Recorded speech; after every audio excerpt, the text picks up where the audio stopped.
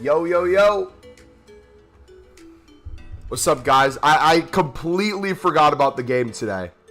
I saw after the fact that Haaland scored a hat trick. Haaland saved my week. I have still yet to put Haaland in my squad. I might get relegated from our league. I feel like I'm that low. If everyone has Haaland. KDB was the linchpin. I'll have to watch the highlights later. Was it 6-3? Sheesh. Yeah, bro, what place am I in? I'm in 39th. Yikes. That's tough. That is tough. Oh my gosh. You captained Haaland? Anthony scored an amazing goal. I'll have to see the goal later. Valverde is out, boys. Look at that card.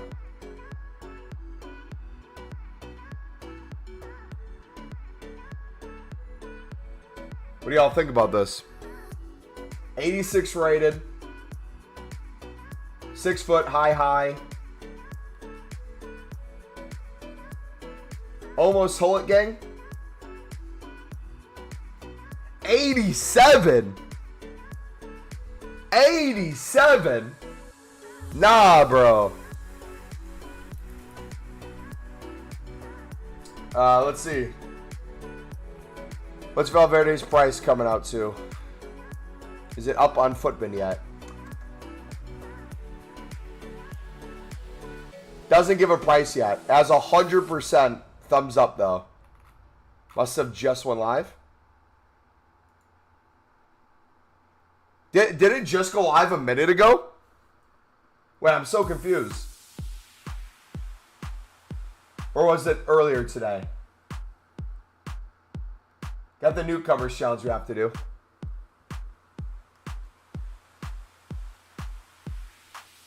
He's expensive, but he looks like a sick card. New player of the month, Rashi. Huge upgrade. Yeah, I might be doing them, boys. I might have to do one of these cards. I have to decide, man. I got to go a direction with my club, and I don't know where. 2 minutes ago? Must have been. What else is it? So it's an 87, where you need 2 88s. You get a Jumbo Premium Gold Pack, though, in return. Jumbo Gold Pack there and small Gold Players Pack. 87 rated here, minimum 1 needed, but it's an 85 rating total. And then this one you need an 84 rated with at least 186 in a Real Madrid player. Gotta do Rashi, he's sick. I'll think about it, man. This is my squad currently. 09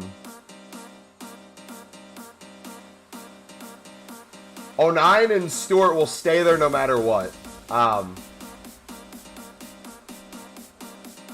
Diaby's been killing it, and Kuku's killing it. Warner's hit and miss. Could we go the direction of getting another French player instead? Getting like Dembele instead of Gnabry? So he links to Nkunku, Varane, Diaby.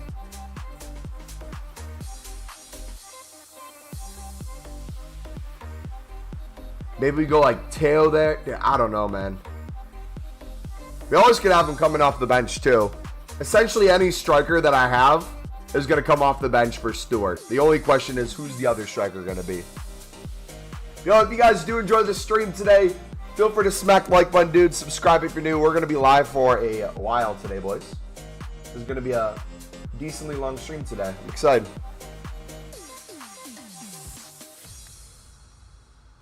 W for getting KDB over Salah for me. Yeah, I still have Salah. He scored some points. I think he had an assist or 2, I think. You invested in Team of the Week Son and Team of the Week Salah.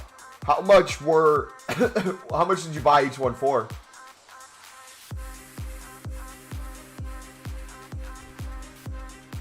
Yeah, it looks like a W card. I feel like that'd be a good card, man. I feel like that could last for a while, too. I mean, I'm still getting used to FIFA 23 cards. My mind's still on FIFA 22 when it comes to crazy stats. But it's like, objectively looking at Thiago Silva again. If you're playing on new gen, you put what? The architect on him. It changes him to lengthy. He's going to be solid till foot miss, right? Most likely. I feel like Luke 09 will last a decent bit. If you do the Valverde or you do the Rashford, I feel like those can last to Christmas too. Like, a lot of cards will last to Christmas. You can have it for a while. The question is, what is the hybrid you're going to do? Are you going to do a full one league, or are you going to do multiple leagues, multiple nations? What is the hybrid, and how can you get people on full chem?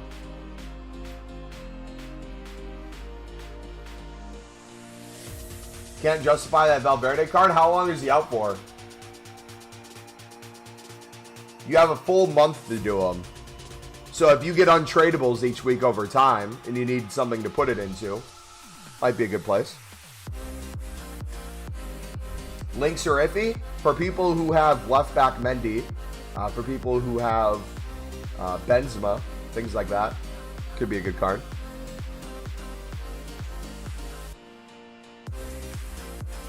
Desk is an objective. Yes, sir. We're going to be getting Desk done probably at some point today. I need to make some sort of hybrid team to get them to go together.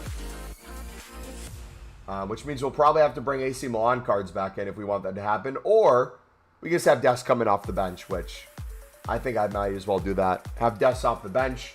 We can bring him in as a defender. We can bring him in as a right mid. He doesn't have alternate positions. It wasn't a glitch. But if you bring him off the bench, I don't think it matters, right?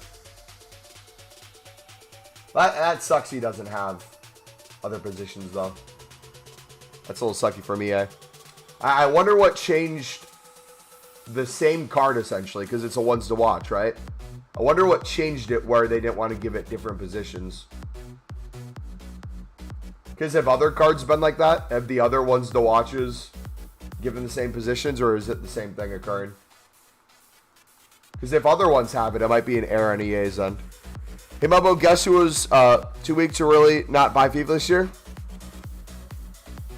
Wait, too weak to not really buy FIFA. Does too weak to not really buy FIFA meant you were going to hold off and not buy FIFA, but you ended up caving?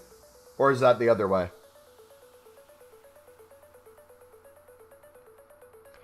I think it's a mistake. I want my compensation. Yeah, I would want it too.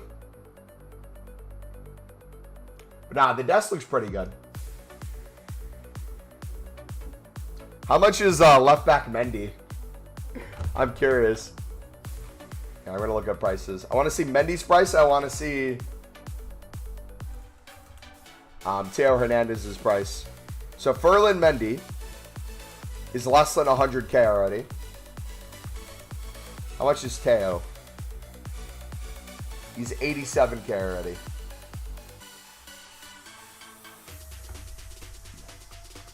I pre-ordered it. Attaboy. Hey, nothing wrong with you guys loving FIFA, man. Even if the game makes you sick after months and you give up on it, but then you want to try again next year. Nothing is wrong with playing a game you want to love.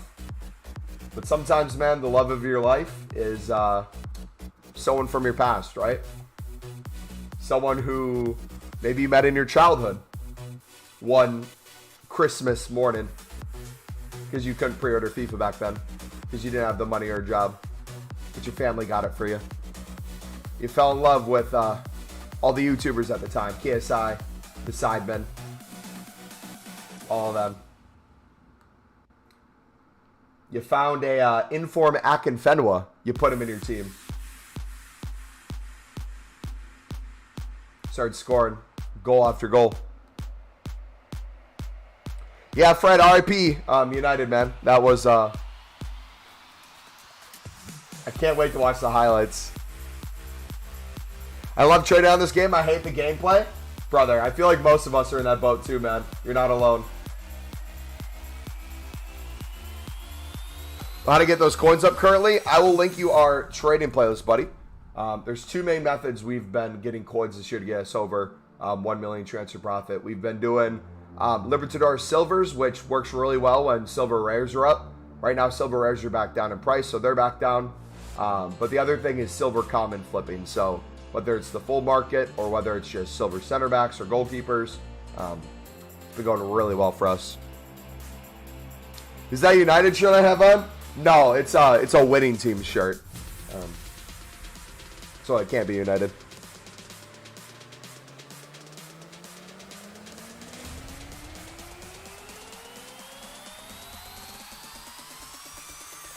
I retracted my Rashford statements. He sold my last game.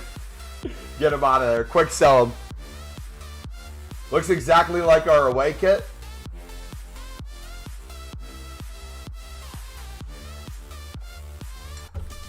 Wait, 1 second.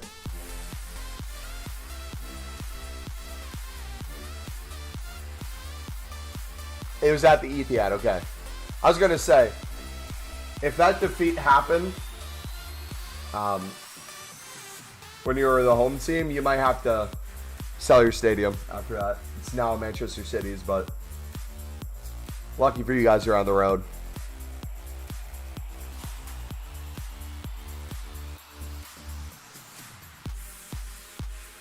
Is it not pronounced Etihad? How's it pronounced? Haaland's 1.8 now? Oh, gosh. Yeah, I forgot about that. How much did Gabriel go up as well? Haaland. 1.7,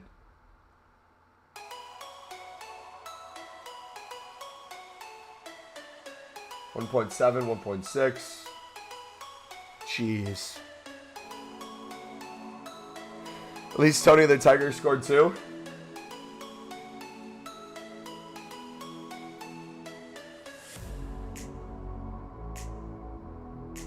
Some dude played 34 matches and only scored 23 goals with Haaland. What is he doing?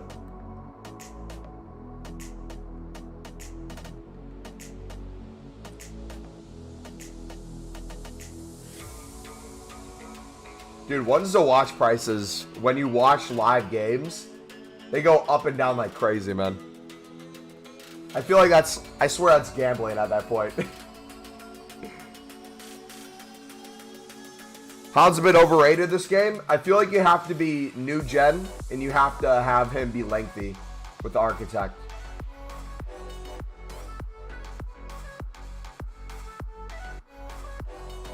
For it to really work.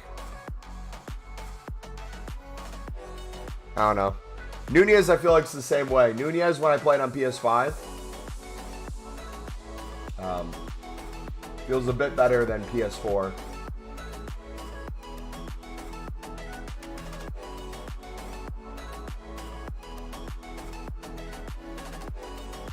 Where he's likely. Oh, do you not need it on them if they're already lengthy? I thought him and Ronaldo you had to put it on. I haven't used Haaland yet, so I have no idea.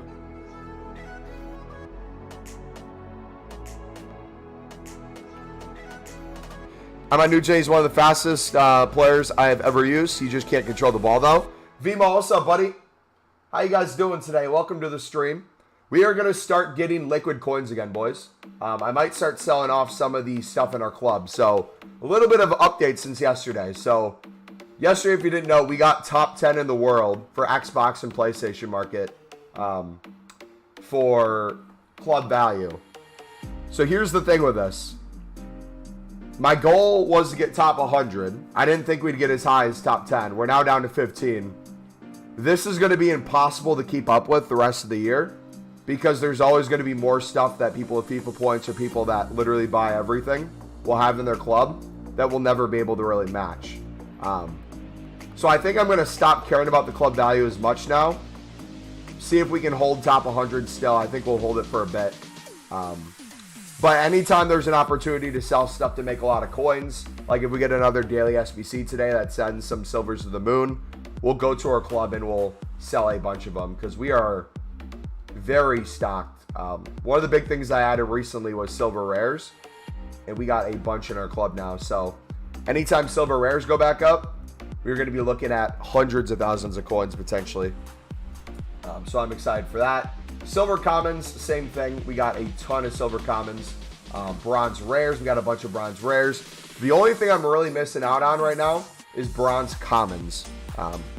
But I feel like I don't really need them at the moment. I'm not really spamming BPM as much as I thought I would. That might be something I start soon. You bruised your ankle. How'd you bruise your ankle, buddy? I bought Ronaldo for 329K 2 days ago, and he hit 475K today. So I sold him, made profit without trying. Attaboy.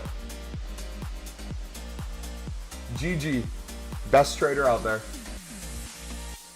The best profit's the profit you're not even trying to get. If you guys ever had like an inform in your club, like I remember last year, I think we had like a crappy silver inform that we never really used, maybe one time for silver stars. Completely forgot about it. And then like all informs went to like 30K in the market or something. Ended up making a fortune off of them. Should I stock my club with any type of silver commons? If you don't have a crazy amount of coins, I would typically start with center backs and work from there. But you really can do it with anything. There's been times throughout the last week where every single silver common has been 300 to 400 coins, no matter what the position, nation, nationality, same thing. League, rating, any of that stuff. So that's your call at the end of the day. I want to start getting hundreds of thousands of coins, again, liquid. But I want to see if I can do it without really selling the stuff in our club until it's crazy up in price. So I think I'm going to stop doing all positions. I might go back just to silver center backs. I'll probably start lib flipping again. Because lib flipping's still good. There's a lot of buy nows that are low. But for the ones that aren't low, there's very little competition. Same thing with the silver rares. If you look at the silver rare market, I believe some stuff's not selling for 300 buy now right now. But if you go to like 70 plus players, find some top nationalities, maybe some top leagues, a lot of people aren't bidding on them because it's not quote unquote guaranteed coins with every card on the market, which means there's less competition and you can win a lot more bids. And some of them, if you check, they have like the lowest buy now is like 1,000. You can pick it up for 300. Easy coins. Pack Little Towel from a 2-player pack. Our 2-player packs have been decent so far, nothing crazy. I sold Vinny after selling Ronaldo and picked up Messi and Neymar. Nice. You have 113K right now. What's your kind of goal of that? Are you trying to get a certain amount of coins liquid? Are you trying to build up your team, buy some players?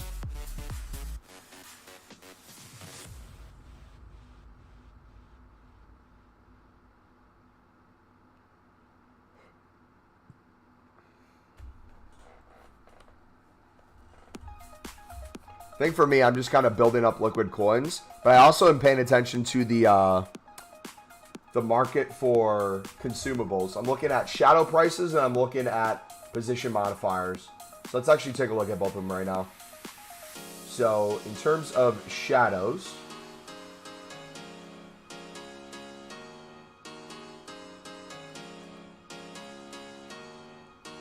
shadows are still up. About the same price we were selling last time. Position modifiers. How much are position modifiers? Okay, so they're a little less than 2K right now. 1,700. Alright. If these get below 1,000 coins again, I think I'm going to go all in on them. Because I remember when there were 500 coins last week and I was thinking about it. We could have tripled our coins with that. So next time I see him under 1,000, I might go hard at him. Messi is slow, but his dribbling is what made me buy him. Good call. I just want to build coins as much as possible. I don't really have a goal. Okay. Sounds good, man. Why can't a woman with no legs play football? I'm so sorry, my American. Soccer. Yeah, I was going to say, I didn't know what you were talking about when you said football, man. I was clueless. Renato's goal has gone up by 25K today. Really? What's he at now?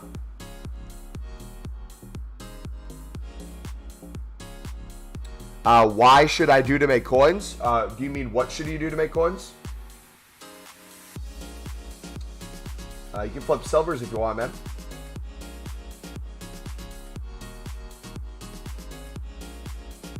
Has he gone up 25K? I thought he was 50K before. Was he not?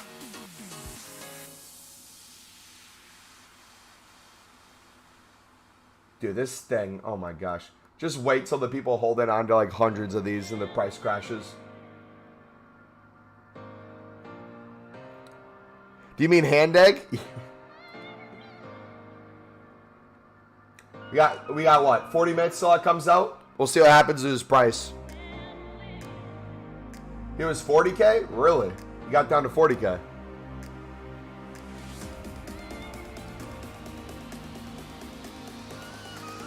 Oh, what was it? Squad battles rewards that got him down to 40K or what? Because I could have sworn I saw him at 50K yesterday. He must be moving around a lot.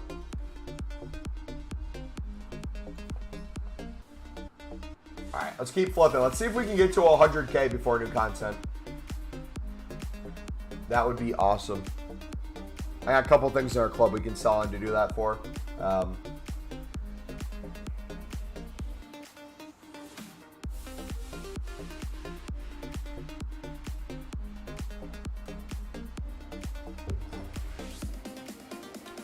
See, there's supposedly a Sterling once watch SBC coming. It could be today. I'm not sure, though, if they'd give us an SBC with the mini release. We also got the Valverde today, so there's quite a bit of stuff out at the moment. So we got the Kessie, Thiago Silva. They'd probably bring it out. Question. Yes or no in chat right now. Are you guys planning on doing Valverde? Whether or not you buy him out with coins, whether you use fodder untradeable over time. Is anyone planning to do Valverde? Yes or no? And if yes, why? And if no, why? I do Sterling before Valverde. I feel like a lot of people would say that, especially if they have Rashford already.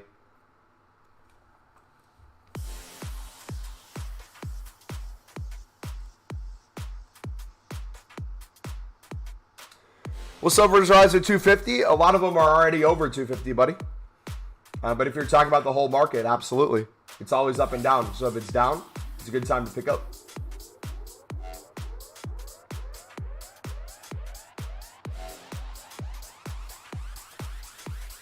If you want to limit the market instead of doing the whole market, maybe go to a certain position. Look at its buy nows within the hour. All silver center backs are going for 250 plus within the hour. Most of them are 300 plus. So if you bid 150, you're able to double your coins right now in almost everything. Cree, welcome back, buddy. Yo, if you guys are enjoying the stream today, do me a favor. Feel free to smack the like button, dudes. We are 4 likes away from 10 likes. Let's see if we can hit that, man. And we are 8 subs away from 11,550 dudes. That 12K is coming, baby. We got to figure out what we should do at 12K.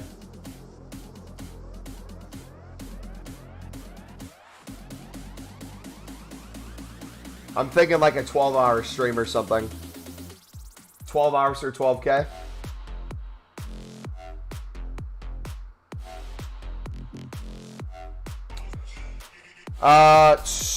I don't know. Maybe no. Might do it. Just seems like a good card. Don't know yet. The Valverde issue for me is the links unless you stick to Madrid. Yeah, I feel that. The Valverde SBC is a waste by his inform. Joe. But his inform made a CM, so that's the thing, yeah. How you been? I've been good, man. Just been club stocking a lot. Selling some stuff on now, but mainly seeing how many coins we can make this week. While now I'm back to work. I'm back to work tomorrow, so we won't have any more 12-hour days anytime soon, unless it's a weekend day.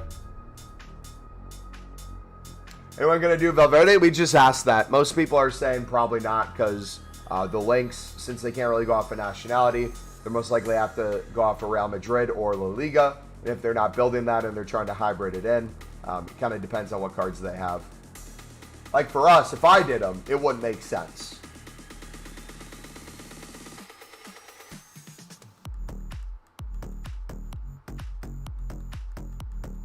I'm still trying to figure out what I want to do, man.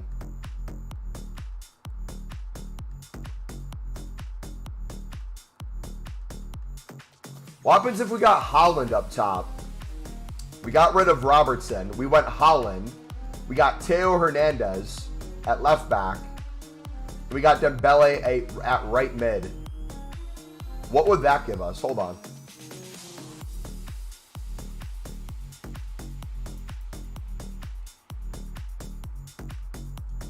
Back tradable Benzema earlier. Nice, man. All right, let's try some.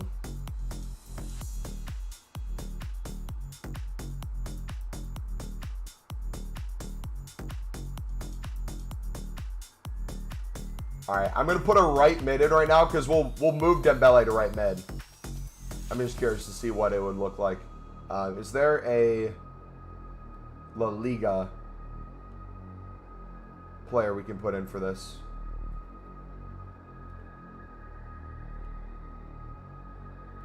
No?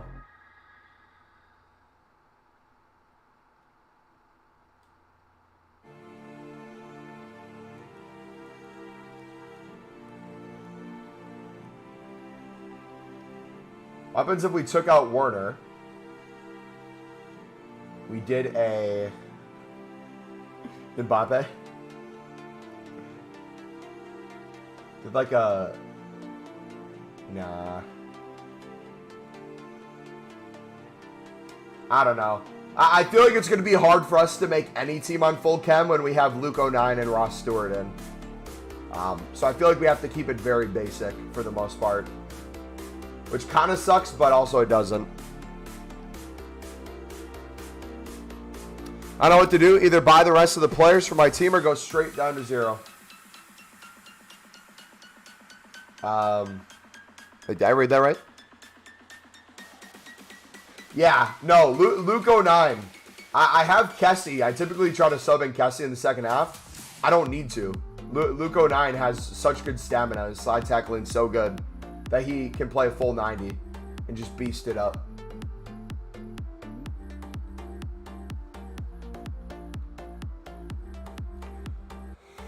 I mean, or save more coins up. Oh, yeah. All right, back to the silver center backs, boys. Grind don't stop.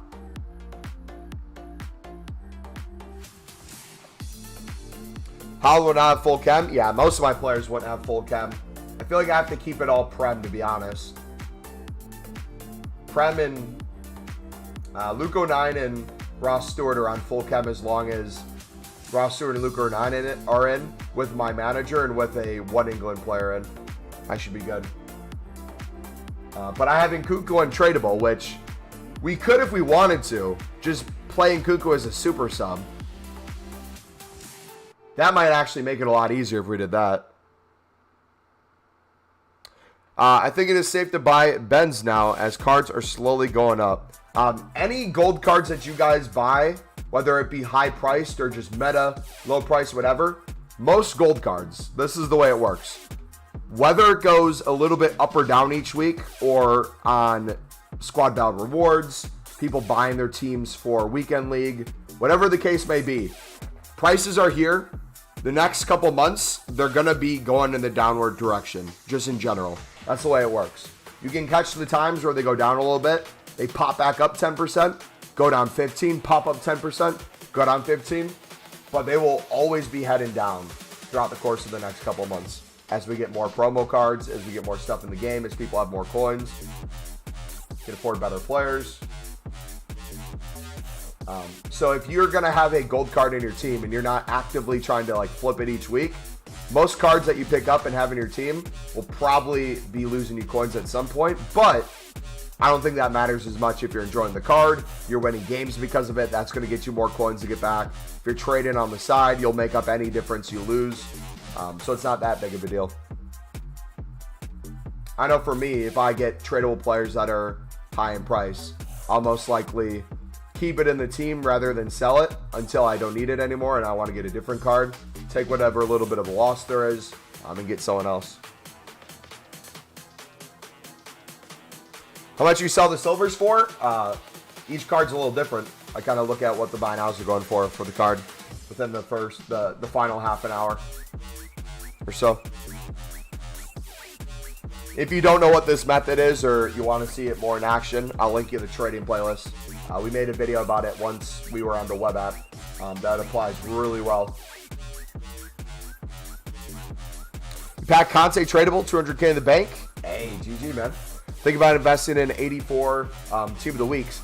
I have a question to you guys about Team of the Weeks. If Chem is not going to be as important anymore with SBCs, player SBCs, are informs going to rise as much as people think compared to previous years? I think rating-wise will still be important. Has any SBC needed a Team of the Week yet, though? Any of the SBCs out? Thiago Silva didn't.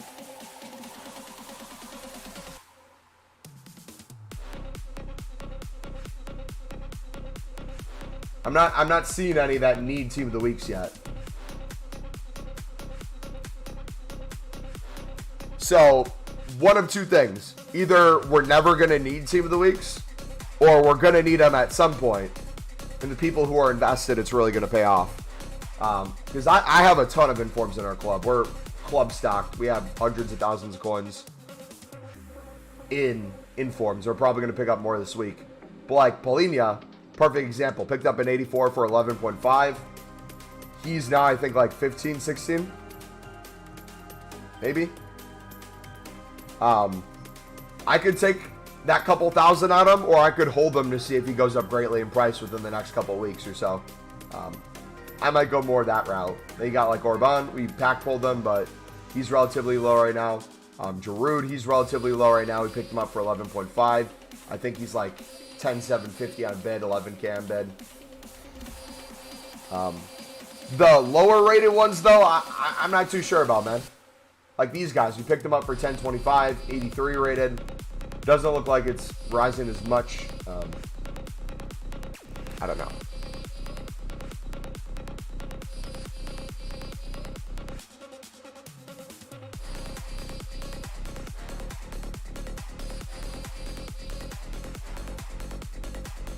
Thiago Silva had no inform needed, yeah. All right, half an hour until new content, boys. What are we thinking we're getting today? Any SBCs? Is Sterling going to come out? Conte's not that guy this year. Trust me, pal. You are not that guy.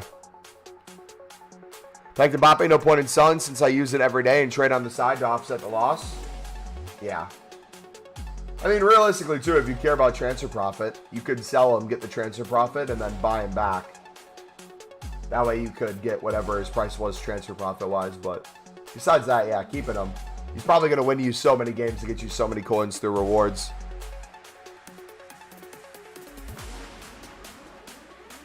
What price should we go all in to position modifiers? I think you said something minutes ago.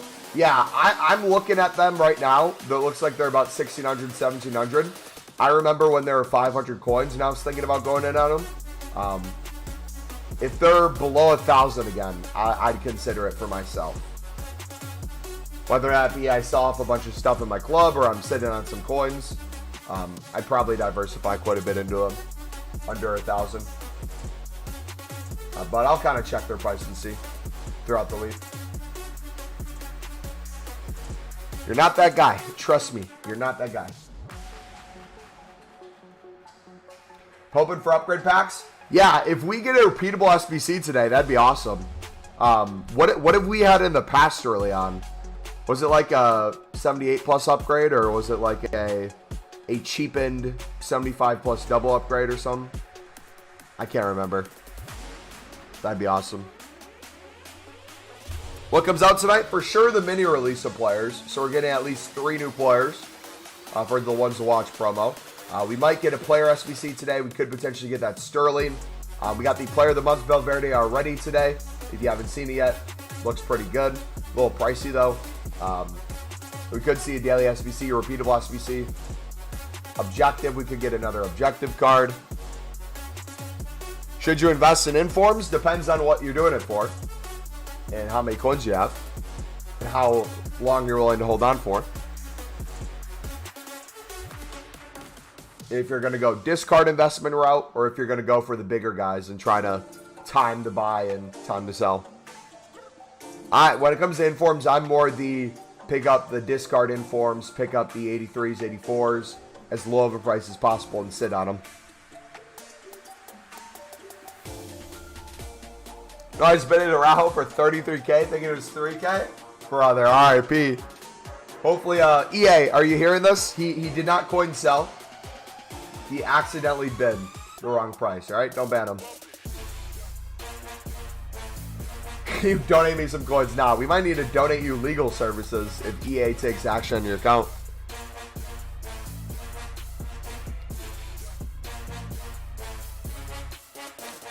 You might want to invest in rare, silver, Brazilian, left and right backs. Especially the right backs, honestly.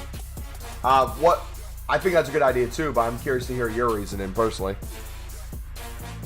What makes you think Brazilian right backs would be a good shout? You can be my witness. Hey, YouTube will forever document this, all right? That you said that comment. We'll fight it in court, man.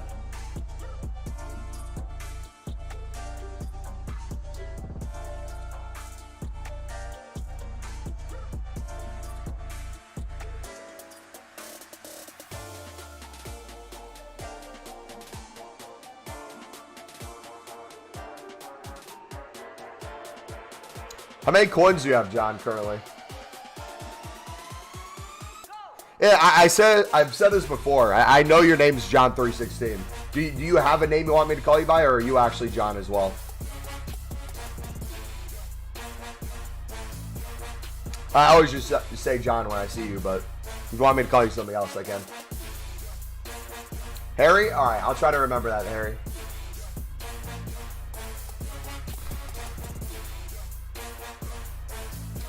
They were my filter when they went to 2K, and now they are like 700, 800 coins.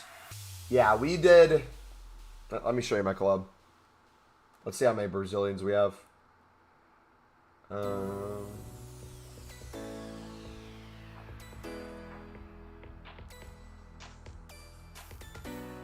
Yeah, we don't have a lot of rare Brazilians. Or a lot of common Brazilians, to be honest, either.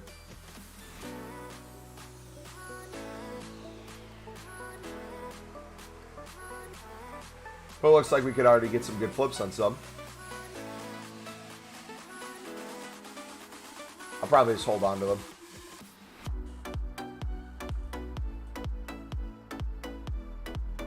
Until everything's like 1,000 plus.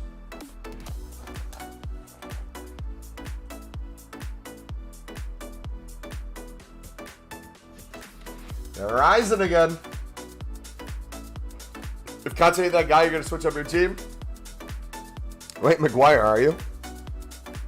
Bro, just list a lot of bronzes for 3 days. Is that actually a thing people do? Dude, if people listed bronzes for 3 days just for the heck of it, oh my gosh, they'd never have a transfer list. Invested in 10 cruises at 10K card up to 22K now. Should you sell? You've more than doubled your investment. That is absolutely phenomenal, buddy.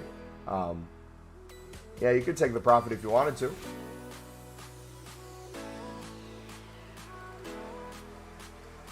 Can you tell me a filter? I'll do you one better, buddy. I'll link you our trading playlist.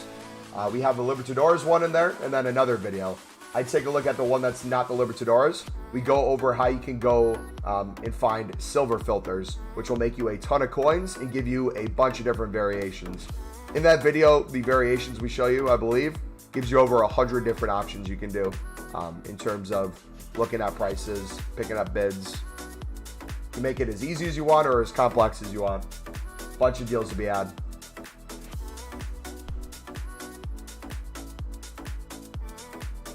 Tell your friends to invest in Cruz as well. Yeah, fodder did really well. Anyone who had fodder made a bunch of coins. Cards are on the market. Somehow they don't ban you. Source, trust me, bro. Yeah, it definitely sounds like a trust me, bro source for sure.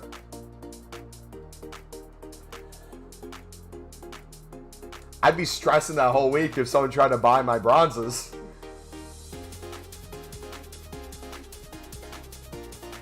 Brazilian filter is back. GG, man.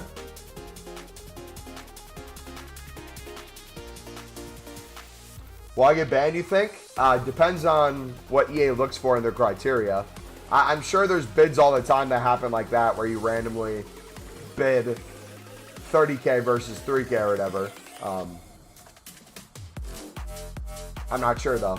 It's weird to me. I thought the whole point of EA making price ranges were to, in terms of coin sellers, give a range where it was acceptable to buy in. I guess that's not the case. But I'm sure even if they did take action, you could say, hey, I literally accidentally misclicked. And you'd be fine.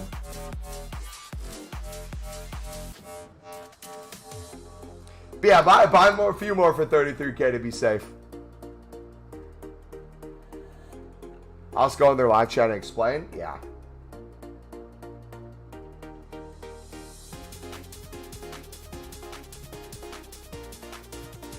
You look at the amount of transactions between accounts. I'm sure, yeah, if they see there's one transaction on an account and it's them selling something for that price, they're going to be a little bit more concerned than someone who's listed a bunch of things and bid on a bunch of things and one of them randomly is accidentally. Like the amount of you guys in the community, I've only ever done it, I think, once. I think in the process of bidding on libs, I bought one lib player for 10K. I know a bunch of you have bought lib players for 10K as well, right?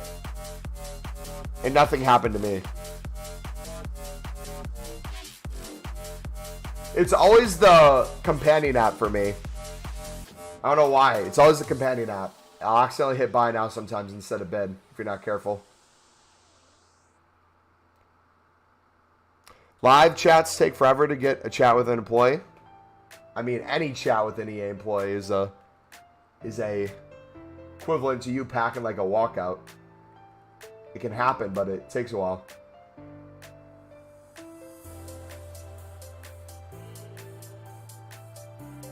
So I transferred 300K on an informed cane last year without any stress.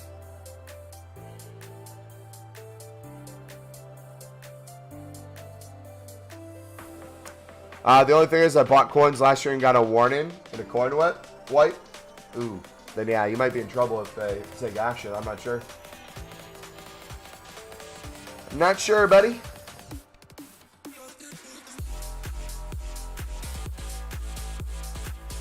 I think I've only ever got one warning for quote-unquote coin selling. And it was literally, I think, FIFA 20, me selling bronzes for like 5K. I had to stop doing that because I used to do them for whatever they're going for on the market. Now I kind of heavily undercut a little bit where it's still a lot of coins if they're expensive and needed. But I still want to take the chance. I'd rather take a couple thousand less coins on a bronze that I pack, sell them for like 3K instead of 5K, if it means EA doesn't randomly ban me. You just packed the silver inform from BPM? Yes, sir. Investment idea. I may or may not be thinking about going in on a ton of that silver inform. I don't know how long I'd hold because I don't want to take up a lot of transfer list spots. But I may or may not just spend a day, if he's still like under 6K, buying like 100 of them, just going all out on it before he's out of packs. Just because inevitably he's going to rise. Inevitably people are going to want silver informs in their silver stars teams for when they're grinding for them. It seems kind of like a no-brainer. And the reason why he's so low is because he's in bronze packs and he's getting packed all the time.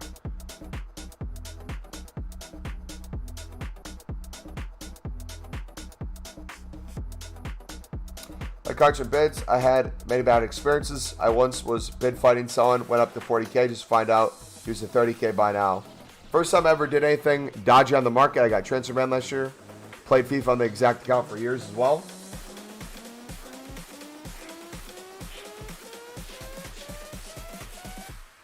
My filter is solo competition. Hey, enjoy the profit, man. Answer. Did you say something for that, Hamza? If so, it didn't pop up in chat, buddy.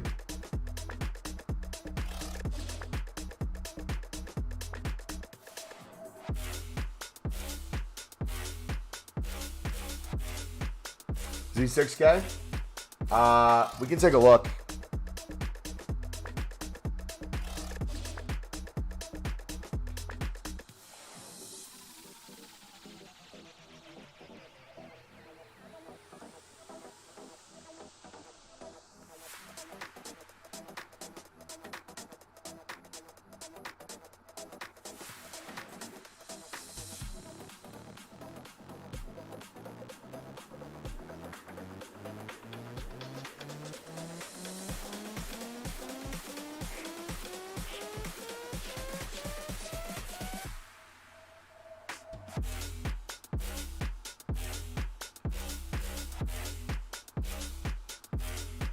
Silver's Horizon? Yes, sir. I can't wait for the silver rares to go back up. Anything I should do with 113K? Yep. I'll repeat it again. I might sound like a broken record. If you've seen it already, you're good. But if you haven't watched our silver trading tip when we recorded it on the web app in the trading playlist, that would be the #1 place to look if you're looking for a way to make a bunch of easy investments, make a bunch of easy coins. Low end, that goes up every single week. Day in, day out, up and down in prices. Very easy coins. You're seeing us do it right now. This is a really good way of being able to not only make easy coins consistently, fill up your transfer list, double your coins each time, and then also buy other investments with the coins you make. I'll tell you when I'm happy with the profit.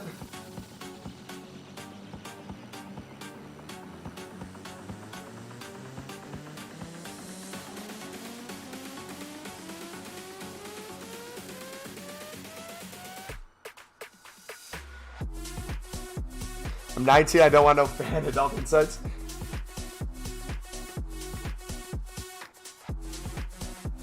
Sorry, man. I don't know what it is about our channel that attracts all these dating sites. Maybe they're trying to give me a hint or something.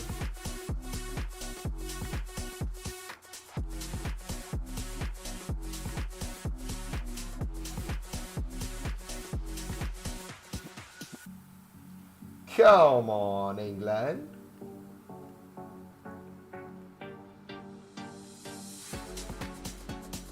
Wow, one more. I feel like they're always here when I'm in chat. Yeah, maybe it's Beak putting them in. Shuki, what's up, buddy? Must be the good-looking guy in the upper right corner. I don't think that guy exists, man.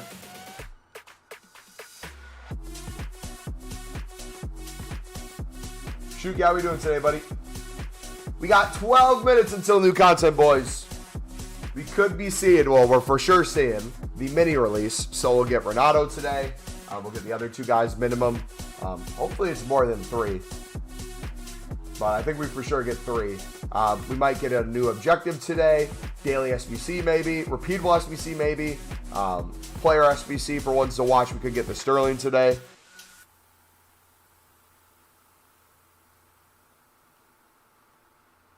I only see Bates and regen.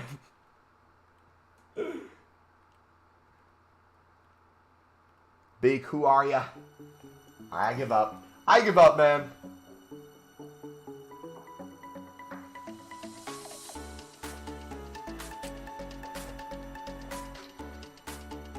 Potential 67. All right, back to old reliable, boys. Come on.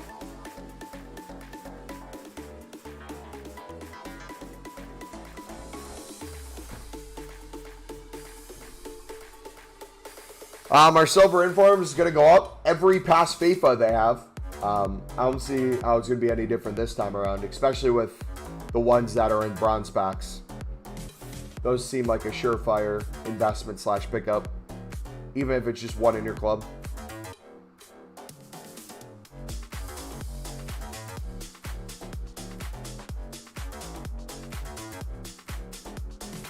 Any club stock last minute suggestions? Silver rares, silver commons, bronze rares.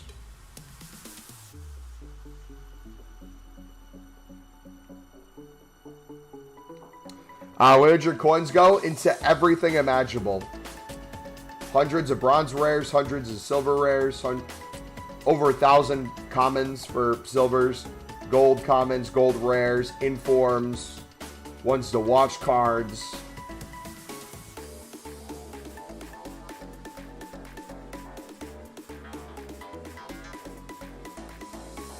We sold everything in our club.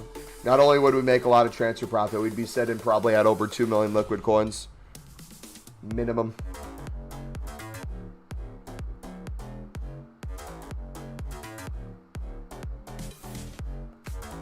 Fight and win, dude. The chance for not only the MLS, but just...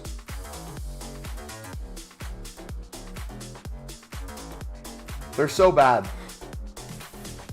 They're so bad. We need like a Arsenal chant. What do we think of Tottenham? Last year we made a killing on lib cards. Yes, sir. Dembele's super OP this FIFA. What positions can Dembele play? Is he just right wing, right mid, or does he have more? I seriously believe your account has the highest cash flow yearly. Well, we did get top 10 yesterday. We were top 10. Now we're top 15, I believe, for club value. So we've literally done everything I can early on to stack it up. However, now that we've kind of stacked everything up that I can, or that I want to, it's going to be impossible to stay top 100 year round. Because all the people who spend thousands on FIFA points, who just pack everything like Bateson, they inevitably win in the long run. But a lot of the things that people are doing to get stuff added to their club, we're not going to be going that direction. Everything that's in our club is either something we can flip now, or something we can flip now and hold for them to go up to. I don't want to get into cards where it's just increasing our club value for no reason. Right mid only. I play him at striker in game. I was going to say, I feel like he'd be a fantastic striker.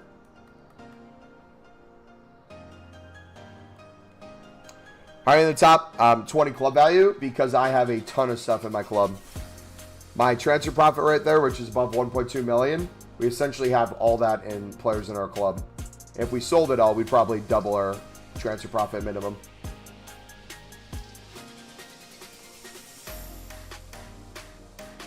Did I buy FIFA points? Nope. Just had a week off of work where we did nothing but play FIFA. Make coins and then store things in our club.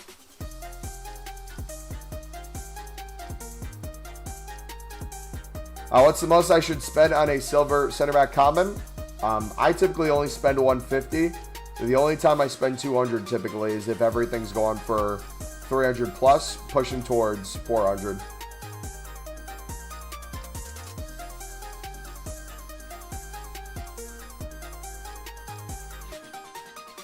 With informed Gakpo? How is the Gakpo card? He looks like he'd be fun. Last year, rare bronze goalkeepers went up a lot. Do you think it'd be the same this year? I think they will probably go up the same this year, especially if people need them, because there's not a crazy ton of bronze, rare, and silver goalies again. The best investment I would say for you guys is to not like get thousands of them and just stay unassigned until it comes out. But if you want to buy a bunch of bronze rare goalkeepers for 150 on bid, chuck in your club, forget about it. If it happens the same as last year, that'd be the best investment you could ever make. Same with the silver rares. If you can pick up a bunch of silver rare goalkeepers for 250, forget about them. You're gonna make so many coins if they go up. And even if they don't, you can flip most of them for profit right now anyways. When are you starting Project Team of the Year this year? Now is technically starting Project Team of the Year because coins will go towards anything we do. The question is, am I going to go for tradable packs, untradeable packs? Am I going to go for repeatable SBCs? I don't know what my plan is yet. Early on, I kind of try to get as many liquid coins as possible, and then once League SBCs come out, we figure out our grind. I'm probably going to do the same thing this year. Wait until we get League SBCs to see what kind of packs we can save. And then also now that we have the World Cup this year, depending on what the World Cup mode gives, if every single win or every single game we get some sort of pack for regular Ultimate Team 2, that'd be sick. I would save those packs as well. Draft, I might save draft packs up, whether that's online or offline. We'll have to kind of figure it all out.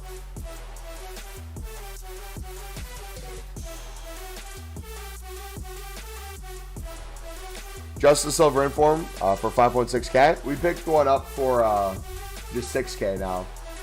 What's his lowest you can get him for? I think it goes down to what, 5.5, 5.6.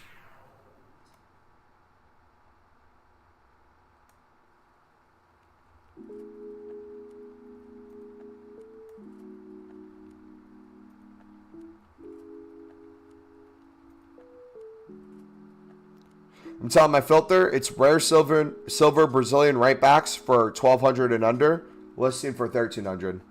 Are you sniping for 1,200 and under, or are you picking up on bid for 1,200 and under?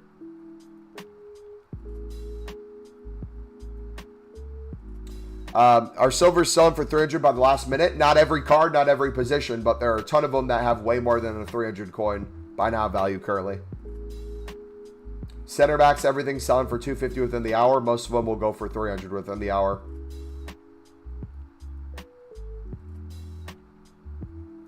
Lazy sniping. You know, for just curiosity.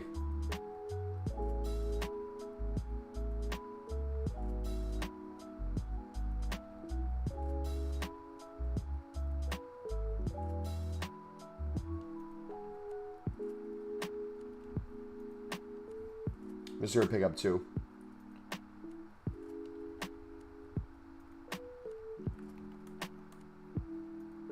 Just going to list them for like 1,400.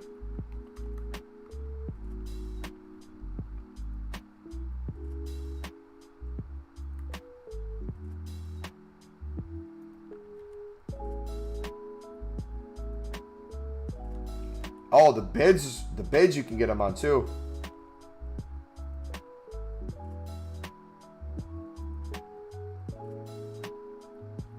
Yeah, he's already pushing up a bit. He's pushing 7K now.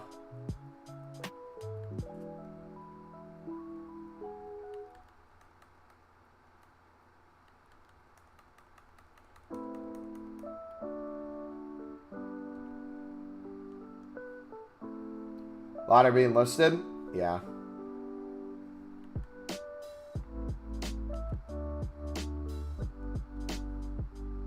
Bed position, buying position modifiers and selling on lazy buyers. You know, that could be a good idea too. Because I was going to wait till they were under 1,000 to sell, but people are desperate for position modifiers, or if they go off of, instead of the actual market, they go to the, in their team. Where is it? You know what I mean? If you go in your team, there's always this market. People do this for contracts and they do it for position modifiers and stuff. You want to, like, let's say, apply a recommended consumable. If they didn't have that consumable, it'd get them off the market. So it'd be like, okay, let's see what contracts are on the market. And then a bunch of contracts would pop up here. And so many people will just look for the lowest buy now within the first couple pages and buy it. That's how, like, a lot of lazy listings get you some good coins with consumables. I would imagine this year's no different.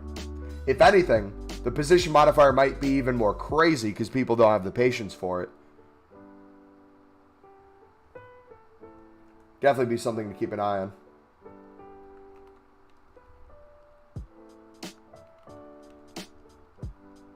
Got 2 for 400 and below. Yeah, a bunch would probably pop up for that easily. They can get for cheap.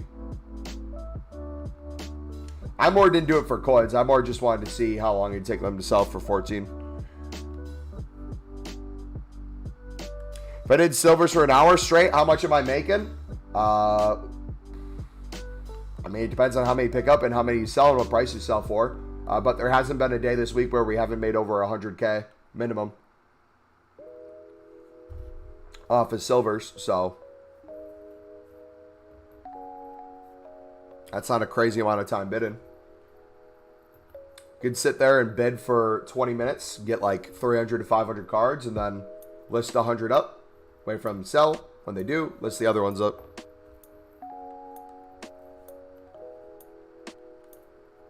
Like my plan, I'll tell you my plan throughout the work week. Throughout the work week, what I'm going to do is I'm going to pick up silver center backs for 150. I'm not even going to check prices. I'm going to lazy list everything for a 300 start price and a 400 buy now, and just relist every hour.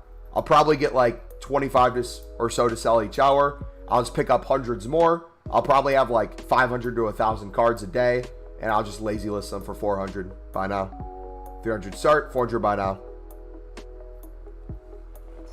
And then whatever doesn't sell for that, I just put down to 300 and double my coins again on each one. Can you explain the reason why you store and sell the dupes? Yep, I'll give you the perfect example yesterday. If I would just pick up cards and sell them for what they're going for at the time, I would have had a bunch of silvers yesterday that I would have picked up for 150 and sold for 300 coins. However, German cards that I picked up for 150, I ended up selling every single German card I had that was a goalkeeper, center back, center mid, or striker for over 1,000 coins a piece. Actually over 1,200. So we made over 1,000 coins on every single silver we had that were in those positions. And then every single other silver that we had that was German, we were able to sell for, I believe, 700, 800 coins a piece.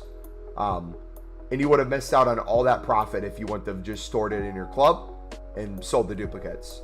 Now, multiple reasons why we do that. We understand that there's daily SBCs randomly that come out that shoot things high in price. And I kind of go off of club value. So we got top 100 for club value. We were top 10 at the best. Now we're, I think, 15th. Yeah. So for me, part of the reason why I was storing so many things was, one, it's a good investment. Two, I was trying to get this as high as possible. But since they're so cheap and they're so easy to pick up, it's the easiest investment you can make.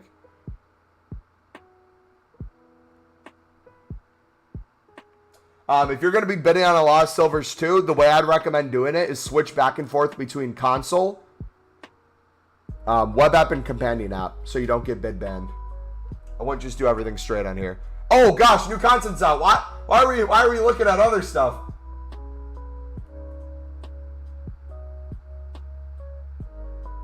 Holland's transfer. 24's chems needed. Player quality minimum is silver. England players in your squad at least one. Players from the same country, region, minimum of 7. Rare players minimum of 3. Gold players minimum of 4. And you need 24 chem. So what we're gonna do right now is show you guys the power of investing in silvers. You ready for this?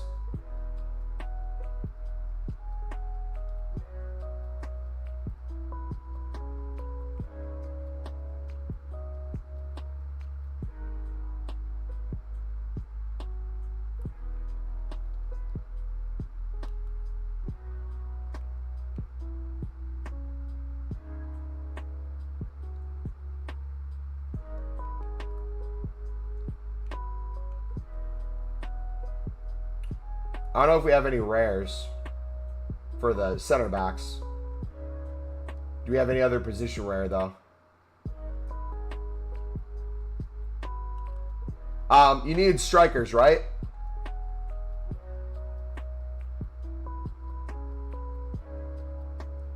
$700 minimum there.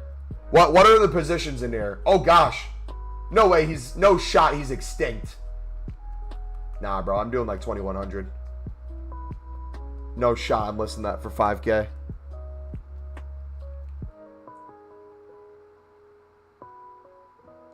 So 700 on the strikers. Is it CDMs or is it center mids in the midfield?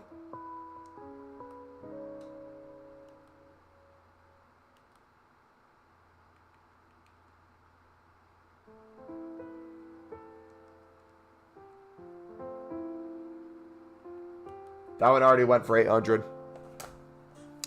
All right, let's do center backs first. We'll do English center backs. And then go from there. What other nations are needed?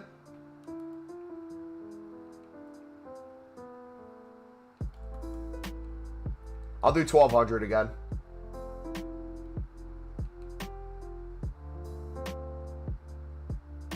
You know what?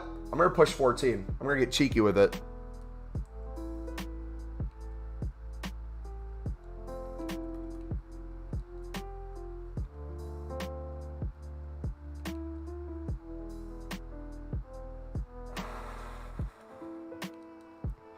Picked up for 150, sold for 1,400. I think I like that profit.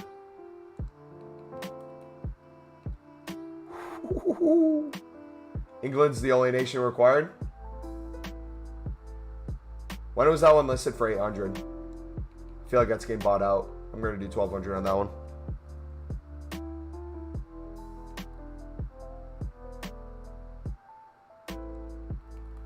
$1,400 again. I'm going to look at all my rares too. Not even just England.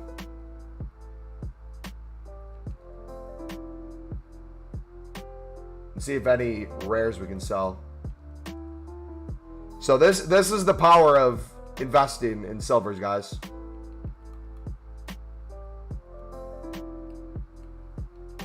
I'm going to do 21 on him since he's extinct again. I thought Holland transfer was a tradable pack. I just packed Jota. Could have had 63K to my name.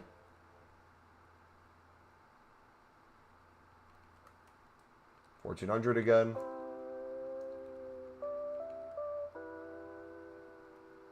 It's minimum of silver, so you can't use bronzes. But I wonder if bronzes are still going up.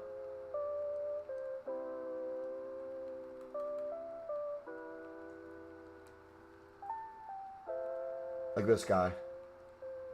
A little bit. Maybe.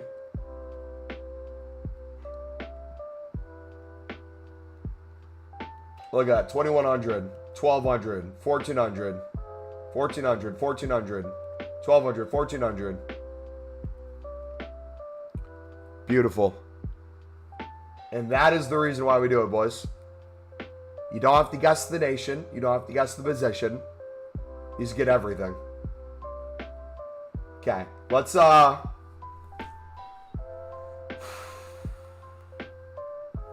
England center mids, left mid, right mids. I'm just gonna try to sell my England cards, I guess. Now with 24 chem, you don't have to be perfect on everything.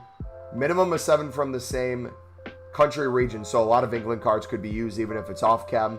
Rare players 3, yeah. Gold players you need 4. I'm not going to worry about golds, though.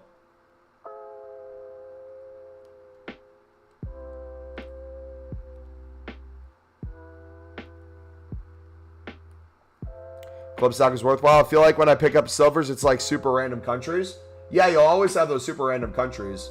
And then you can have top nations as well. You can always choose to bid on top nations if you want it as well, too.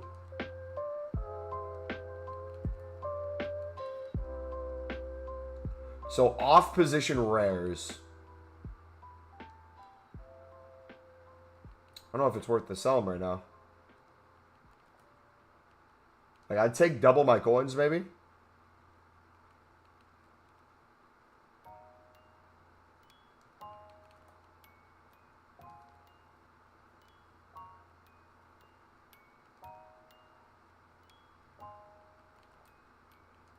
Triple that one.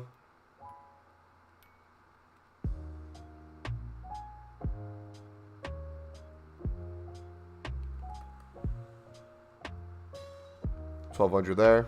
I have so much. Is flipping down for you guys? I don't think so.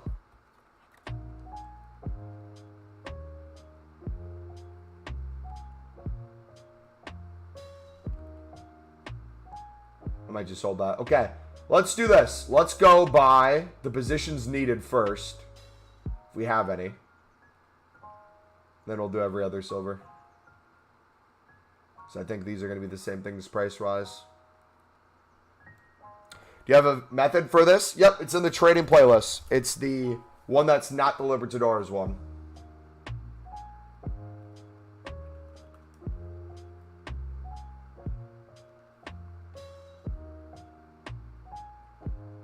Shows you how to pick up and invest.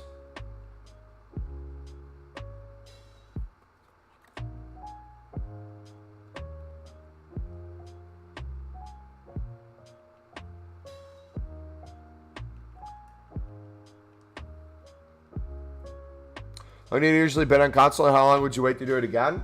I would do it more in groups and spread out. So I typically try to do like 15 to 25 in a group.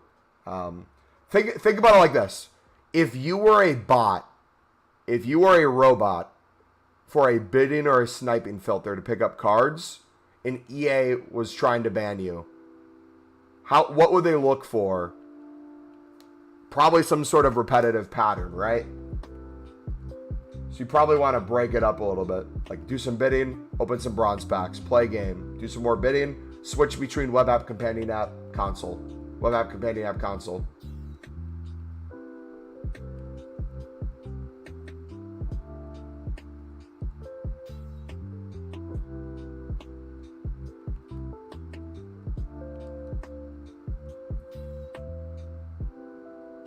Somebody didn't see it. Thank you. Made a lot of coins with the lib method. Just can't wait for the League SBCs. Yeah, so the point with the silvers is, I believe what I say in the video is we go over silver center backs as a trading tip and as an investment. I also say in there, I believe, the power of storing these in your club and kind of holding on to them for daily SBCs and stuff like that, which you're seeing us kind of reap the reward right now of doing that. How do you make coins right now? Well, if you've been investing in silvers like I've been preaching to you guys for the past week, and I know you've asked how to make coins before too, so I've definitely told you this, you would be reaping the reward with us right now by selling your England players, buddy. So if you have them, sell them. If you don't have them, my question to you is, why didn't you have England silvers in your club?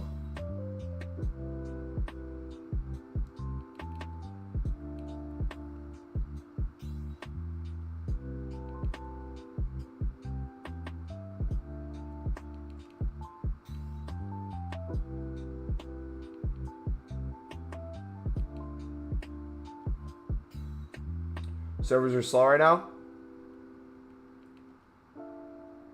Are goalkeepers needed?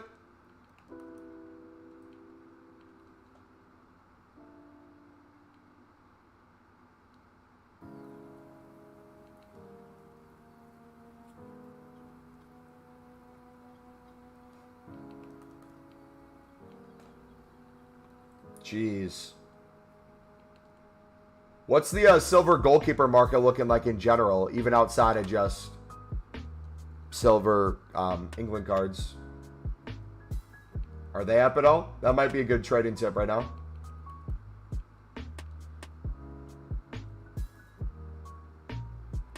Found one card that goes for 2K, picked it up for 200. GG. And you know what I'm going to do with these coins, boys? I'm going to reinvest into more silvers.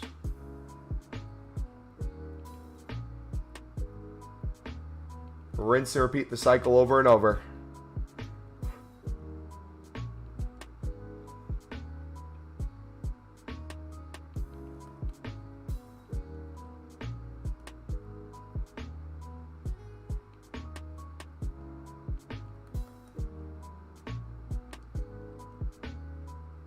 Found extinct silver for 200. Or if a card's extinct for you guys, what price are you selling it for? Most of the extinct ranges is 5K. I typically do a little more than 2K, but I tend to not go higher than that, or try not to. Just because, one, it's crazy profit anyways, but two, I'm just not risking.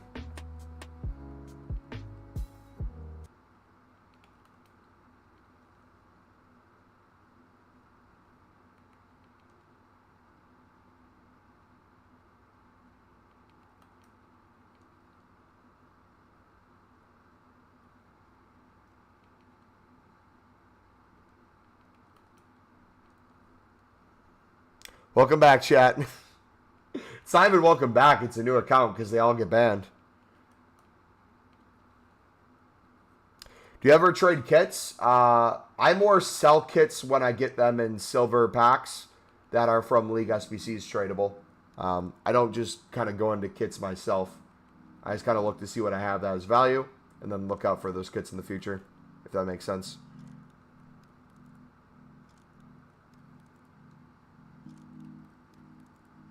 Look at that, boys. Back over 100K. Easy coins. Now, the question I have is, do we go to England Silvers next, or do we look at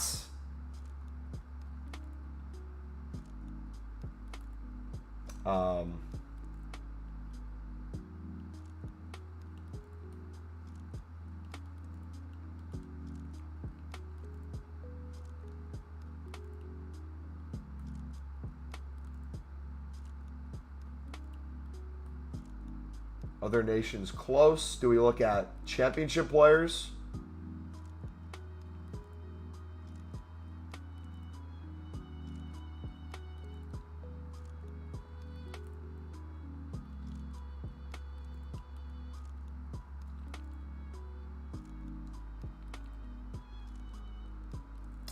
Last, you're joking. I missed Delict. One's a watch at 130. He's selling for 215. Jeez, that would have been crazy, man.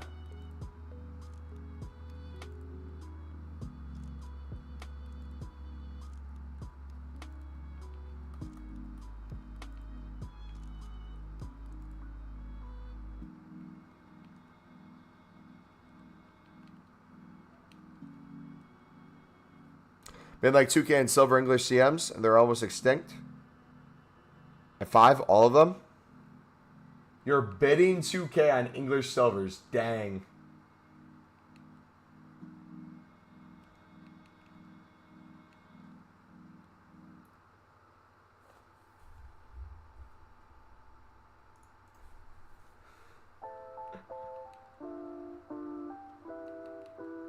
I wonder if go away from England then. If we do just center mids. Wonder if center mids prices are following suit.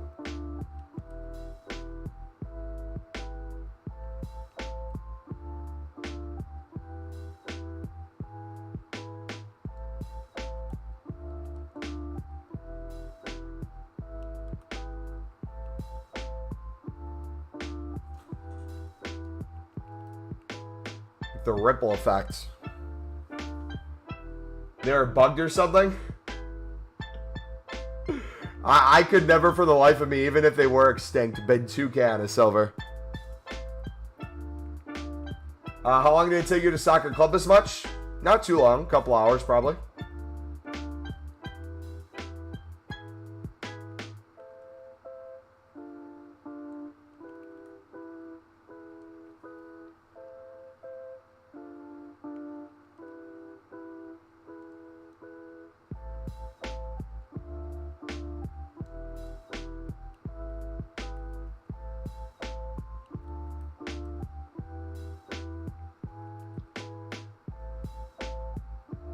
Oh, yes. What do I think about the new accelerate feature? I don't know what affects new gen versus old gen, to be honest. I know body type thing is a new gen thing. Do those acceleration types affect old gen? If not, I don't really care too much because I'm playing old gen gameplay mainly.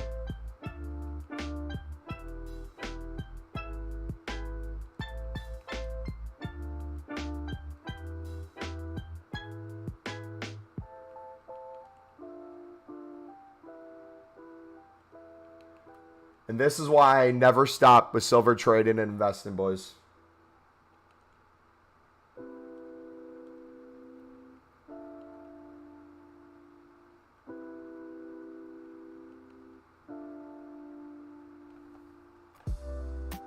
Bet on England golds for 300 and sell for 400. Nice.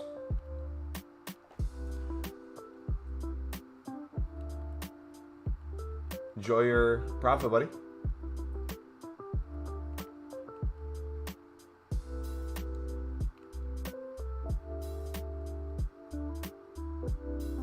The problem is just that the top 9 countries, silvers, don't usually go for 150 on bid. They do, you just don't pick them up when they are. You're probably waiting until there's value on them to try to pick them up. Best time to pick them up is when the whole market is down across the board. Like yesterday was a really good day for the market being extremely low for silvers. We hit a point where there were silvers expired for 200 coins within the hour without getting bought. And that's when a bunch of people stop their bidding then because they're scared. That's when we double down, triple down, quadruple down. You're saying 410k coins right now. Nice.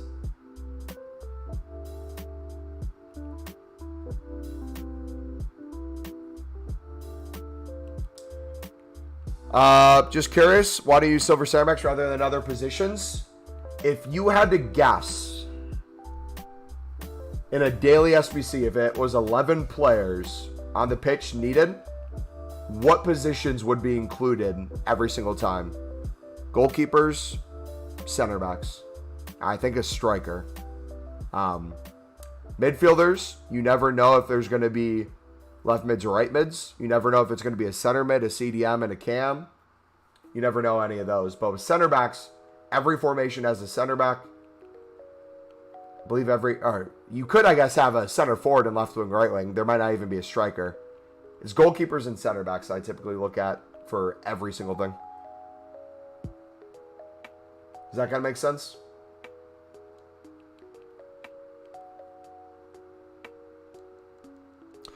Do you think I should sell League Sun and Sala and club stock silvers? I mean, silvers are up right now, so you shouldn't be club stocking right now. Now's your time to sell everything. Then in an hour when everything goes back down, yeah, you could.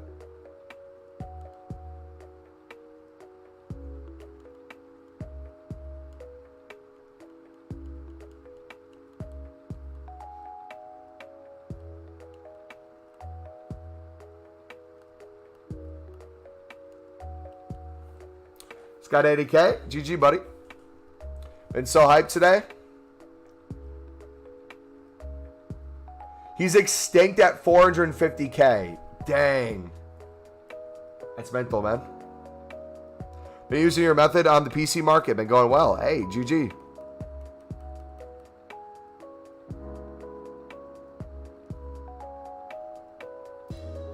GG, man. Let's check more center mids.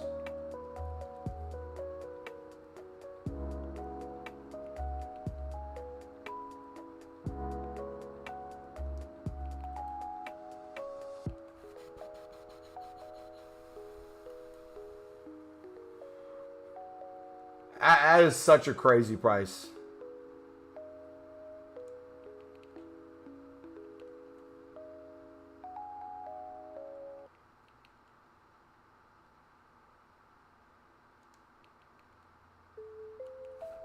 They're like, he's Portuguese, so he's gonna get a win in the World Cup. I feel like for sure.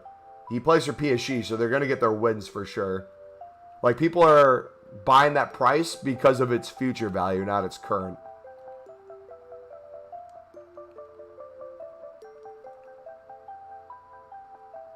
Pharaoh, what's up, man?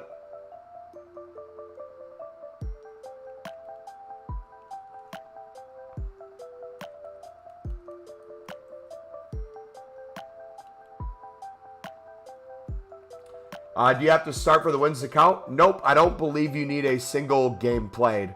You could be a bench rider for PSG and a bench rider for Portugal, and if your team gets the wins, you're good.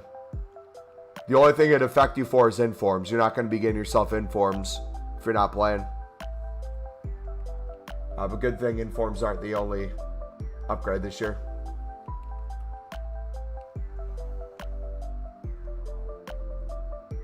Is there a low supply of silver center backs on the market now? There's probably a lot of competition right now. I don't know if there's a low supply. It's just everyone who has them is selling them and they're buying them. And the people who are picking them up are picking them up probably at higher prices than they're used to. Because they're either seeing it now for the first time or they're reacting to the prices.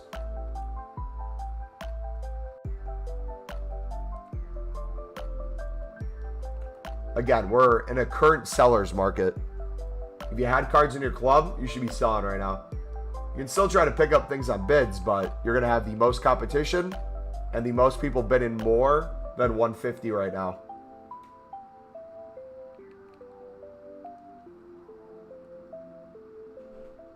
Sally's on the market. He sold for 450. Jeez. What's his gold card's price at right now? Has that been shooting up too?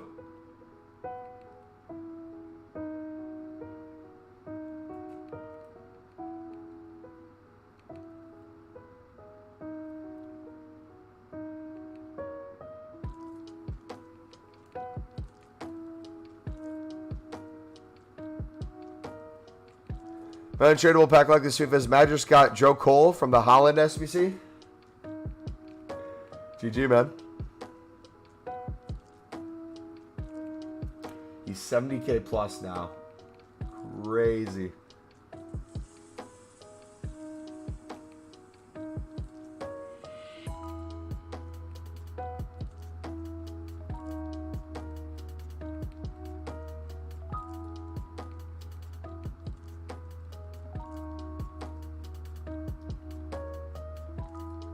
So I'm on the Burst run for 70K. He's going for 20.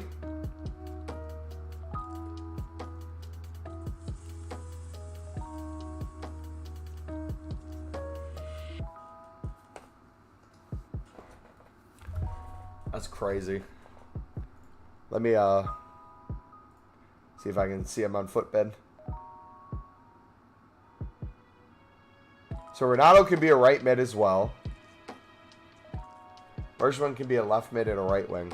He's 24K. 80 rated card. Why did I feel like he was higher rated? He's a common. Ooh. Should we grind triple upgrades?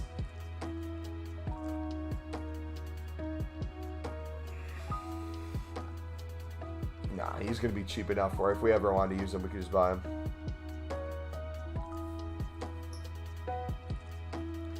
People are mental. People literally, I never understand the value of cards. Blows my mind. Renato synced at 450. He's one's watch worth sniping or reselling later. Depends. Some go up crazy after they're extinct. Others, a bunch of people might be picking them up, investing in them. Then everyone lists them at the same time with the new price range, and they end up being lower then. Really depends. Renato, I feel like he'd go up. So if you can snipe them, that might be a good deal, but I would just be careful. You are quite literally messing with hundreds of thousands of coins for an 80 rated card. So that's always going to be risky.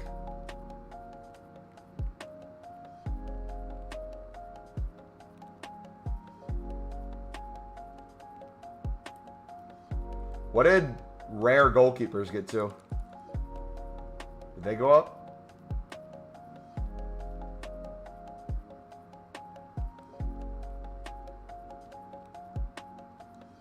Maybe Top Nation.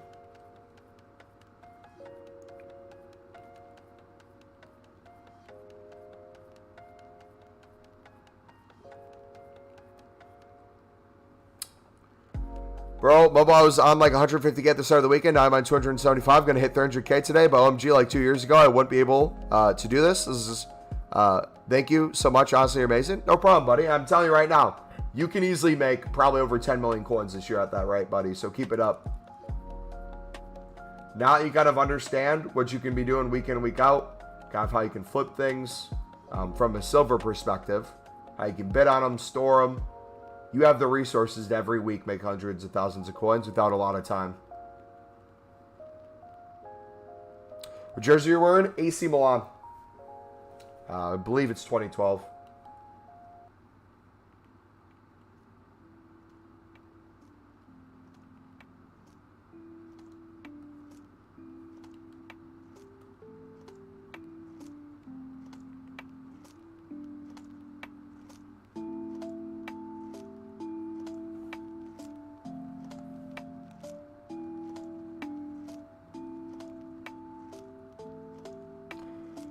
Jesus won't get a team of the week.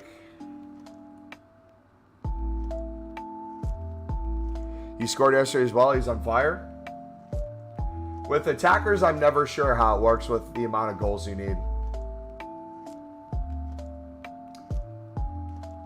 Is there any way a Holland doesn't get a player of the month or like 5 informs this year?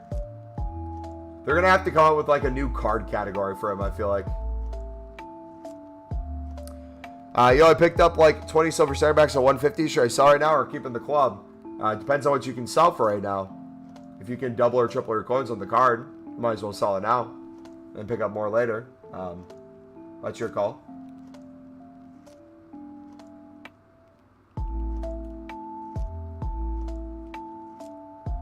Right backs are slowly selling. Forza Milan, baby.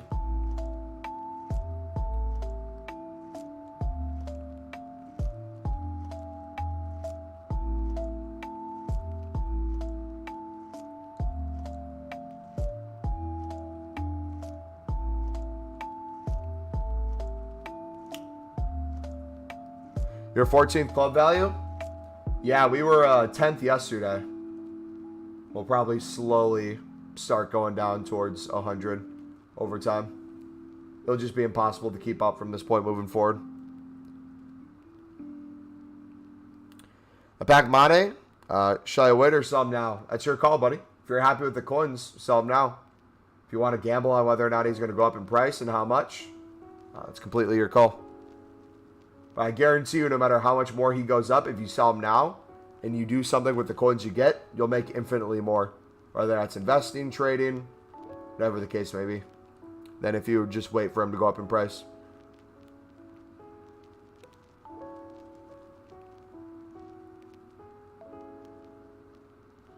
How's your club value work? Let's say I picked up this card for 200 coins and its buy now range is 5,000. Even though I picked up the card for 200, its club value is 5,000. So if you're picking up a bunch of silvers and each is a 5,000 buy now price max, its range at the highest point is the value. So for me, the way I got my value up high, I had a bunch of bronze rares, had a bunch of Libertadores cards, Sudamericanas, silver rares, silver commons, gold rares, and forms. Got a little bit of everything.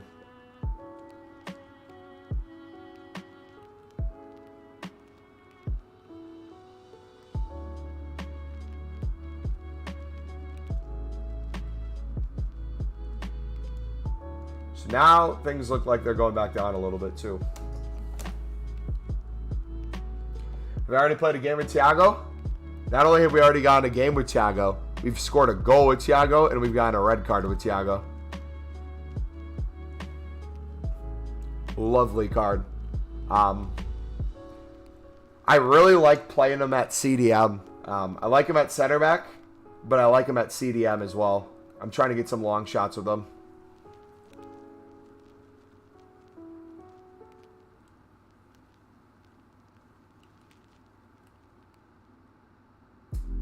Let's check.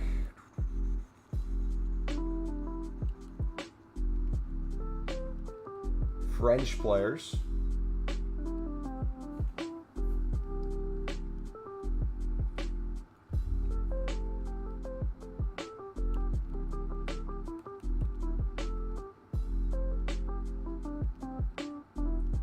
Trying for 2,100.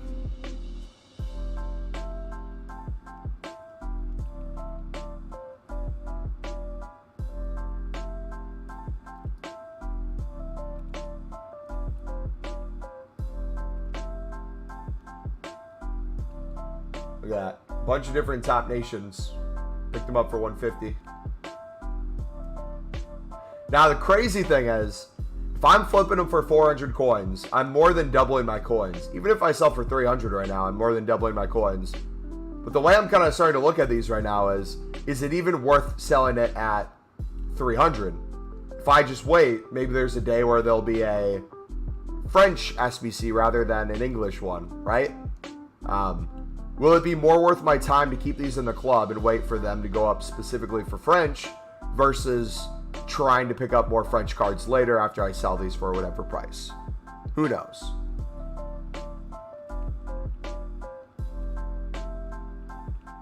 That's kind of a judgment call and a time call.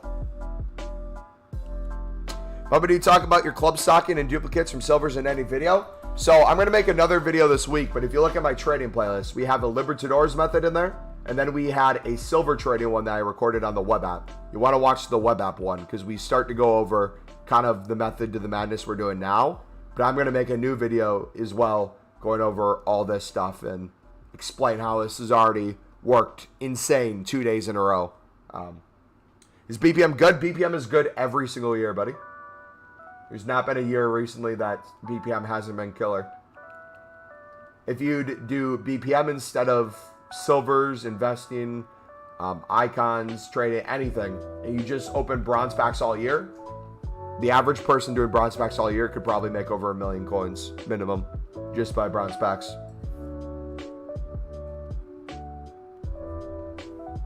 You can make Valverde lengthy. Nice.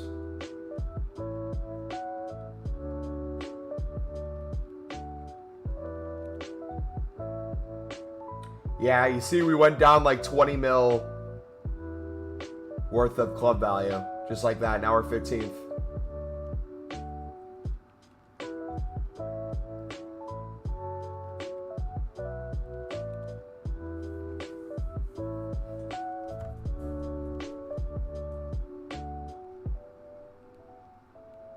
How's my bronze not selling at 200? Depends for the reason someone would pick it up for that price. There's some where people need it for an SBC, so they're willing to spend hundreds, if not thousands of coins on it. There's managers that go for 5K, Brazilian, that people need the Brazilian manager, so it has a ton of value. Then there's other cards where it might be an English 4th division that literally no one might want the card for any reason right now. But daily SBC pops around, right? Might not be a minimum silver. It might just be use 5 silvers and the rest you can use bronzes, or a bunch of bronzes might go up crazy in value, aka yesterday. In the same way with silvers, the same way with bronze pack method. The way a lot of people do bronze pack method is rather than just a trading tip, people treat bronze pack method like an investment, where they have a bunch of bronzes in their club that they picked up through BPM, and they wait to sell them when they're needed for an SBC, when their price go crazy up. So the same logic, the card you're complaining doesn't sell for 200 right now, depending on what it is, might have a value of 3,000 a couple weeks from now. Not only will you not know, you'll never be able to truly experience it if you're only reacting and opening bronze packs when things are up versus having a club ready to go.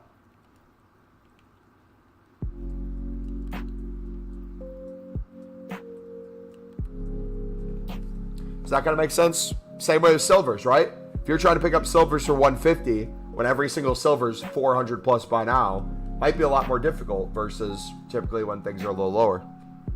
It's just about being prepared.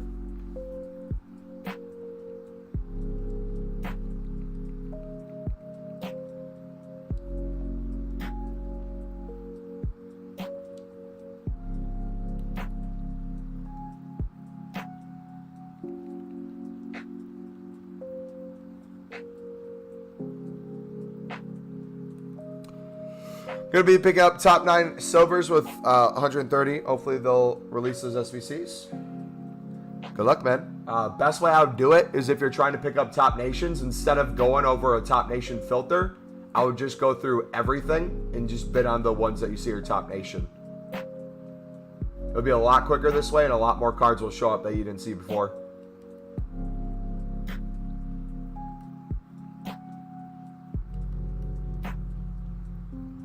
But again, right now would probably not be the time to do that.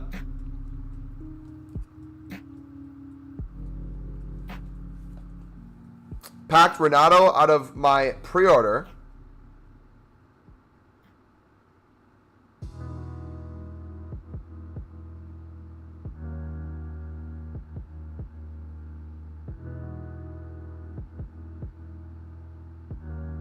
Josh, I'm convinced you've had like the most perfect start to FIFA, man. You've packed everything. Every investment you have is just gold for the most part. How does it feel to be you, man?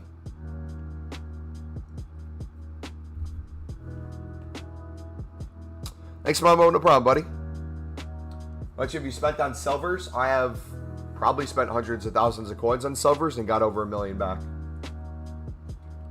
On average, we've probably tripled our coins on most silvers. Because a lot of the silvers I sell is minimum double coins. And then, as you're seeing now, the past couple days, I've sold hundreds for over 1,000.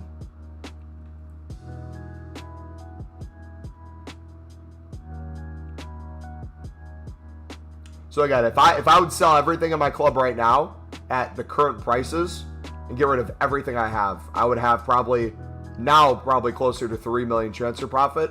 I'd have at least, I said 2 million liquid coins before. I'd probably be pushing 2.25 million.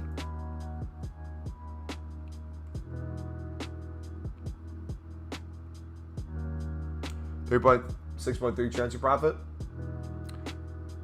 Plus I got 2 million invested in ones and watches. Nice.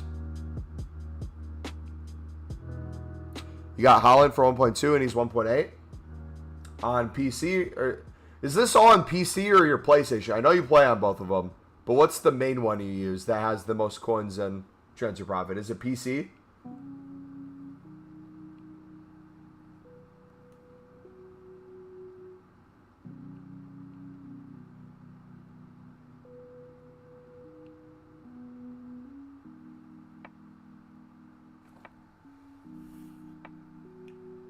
I'm going to spend my 4.5K in BPM and sell everything. That is probably the worst thing you could do right now.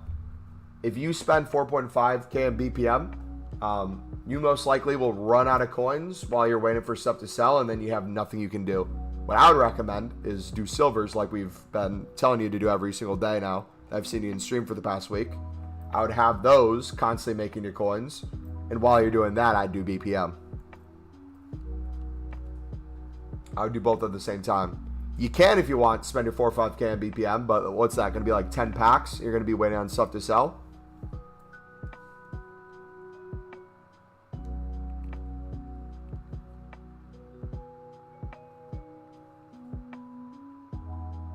PC's most and PS 3.8.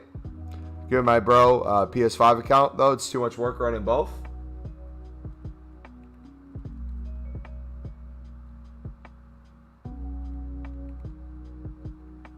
Yeah, I would even argue 25K minimum would be even safer. It also depends on if you're opening a couple packs or if you're spamming.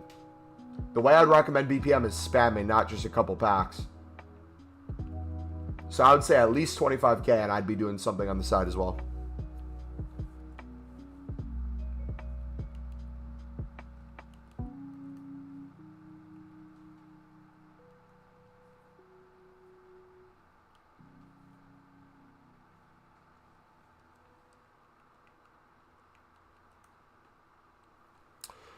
Could go from 4.5 to 100K in a day if you're smart. He could actually probably easily hit 250K low key.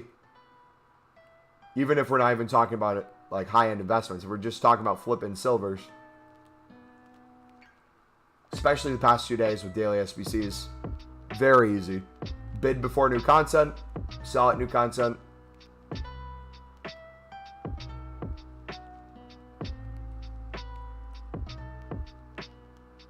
What percentage of silver Cyberx do you sell instead of holding? If I don't have it in my club, I store it. If I have it in my club, it's a duplicate and I sell it.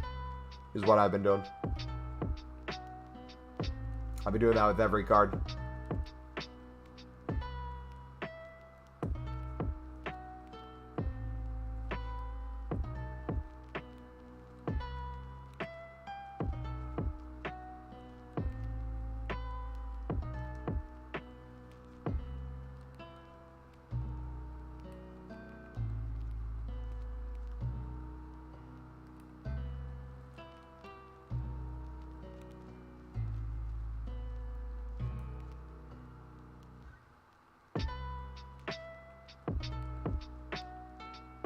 I completely forgot about right mids and left mids and right wings and right wings. Hold on. My bad, guys. Saw a lot more coins to make. Valverde is 100K more expensive just for a CM position change. LMAO. Feel like I'm going to make a lot of money this year because of you. Never hit 1 million in past FIFA.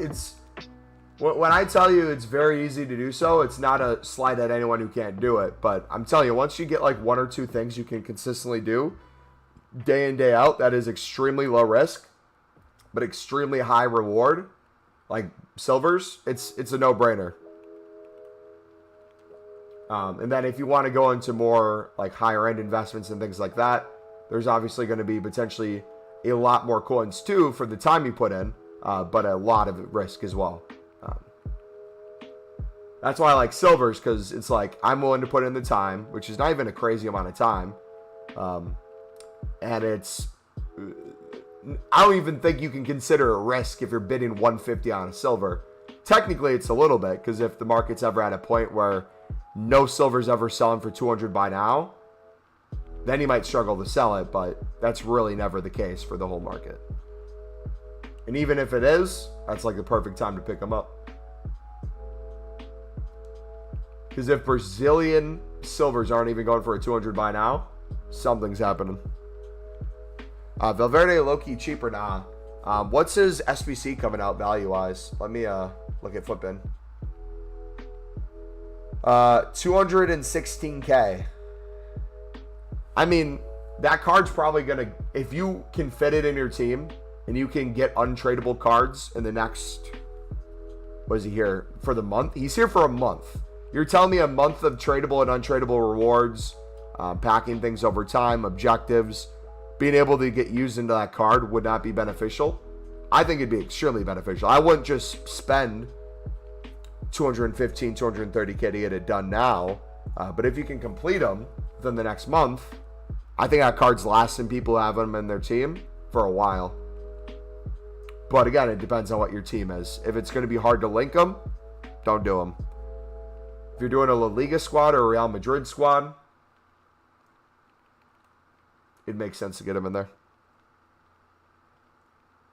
Do I sell Neymar and snipe Renato? If you think he's going to go up more and you think you can win him, sure.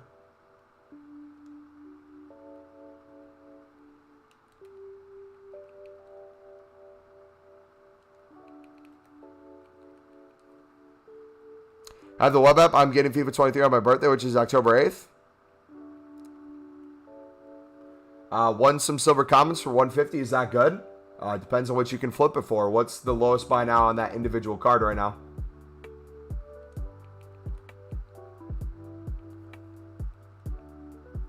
Alice, what's up, buddy?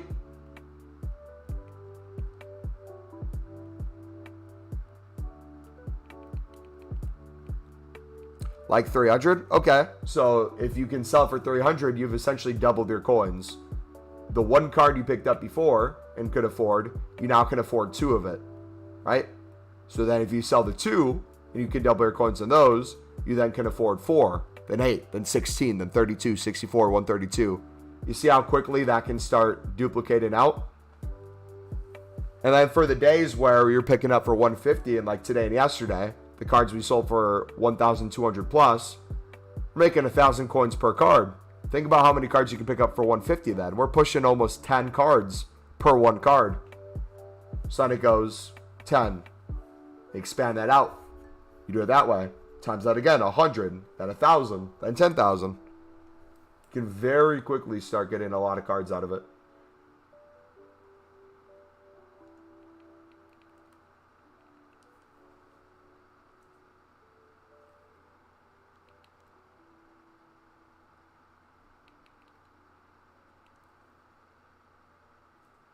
Oh, bro, today on my recommended vid from you 5 years ago is a cooking stream. Was it Chef Mumbo?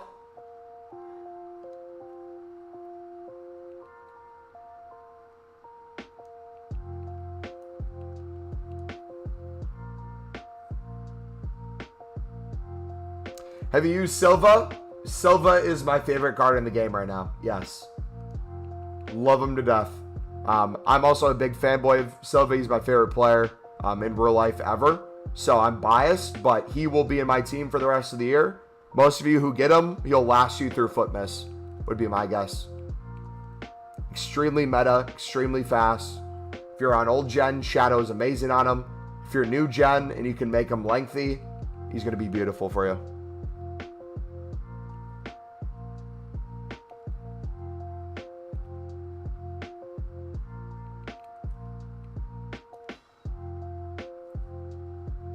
He was funny, bro. I think I know which one you're talking about. We did a couple cooking streams. Last, please. Have you tried McKenny? If so, is he good? He is low price range, good meta player. Once you get more coins, there's better ones you can get in the midfield, probably like Barella, but McKenny's decent at the start.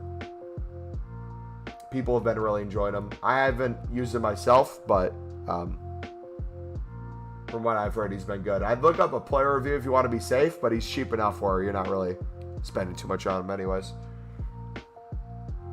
What on the menu for making coins? Ellis, literally our silver method that we've been preaching for the past week, buddy. We're reaping the rewards right now at the club stock. And we reaped the rewards yesterday too. All because of daily SBCs.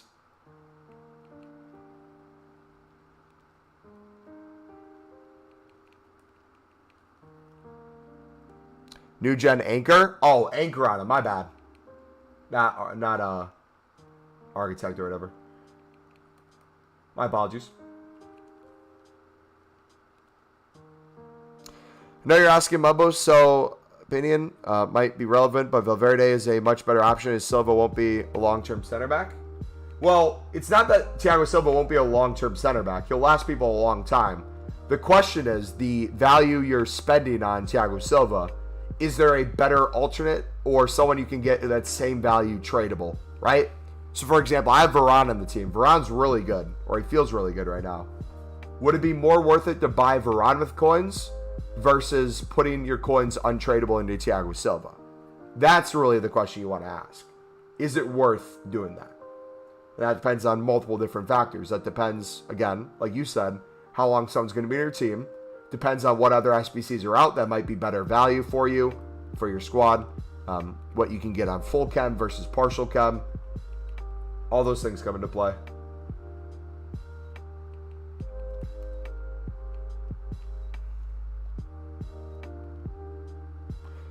Some top trader in Discord is saying snipe Renato for 450. He's an easy 1 million coins. Yeah, if you think that's going to happen, go for it and try to snipe it. But everyone and their brother and the bots are going to be on it too. So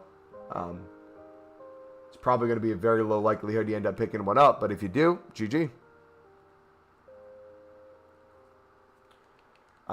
Silver common center backs are going for 250 right now. 250, everything selling within the hour. I can tell you on hand how many center backs I've sold today for 800 plus. So don't use just everything on the market selling for a minimum as the potential of bids. That's always going to do you wrong if you're only looking at the minimum.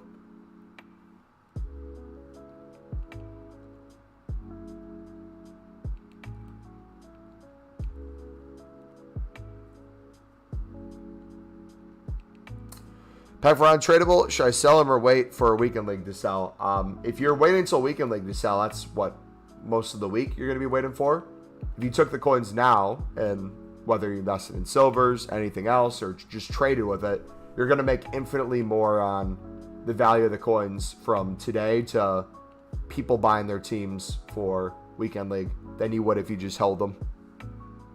You'd be technically making more coins on Varane, but you'd be missing out on the opportunity cost of holding them.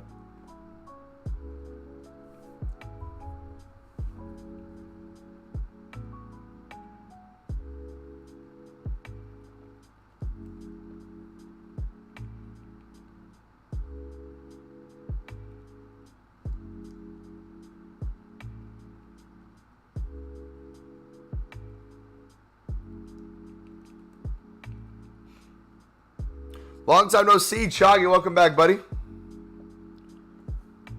Oh, his question was what is better value, Valverde or Silva? My bad. Yeah, I would probably argue if Valverde would be better value in the case of he's probably going to be in your team longer if you have a La Liga or a Real Madrid team.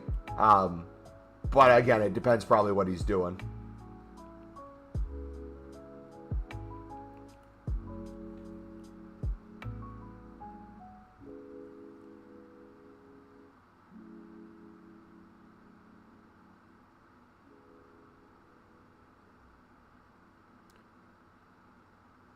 Josh by chance?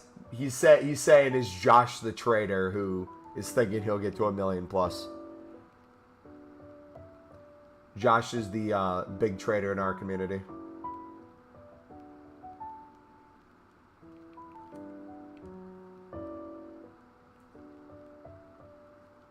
That's why he added you, because you put a comment in chat about traders.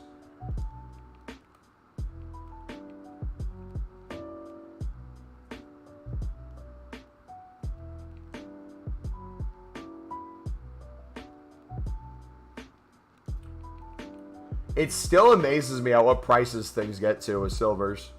Like, I've been doing this for years now, and I still get amazed at what cards do. I'm never leaving.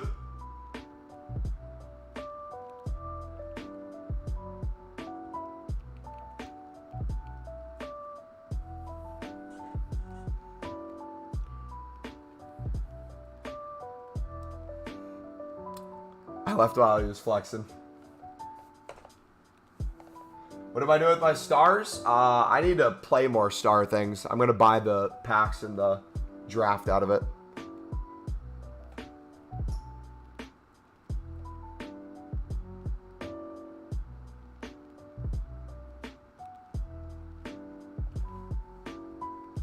Alright, I'm going to take a piss real quick. I'll be right back.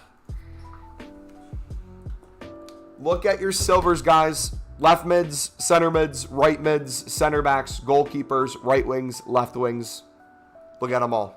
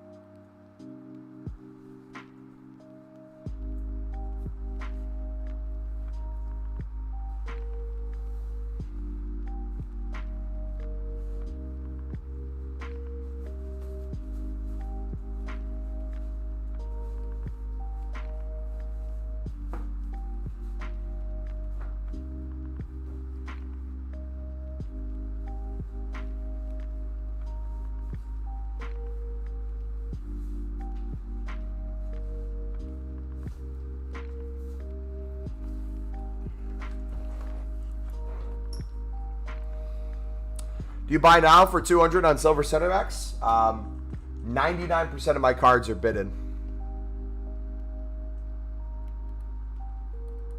150.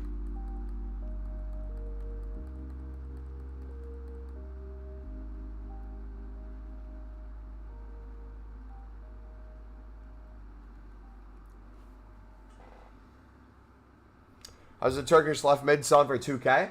Because he's probably an SBC solution.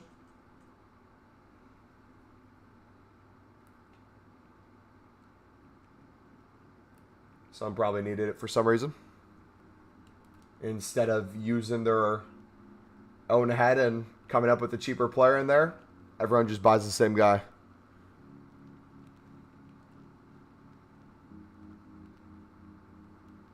That's not the most expensive one I've sold today. There's been a couple I could have sold for 5K, but played it safe and sold for 2.5, 3K.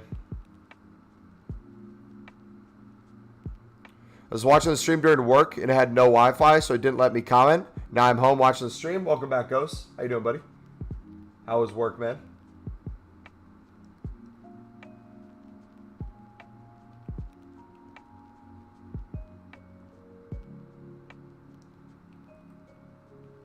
This is why I venture out from just center backs as well.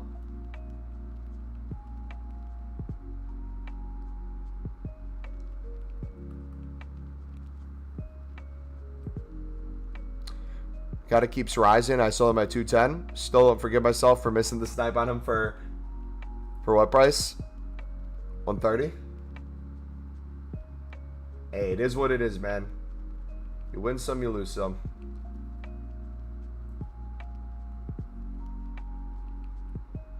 Yeah, I'll make a silver trading / investing video for you guys this week if you'd want it. I'll go through kind of the market. I'll go through my headspace, how I decide what to store versus sell, how I flip, how I check prices, how I invest, daily SBCs. I'll do like a video covering everything, kind of like start to finish. It'll be kind of like a silver's guide, so to say. How to get in the habit of doing it, how to maximize your time, how to be smart with it. Because silver's like anything else. Can make you good coins trading, but also might be infinitely more worth your time and invest in. Especially with how low of a buy-in it is. If you're telling me you can make essentially 5K on a card by bidding 150 on it, that's crazy. I'll never sell for 5K, but I'll sell for like 2K, 3K. And reap the reward.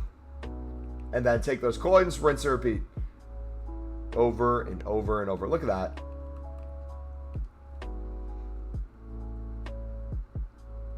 I'm enjoying silver trading, but I'm enjoying silver investing even more probably. Especially the past 2 days. It's been crazy, man. Bubba sell the leaderboard? Yeah. It'll slowly be going down, man. I'll be slowly in the process of selling out more stuff when there's times to sell. And also, too, after the first week, a lot of the people at FIFA points or a lot of the people who, like, do pack openings, stuff like that, they'll... Oh, no, I just listed that without a buy now. Rip. They'll infinitely make more club value. So I'm going to now go more towards transfer profit. 20 likes? Hey, if you guys are enjoying the stream, feel free to smack that like button, boys. Let's see if we can hit 25 likes. We got 28 people in here. If you haven't smacked it already, you want to help out the stream. The reason me and other streamers say it so much is if you guys consistently watch the streams, whether it's day in, day out, once a week, once a month, whatever it may be, by hitting the like button, it's twofold. It helps YouTube recommend the content to you more without necessarily needing to get notified about it because YouTube sees it as, hey, this is content you enjoy. So hitting the like button will allow us to know to push you more of this stuff. But then also, if you constantly hit the like button and we constantly get a bunch of likes, YouTube says the same thing that I'd say to you, but it says it to people who like FIFA. They say, hey, these people who like watching FIFA enjoy watching the stream. We should push this stream out to more people. So then what it'll do is more people who typically would get recommended YouTube stuff related to FIFA will start getting pushed to our content. And then it just keeps expanding and expanding. Perfect example of it is probably FIFA Bros. FIFA Bros this last year grew a ton. He's mainly known for his new content streams and some player reviews and stuff like that. But he'll do like new content. He'll do share plays and stuff. And he had a while where it was just crazy growth because YouTube would keep looking at the people who'd keep turning into his community and saying, wow, a lot of people enjoy these streams. They're hitting the like button. They're watching for a lot of watch time. We're going to recommend this stream out to more people. Our channel's a little different because we do more of a mix of both videos and streaming. He does, I think, more streaming than anything. Sorry if anyone asked earlier. I'm asking again about the 100K. Any idea what to invest and trade in? Stock your club of silvers, buddy. If you would have stocked your club for worth of silvers today or earlier today, you could have potentially on the high end been walking out with millions of coins. On the low end, probably doubled or tripled a lot of them.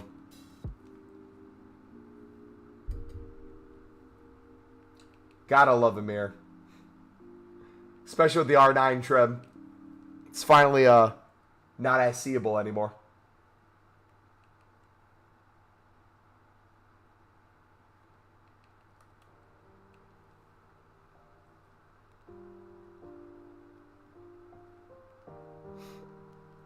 Watch like 1 week. Hey. Hey.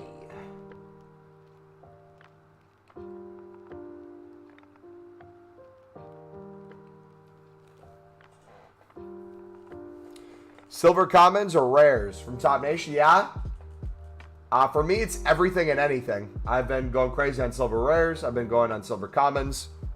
I would take a look at our video if you haven't already from when we recorded on the web app and the trading playlist. If you want more of an idea of how to do it. We'll also be making a silver video this week to help you out as well. For those of you not knowing what to put your coins into. Short answer is everything. Longer answer is a little bit more complicated. It's what you want your coins to initially be worth or later worth. It makes sense to go top nationalities, right? Because top nationalities might be needed for more stuff. However, the amount of cards you'd be able to win on bid may be top nationality versus off nations. You might get outbid on a lot of the top nation cards because they have just a little bit more value in the moment.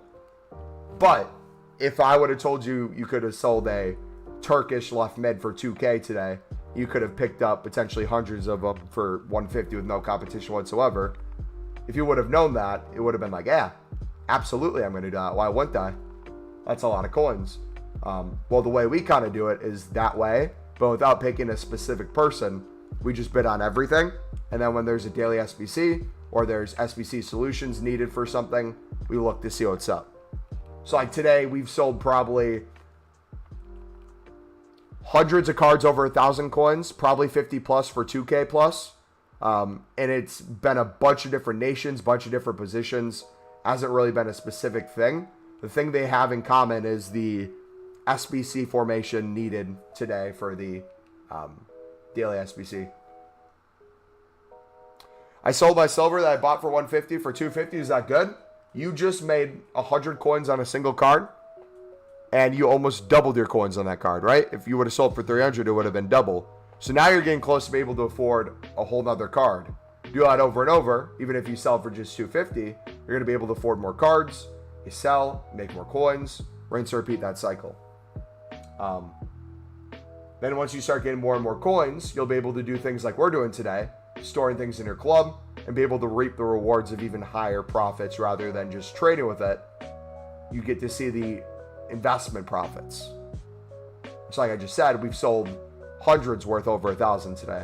And we've sold probably 50 plus worth over 2K.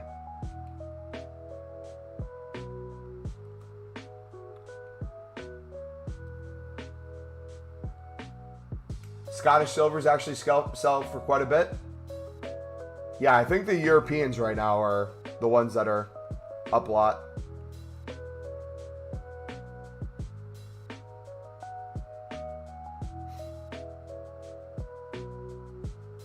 There's always a chance I want to watch this hidden beyond. Yeah, I'm a firm believer of any profit is good profit. Obviously, there's ways you can make more profit on things or safer routes or less safe routes but more risk. It all depends on what your goals are. If you've never traded before, any amount of coins is going to be good coins.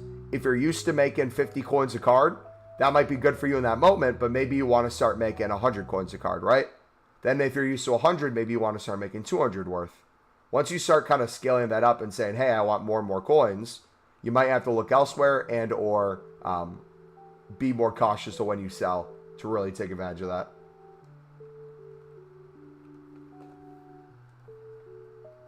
Like typically selling things for 400 when you pick it up for 150 is good profit.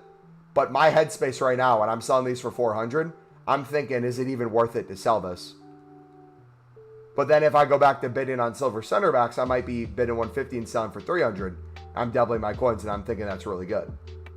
Like it's all about kind of the time, place, and what I'm doing at the moment.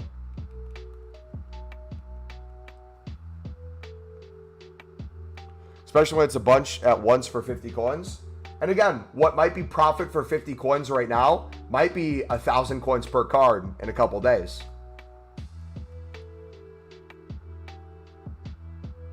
How many coins to start Project Team of the Year? You can start Project Team of the Year with 0 coins just by playing games and earning packs, buddy.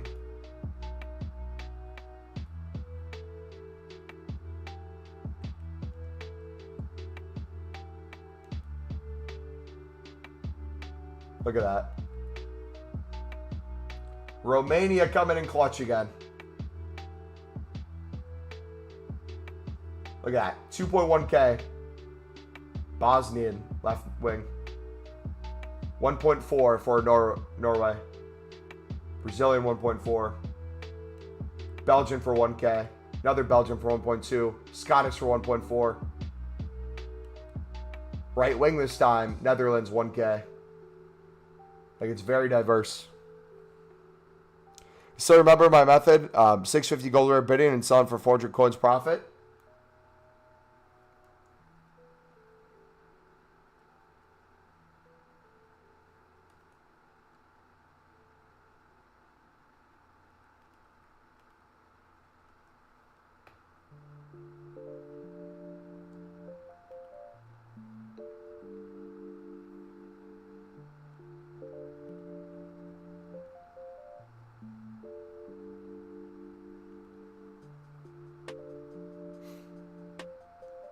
Holy cow.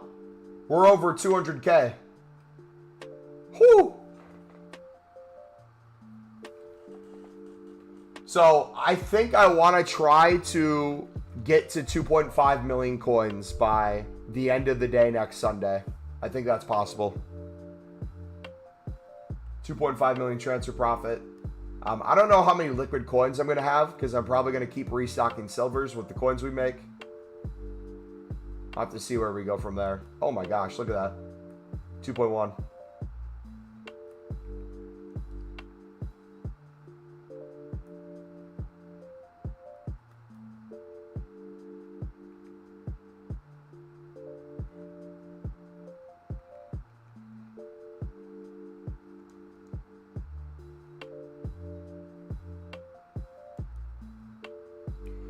What's my silver filters? We have literally hundreds of different variations. If you haven't watched the video in the trading playlist, I'd recommend you start there. But we're going to make another video this week going over start to finish everything you need to know with the silver kind of guide.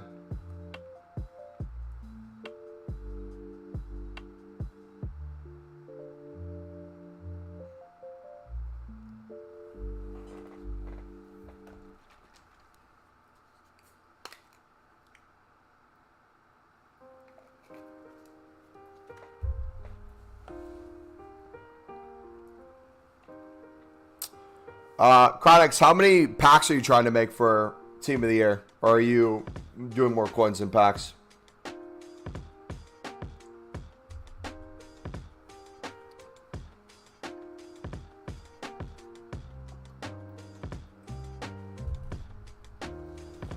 Thousands? Hey, is this your first year doing it, or have you done it before? Last year you got 2.4K. Jeez. What were your main way of making packs? Was it League SBCs? Was it gold upgrades? Was it repeatable SBCs whenever they'd come out?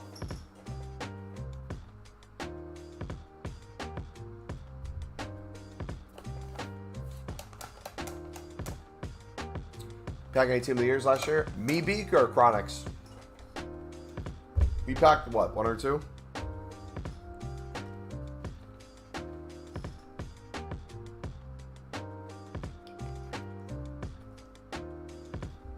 Especially Lib and Sud.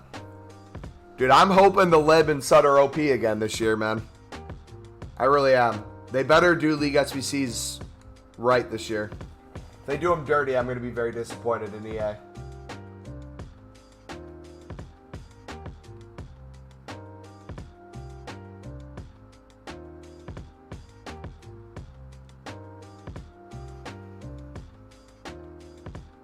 Not you, bozo. Yeah, Chronix, how many Team of the Years did you end up packing, buddy? My thing for this year I think what I'm going to do is take advantage of every promo when it comes to repeatable SBCs. Not really save crazy packs, but try to get as many coins liquid as possible. I think I could get 10 million plus liquid by Team of the Year. If I could get more than 10 million, I think I would rather put my coins, or at least some of my coins, into repeatable SBCs during Team of the Year and try to get them out of like the league-specific 25k packs and stuff. Rather than save a bunch of packs, miss out on every promo, and then try to pack something during Team of the Year. I think that'd be better in terms of our chance of packing, but we'd miss out on streaming content every day leading up to that point. I think it'd be more fun watching each promo as a form of a content creator, and then also finding our own unique way to go balls to the wall for the start of Team of the Year. 3 icons too, jeez. Were you one of those people who went crazy on the stat ones, where it was like, what was it, like passing above 80 rated or whatever that they did towards the start of the year, that people went crazy on saving?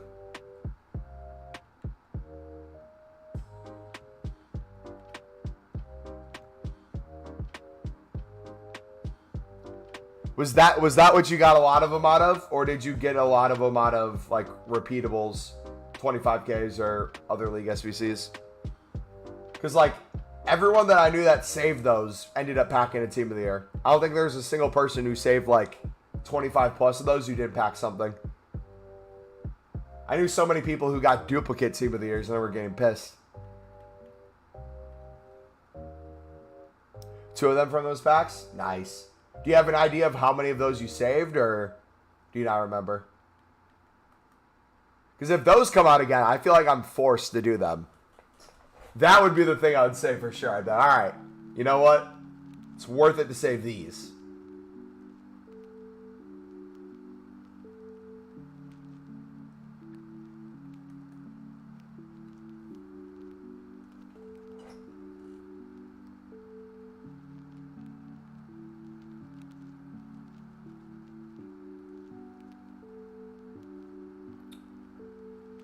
How do you guys feel about the idea of dollar cost averaging profit that we get from silvers into shadows or position modifiers? I think I'd want to do it for position modifiers more than anything.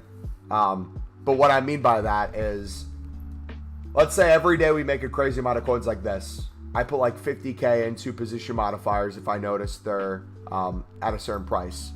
And then rather than waiting for them to ever get below 1,000 again, if we think they're going to go up from what their current price is, we slowly kind of buy down into them.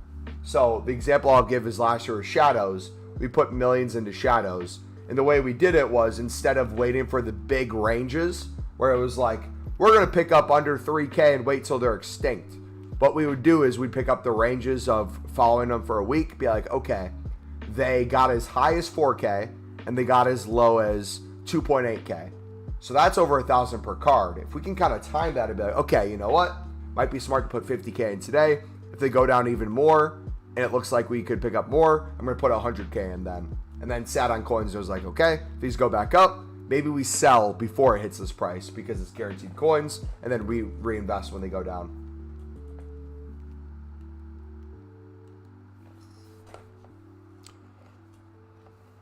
Adrian, 20K transfer profit, made over 100K today, 250K yesterday. Hey, GG, buddy. The night's still young. For you guys in the UK, it's what? 7 something? For me, it's still the afternoon. We've only been live for almost 2.5 hours. It's only not even 2 o'clock. What time do the Packers play? Boom, boom. Giants are beating the Bears. Let's go. Packers play the Patriots at 3:25, so I have 2 hours until the Packer game, which I don't even know if I'm going to watch the Packer game. I still might be streaming, trading.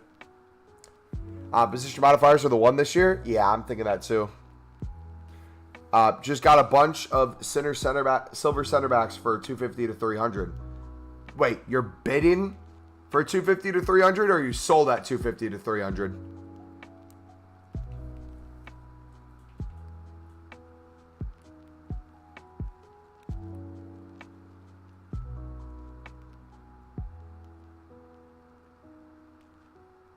English? What? Oh, English center backs?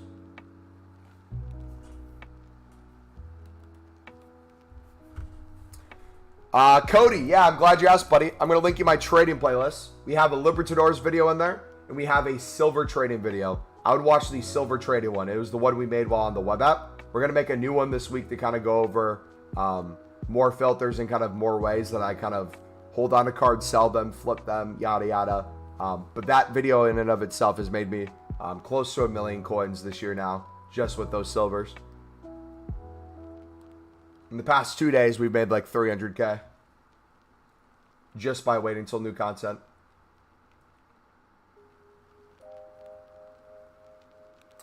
I would be careful with any silver cards that you're picking up for like 300 coins, even though it might be good coins right now because you're selling them for, I don't know what you're selling them for, but don't get in the habit of bidding on things higher than you probably should be.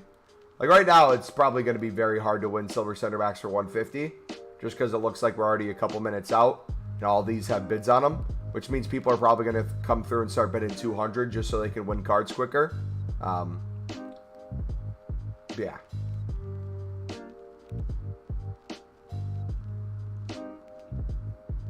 I'll just keep an eye on him, man. Be smart.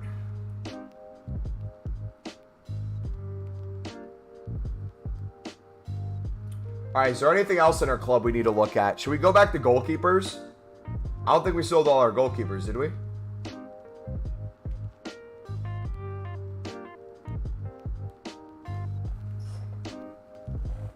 Are you selling those silvers? I'm very much selling these silvers. We've sold hundreds of cards for 1,000+ coins today, and we've sold, it was 50, now we're probably closing in on 75 over 2,000. Just from new content onward.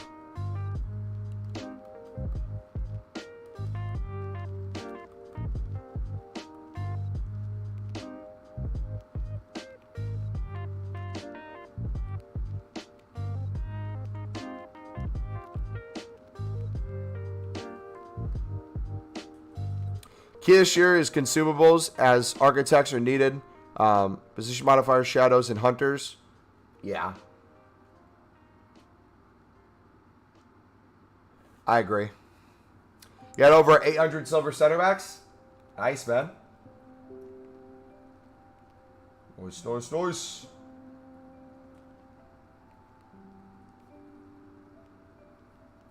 I feel weird selling something for 400. That seems low right now.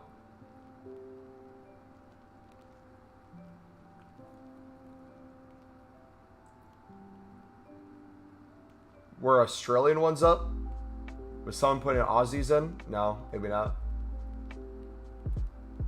About Korea. Any Koreans being used? Oh yeah, maybe. How many players you on currently? I was at over 3,000. I'm probably down to like 2,600 right now.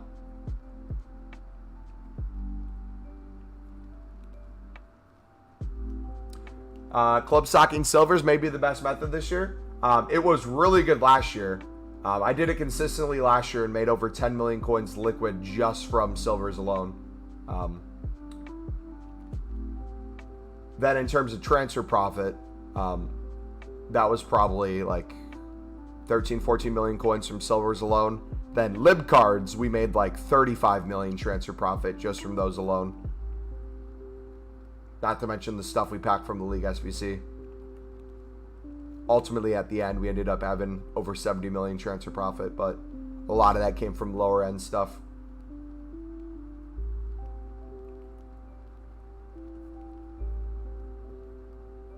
$3K, bro? Yeah, man. How do you think we got top 100? How did you think we got top 10 in the world for club value? You got to have a lot of players to get it. That's why we're slowly going down. I bet we're maybe not even top 20 anymore. Now that we're getting rid of so much stuff.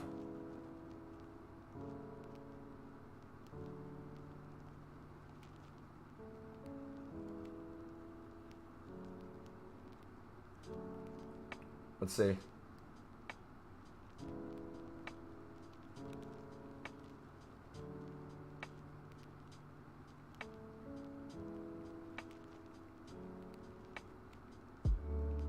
16th. But as you see, the higher you go up, like I could realistically push for top 10 again. Wouldn't be that hard to get another 50 mil in. But you're not going to be able to catch this guy. The Save Fabric guy. This man's going to have like 2 billion. Underrated you are. Well, I don't know why I read that as thinking Yoda. Thank you, buddy.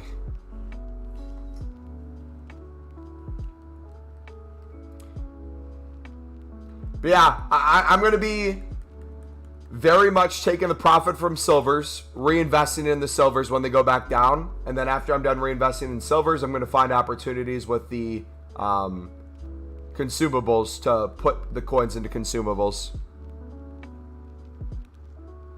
I'm thinking that's the way to go this year. Because if consumables drop in price from whenever we pick them up, if it's something that's used a lot, I'm not too worried in terms of losing out. We'll just wait till they're in profit again. And if it's taking a while for them to go back up, and I think it's something people will buy, I'll just keep putting more coins into it. So the average would keep going down if the price stays down. And then when the prices go up, we sell. Now, doing that with like 50K, not a lot's going to happen. You could double your coins on them and you get 100K tops. But if we're putting millions of coins into those and we hit the wide ranges, I'm talking we're buying low and selling high, anywhere in between, it's quite possible we could get over 10 million coins worth of consumables into our club at a given point in time, where people really don't see that until a certain point. Like, how crazy would that be one day where we're just sitting here for like a 12-hour stream selling shadows or selling position modifiers and be like, yeah, we put about 15 million coins into position modifiers for 1K and they're 3K right now. So we just made ourselves 45 mil. No big deal. Oh gosh, that would take forever to sell. Yeah, the good thing about consumables is there's no limit. It's essentially the idea of if you could have more than one of a player in your club. Some people would do that with informs in a heartbeat. They'd put 1 million informs in their club. They'd put 1 million of the same gold card in. Consumables are the way you can do that. Mumbo, best tip to start streaming? 2 tips. 1, get started. You don't have to have the best startup to start streaming. You just have to have something. But 2, and I would argue the more important thing, this one's a little bit harder to hear. What are you doing that's going to be different from other people? What value are you bringing to people? I'm not saying in terms of, I think you're going to bring no value to someone. But if you're someone who's just going to be playing a video game, what differentiates you from someone else playing a video game that's added value from that? Is it your personality? Are you maybe showing like trading tips? Are you building some crazy team? What is your marketing pitch to get people to want to watch? For us, it's very specific. It's as niche down to the Libertadores League SBC method. You can expand a little bit more out and say League SBCs in general, trading in general, silvers. Kind of a lot of those keywords would probably pop up if you search Mumbo Lead on YouTube. And that took the process of 7 years to build. We were Call of Duty at first. We did Overwatch for like a year. We did a little bit of CSGO here and there. We did other games. Did Call of Duty Zombies, multiplayer, you name it. And then when we landed on FIFA, we've now been doing this for our 3rd straight year of FIFA.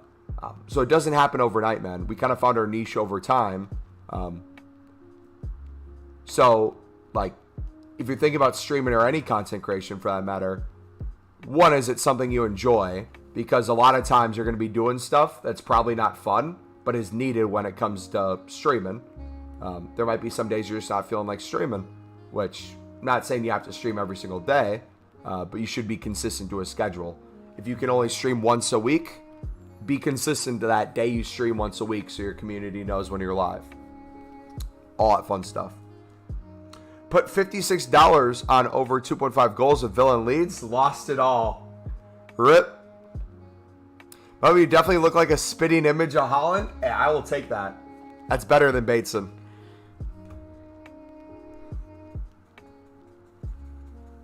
Is it worth it investing in Soler at 900 coins because he's a 83 rated? I think he could rise when League One Player of the Month comes out. Yeah, I mean, it can't really go down from the 900. So that's a good shout, but I live in silvers, and silvers, I think, are infinitely better than 83 invested, but that's just me. BPM also? Yeah, BPM's also like silvers, right? You'll get a lot of profit from bronze pack method, but what makes me millions on bronze packs is opening them and storing them and waiting for things to go up to thousands of coins. I find that's a lot more worth the time than selling things right away. Are you hyped for League SBCs? I am praying that we get League SBCs before the World Cup. I hope they're good this year. If they're just like last year, I'd be happy with it. I want the Libertadores to be a jumbo gold pack tradable again. If we can get a jumbo gold pack tradable, I will be living the dream. Sold 7 silvers for 250 and you bought for 150. Nice, man.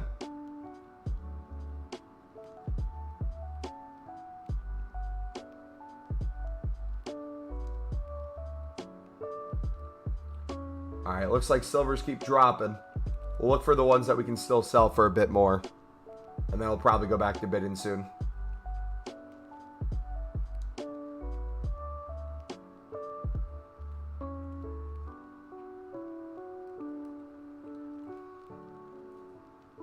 I'm so hyped for the World Cup. Who do you guys think is going to win the World Cup this year? What's the rarest nationality in FIFA? Djibouti, maybe? Smaller country that probably doesn't have a league in it that not a lot of players play for internationally.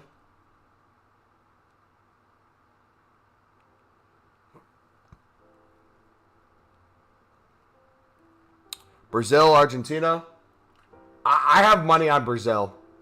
Not actual money, but if I had to put money down, I'd say Brazil. And the reason I say Brazil more than anything right now, I think if you look at the depth of the squad that Brazil has, their biggest problem is going to be how to field their best players. Outside mid and winger wise, they have an excess of players where they're going to be fighting for their spots. Striker, you have a couple guys who are playing really well that are going to be fighting for that spot. Midfield looks solid. Defense looks solid. Goalkeeper situation looks solid. It's going to be really fun to watch them. Argentina defensively looks really sound attacking wise. Messi has just been playing out of his mind recently. Could potentially be one of his last World Cups, so you never know. Could be the year they go all the way. Done BPM before, but if you're doing it to craft cards, would you not be as well trading like 4K and then buying gold players? So, yes and no. If you're doing the bronze pack method grind all the way to the gold upgrades, and that's all you're doing, and you're not doing League SBCs, you're going to be buying cards to get golds to do gold upgrades, it makes sense to get your way all the way up from bronze pack method. It just takes a long time. However, I've decided this year, this will probably be the first year in forever where I'm not going to do that. If I do bronze pack method, I will probably make silvers from the bronzes, but I will probably not be making gold upgrades. What I'll do instead is I'll find a League SBC where I maybe will get a bunch of untradeable gold commons, grind that League SBC out, potentially pack something in those packs, and then take the untradeable gold commons and make gold upgrades that way. I think that's going to be a way better use of our time, not only for potentially packing stuff that has value, but also working our way up from BPM. We'll still have the Bronze League SBC cards that we get from the Bronze Pack method. We'll still get Silver League SBC cards from doing the Bronze upgrades. But I think rinsing Silvers, I might do off-league Silvers into Silver upgrades if they're untradeable. But if it's tradable, as you're seeing now, I would rather sell these when they're up in price, make millions of coins extra rather than submitting them. And then if they're untradeable, I might start putting those cards into like marquee matchups or daily SBCs instead of using our tradable ones. And get in the habit of doing that. Do I know any FIFA player in person? Yeah, me and Mbappe are best friends. Just kidding. I don't think I know anyone, or anyone would know me. Who knows, mate? Actually, I take it back. I guarantee you, I'm not even joking, there is probably someone who plays in the England footballing pyramid who has looked up how to make coins on FIFA or a League SBC thing and has saw Mumbo Elite somewhere on his page. It's quite possible that there's been someone who plays professionally who's seen a video of mine. Actually, you know what? One of our moderators, her uncle is Tom Heaton. He doesn't know me, but I know the niece. That, I guess, would be the closest one. I'd love Portugal or Spain to play again, but in the final of the World Cup. United finish. Martinez header from a corner, 93rd minute of the World Cup final. Calling it right now. Definitely not biased. Nah. Definitely not.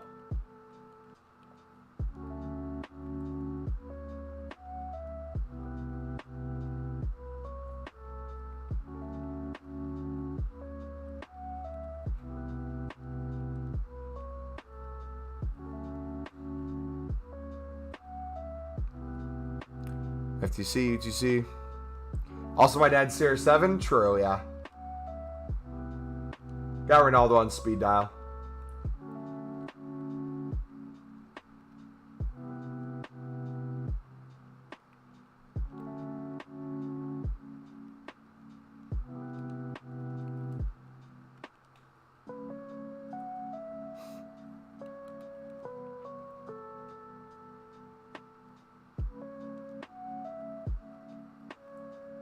My mother's actually Sam Kerr. My father's Mbappe.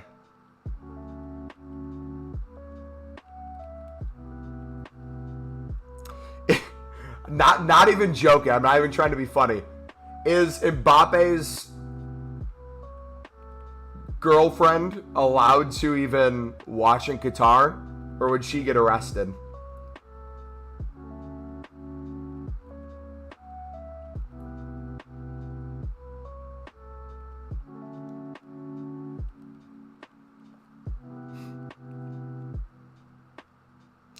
Is that what you meant when you said you found your niece on YouTube? Found my niece on YouTube. When did I say that?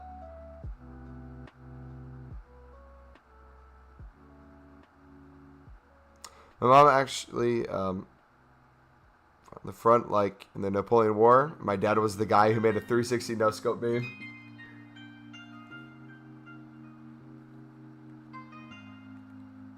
Was this girl trans? This girl is trans. She's like the first trans person to get on the cover of a sports swimsuit something or something like that.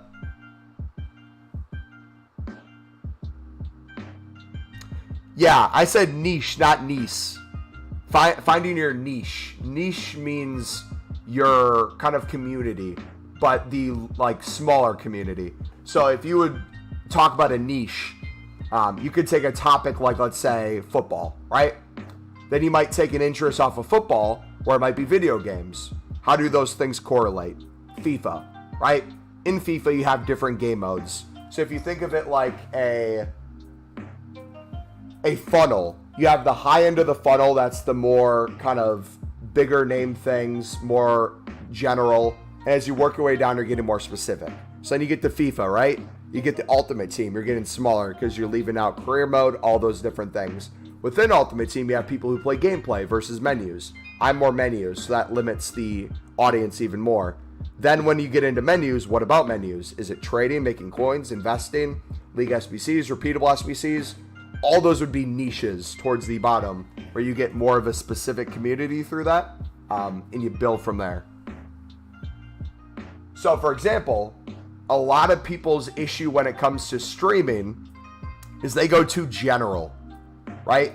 If people are streaming or making videos and it's just on gameplay in general, but you're giving no other thing other than gameplay and you're not being very specific, people might think, oh, there's more audience for that. Yeah, but you're then 2 millionth on the totem pole.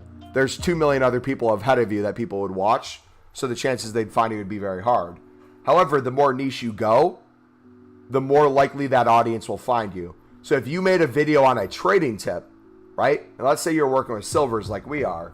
There's probably people who are consistently searching for silver trading tips because they're getting sick of losing gold cards. And if they find you, they might get very specific trading advice that applies to them, and they become a part of your community.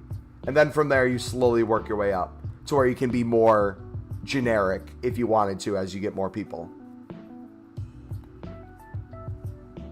So like for us, the past year, where we've kind of grown more into is kind of pack opening things. Whenever we get a good pack pull or something, I can make a YouTube short or a TikTok on it, and it'll do better than it did in the past.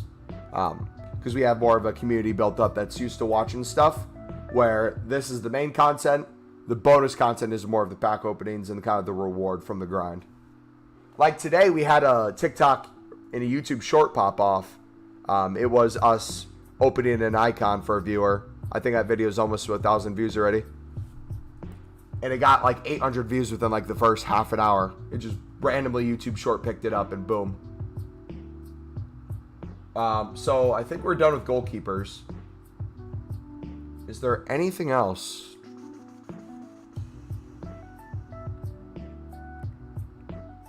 Do you want to go to center backs again?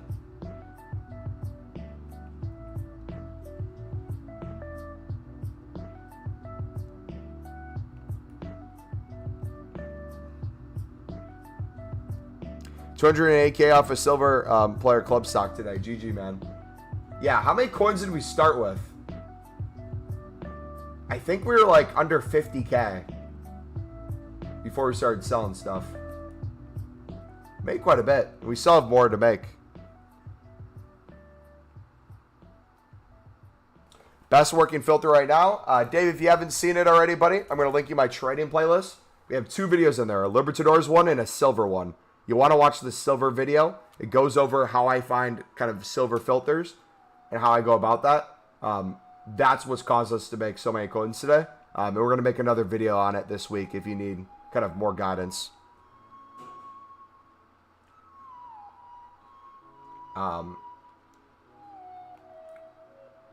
Yeah, there's like over 100 different variations you can do with silver trading. Actually, thousands if you really want to get specific.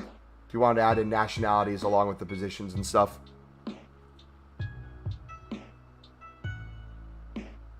I see a goalkeeper for the first 11. CC, I can't get him. I just bought a random silver for 5K by accident. RIP. That's twice happened. Motivate me to win because I'm just not it right now. If you don't win this game, you're a disappointment to your family. And honestly, those people who didn't believe in you, said you couldn't do it and that you'd give up and be willing to accept a loss, they were right about you, man. They were absolutely right about you.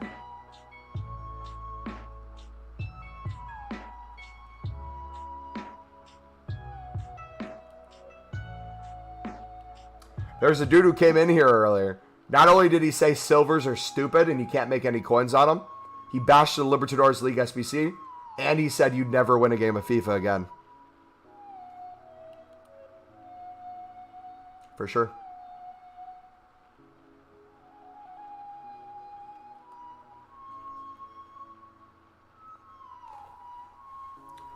What trading do you recommend? I'm going to link you a trading playlist, buddy. You have a Libertadores method in there, and then we have a silver trading tip. You should watch the silver trading one we made on the web app.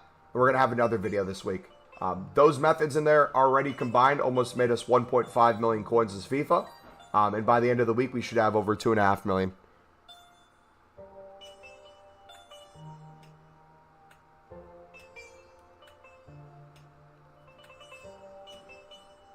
That one was personal. If you win this game, Brady will kiss you. I mean,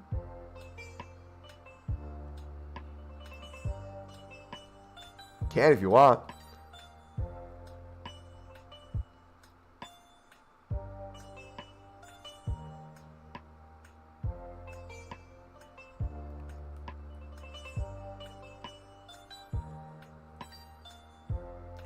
Bro went too far.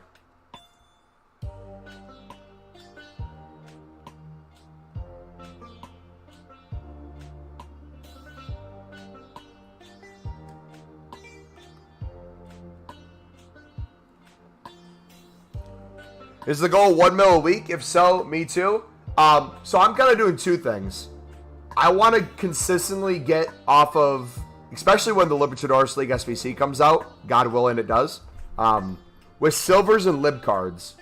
If I can get in the habit of bidding on enough cards and selling at the right times, more than just flipping, because I like flipping, but if I can just store my club and wait and check each of the 7 days to see if there's daily SBCs that shoots things to the moon, not only is that going to save us a lot of time, I think easily we can spend less time this year than last year, get $1 million a week off of those, and then take those $1 million plus coins we get each week and invest a lot of them into chem cells and into, not just chem cells, position modifiers, whatever it may be when it comes to consumables that I'm confident with, and have those coins make more coins.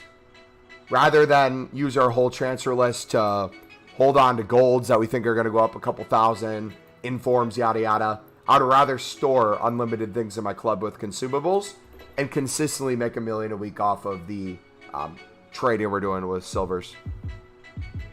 I bought a ton of 87 raids for 12K yesterday. Now they're 20K. Hey, GG, man. Yeah, so that's a perfect example. He bought cards for 12K and sold for 20. That seems like a great use of coins, and for most people it is, especially if you're not going to spend a lot of time on the game. For me, the amount I sell cards and how many I have in my club, I feel like anytime I don't have close to 100 cards on my transfer list, I'm missing out. That doesn't apply to everyone, but if you do a lot of silver trading and stuff, you know what I mean. If you go from 100 cards on your trading list to maybe down to like 30, it's going to affect how many coins you can make.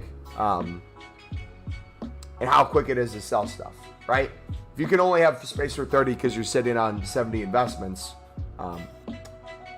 what you list things for might not be as high as what you would have otherwise because you want things to sell quicker. RTG, what's up, man? Who is your profile pic? Is that, what's his face from New York? Gosh, what's his name?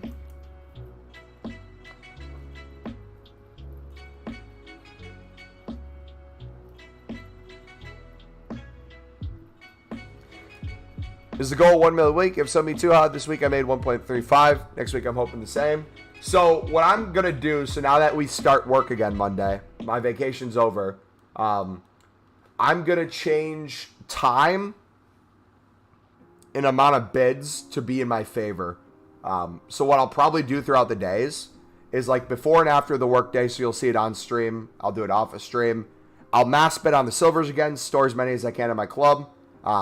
Then during the day, I'm going to kind of lazy list silvers. I'll always have a full list. I'll pick up for 150. I'll sell for 300 start price, 400 buy now for my duplicates. I'll get hundreds upon hundreds of duplicates. Just have those sit up for an hour. If let's say 25 to 30 sell, cool. I'll put another 20 to 30 on, relist the rest.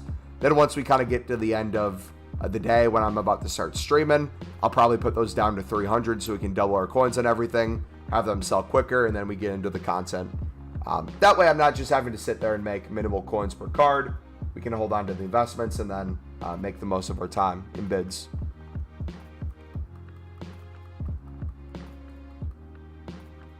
I think I found a use for offline draft as well. I said I was going to do like Netflix while doing offline draft. I think I'm going to use that time to edit YouTube videos. I think I'm going to use that time to read my Bible. Because I've been doing about a chapter a day, but I'm trying to see if I can do more. So if that's the case, I could do what? Is that like 6 minutes per half? Potentially up to 2 chapters per game.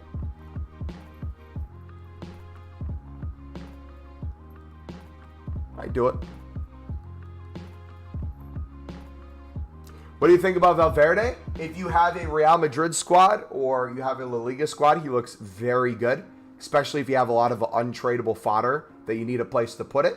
However, if you're just going to straight buy them out with your coins right now, I don't know if that would be the best use. But if you can shave off quite a bit of the price, maybe spend upwards to 125, 150K on them, and you think you'll be in your team past Footmas, I think it'd be relatively good value.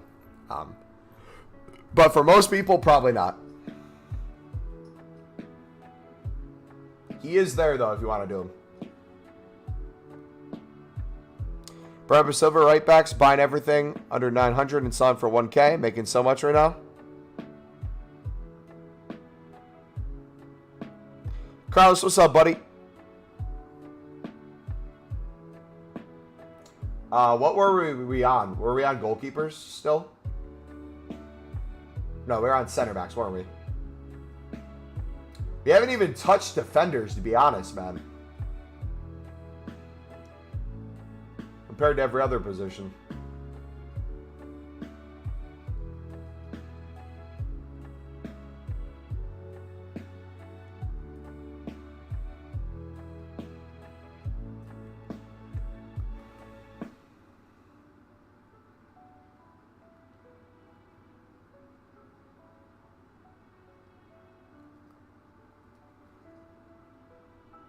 You have 300K liquid, though, and some fodder? Nice.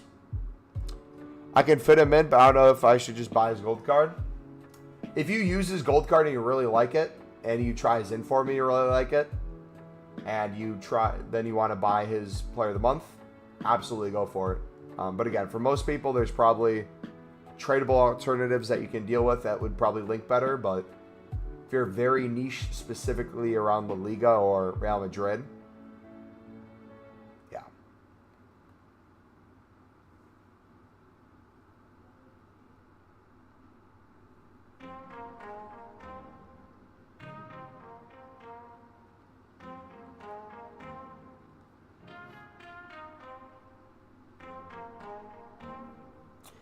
For wearing a cap in the house, what are you ashamed of your bald head? Have I been ashamed of it any day I've not worn a cap? Probably not worn a cap 99% of the time I've ever been on stream. But yeah, definitely. Give it up, bro. Renato, too hard to snipe. Been trying for 2 hours. Told you, all the bots are going to be on him.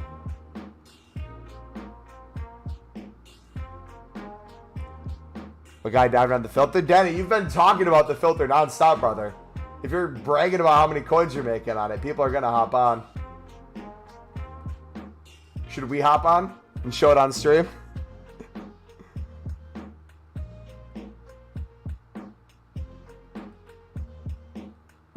Get the prices way down so you can pick them up for less and then sell them for more later, huh? Or get a bunch of your club and drive the prices up. How do you get a bot? You don't want to know because you'll get banned. No one should be using bots. You're a bot if you use a bot. Play the game legit. Don't cheat.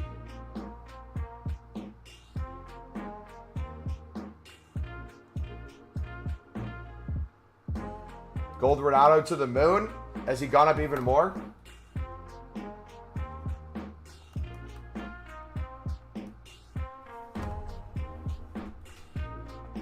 We're pushing almost 2K for this card. Let's go.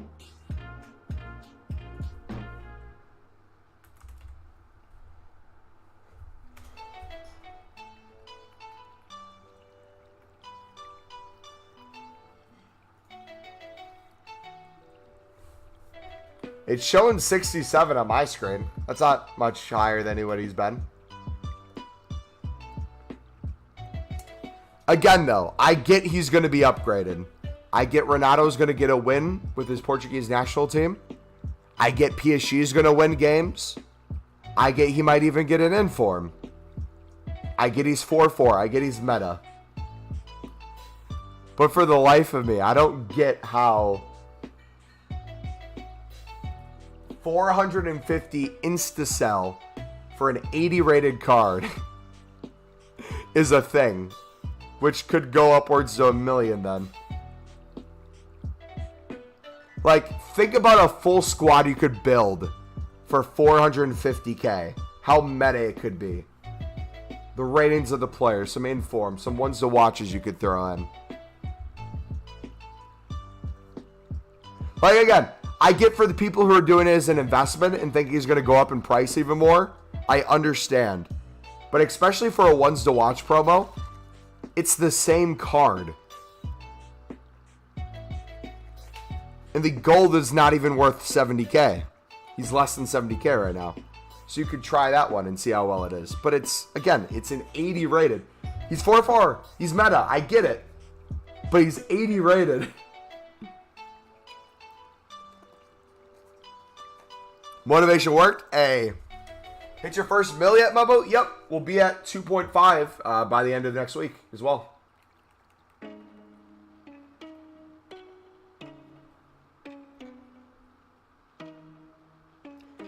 He does not play like an 80 Mumbo. He plays like an 86 to 88. No, I get it. I understand. It's just my brain can't rationalize the price for the rating, you know?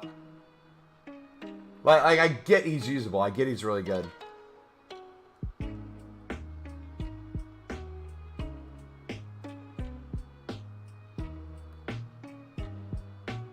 Easy 10 mil this year? Oh, yeah. My plan is to have over 10 mil by Team of the Year liquid.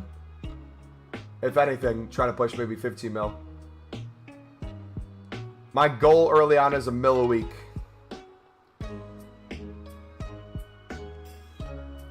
And then with the profit we make from silvers and lib cards, reinvest it into consumables. Probably position modifiers. His max should have been 300K. Here's the thing, though. I guarantee you if they would have made his price range like 250K and then raised it to 450K, people would not have it be extinct at 450K. It's all a mind game. It's all a mind game.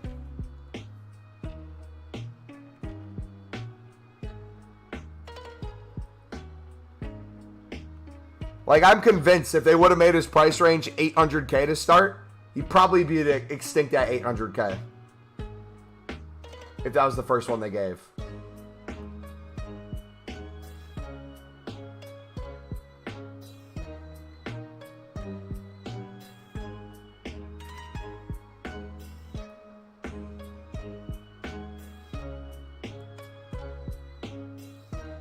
I'm going to play champs. Call tomorrow.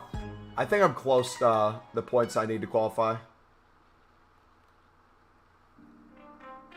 Amir Raid! Jesco Footjet, what's up, guys? Me Raid. Omar's raiding too. Welcome, Omar. FIFA Bros Raid. Welcome, guys. Welcome, welcome, welcome. If you're just arriving, we are running... You know, Run the Foot Market? We should name ourselves Run the Silver Market. Because we've been making bank today on silvers, boys. Absolute bank. At this point in time, we've sold hundreds of cards for 1,000 plus. We've sold probably over 100 cards now for 2K plus. It has been crazy out there. And the amount of things we've doubled, tripled their coins on, can't even keep up with anymore. So if you guys want to learn about silvers, hit that subscribe button. We are making you guys millions off of silvers this year. Amir, how was your stream today, buddy? Has the trim gotten any better since last week? Hybrid Nations or upgrade team? If doing Hybrid Nations is going to bring you to 0 coins, I would wait. But if you can do Hybrid Nations and still have some money left over to trade and upgrade your team, I would do both. You could pack something crazy in there and then have that be the upgrade to your team. So you never know.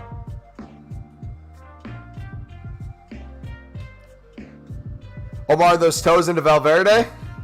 Nope, trim is still shit. Hey, at least we have something in common then. It was good. How you been? Trim is looking worse. We've been good, man. Making a lot of profit on silvers.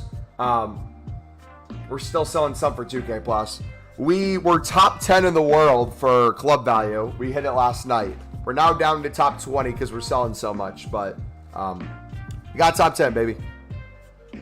Tried the redirecting thing. Definitely liking it. Wait, were you able to redirect to my stream? Or is there something I need to do on my end for that to officially work to get it to pop up in chat? Because YouTube is making it really weird to do the redirects. I have to look more into it because I know for me, I have it set where I can receive them. I think I maybe made a list of people who I could get them from, but feels like they're gatekeeping half the time.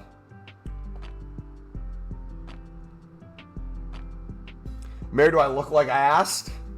You very much look like someone who asked. 100%. I got automatically taken it. So you didn't even want to be here is what you're saying. You feel like you're forced to be here. This is like prison to you right now. By the way, you can't leave. A mirror redirected. You have to stay for a minimum of the next 10 hours, all right? I am locking it so you can't even close your YouTube app at the moment, okay? You are all forced to sit here and watch me make hundreds of thousands of coins on silvers, all right? I don't think you can even watch a mirror for the rest of the day. I'm going to set it so you have to be here for the rest of the week too. I'm just never going to stop the live stream. But then when we do, I'll redirect it back to Amir and return you guys in. Does that sound like a plan?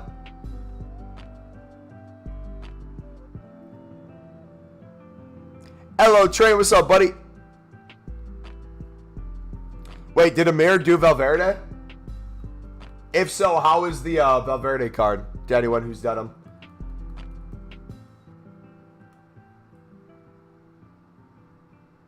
What are Polish people going for? Oh, yeah. Love our Polish people. Koreans are going to the moon right now. So are Romanians, Scottish players.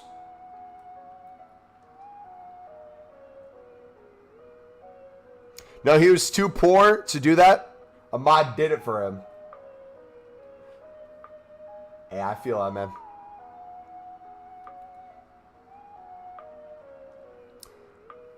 Did you do the Thiago Silva, though, Amir? That's what we all need to know.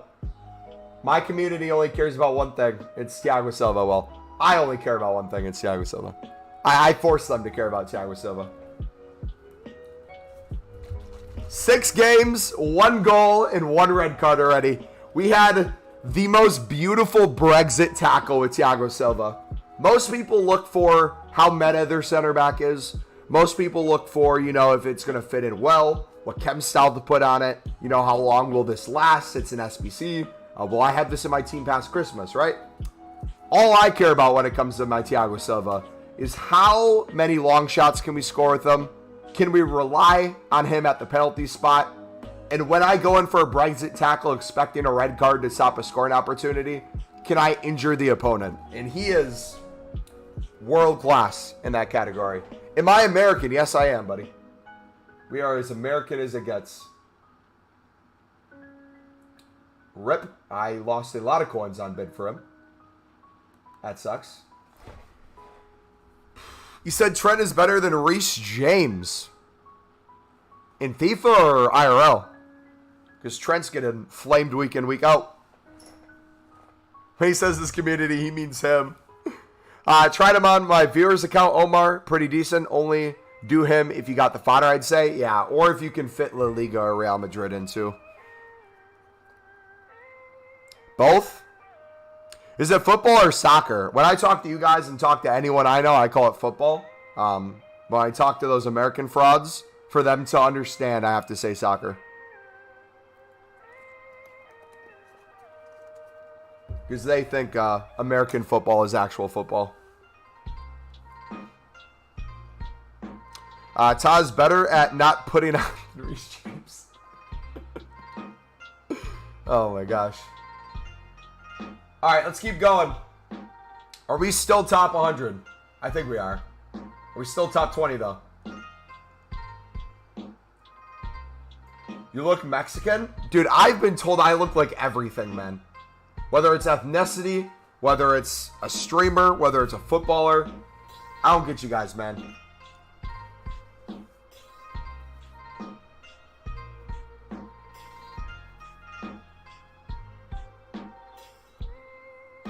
Reece James is so clear. American football or handball? They call it football. That's what they call it. Not even American football. What's the silver method, lad? I'm going to put you guys on game, okay? We're going to make a new video this week on it. But if you want to look at the trading playlist, there's something in there.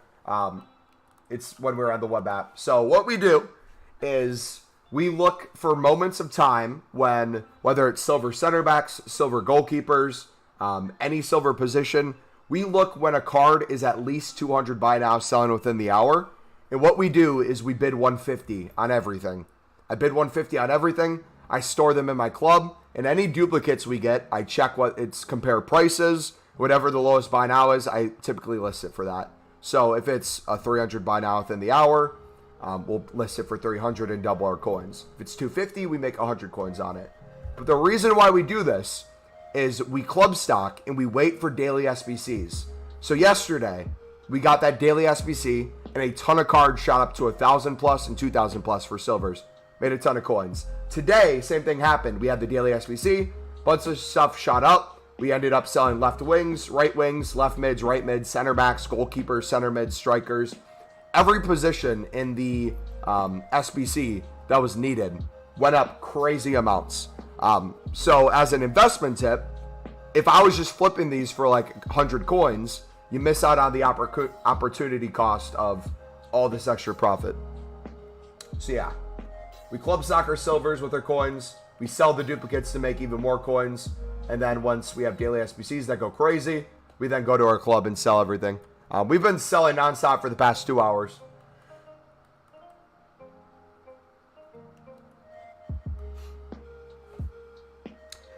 Mumbo, how do I know if I got bid banned? You're bid banned if you can't place another bid. And if it happened on console, just go to, if it happened on your PS5 version, you can go to your PS4 version and still bid right now. If it happened on both of them or you only have access to one, you can go to the web app and bid or the companion app and bid. Interesting. All right. Thanks. Yeah, no problem, buddy. You'll typically get the hang of it or understand it more if you check what the requirements are for something. So the way I typically go about it is if you go into the SBC, Holland's transfer, look for like the common themes. So you need at least one England player. You need at least 7 from the same country region. You need rares. You kind of look at the positions. So if someone were going to buy this out, let's say they were looking for a English center mid. What are the prices of English center mids? Everything is still selling, it looks like, for 1,500 plus coins. A lot of these, especially the common ones, we were able to pick up for 150 throughout the week. With the rares, we were able to pick up a bunch of these for 250, 300 coins. You just look for what's needed, you sell it. So then you can do the same with like center backs. What center backs are needed? What are their prices? This is just for silver rares, but if we go to silver commons, it's its own prices as well. Looks like most of them will still sell for 1,000 plus. Most of these we picked up for 150. Walker's better than Reece James. Thank you. I needed to laugh today, buddy. I appreciate you, man. Putting a smile on my face. Thiago Silva could play right back, and he'd be the best right back in the league by far. They could put him down to 1 leg pace. He could be on 20 pace. He'd still be clear of Trent in every single way.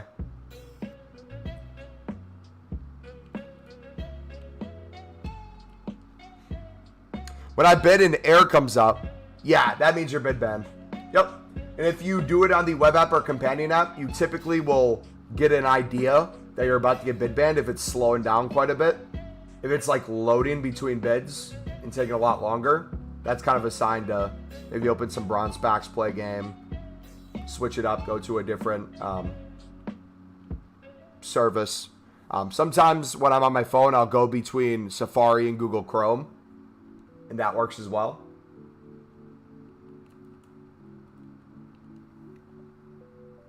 Is it morning where you are? No, it is 2 in the afternoon where I am. He already has one leg pace. Not his flashback. They did his flashback well, man. I was really happy with it. I thought rating-wise, it was going to be higher, but I get if they're treating it like the Conte, where it's a flashback to a lower rating, but more appealing stats. I almost prefer that rather than the alternative. Because we've had Thiago Silva cards in the past. Like, I don't know if you guys remember a couple of years ago when we got the ones to watch SBC right away. What's a ones to watch SBC going to do for Thiago Silva, right? He gets another inform. He goes up a little bit in pace. It's still not going to be relatively playable to the normal folk.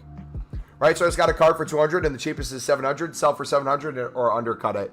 Either way, if you think it can sell for 700, if you think the other ones are going to get bought, you can sell it for that price. I would personally just undercut it a little bit because it's still going to be good coins.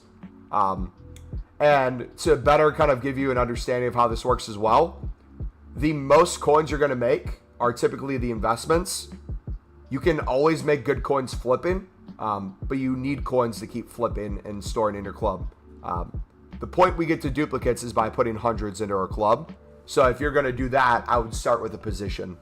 So if you have, no matter how many coins you have, if you want to get to the point where you're getting duplicates frequently rather than just every card's getting to the point where you're storing, you either start with a league or you start with a position.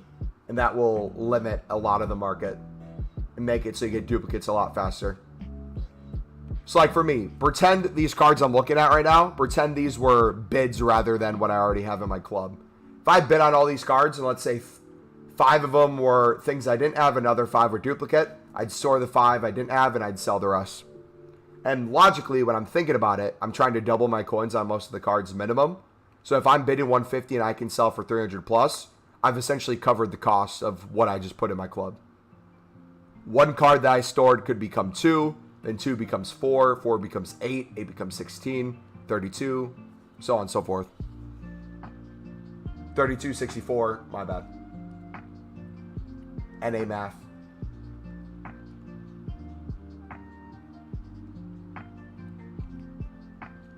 It's 22:10 for me, so I think I'm going to get some rest. Yeah, thank you guys for coming. If you guys came from the raid, I typically tell people like and subscribe if you enjoy.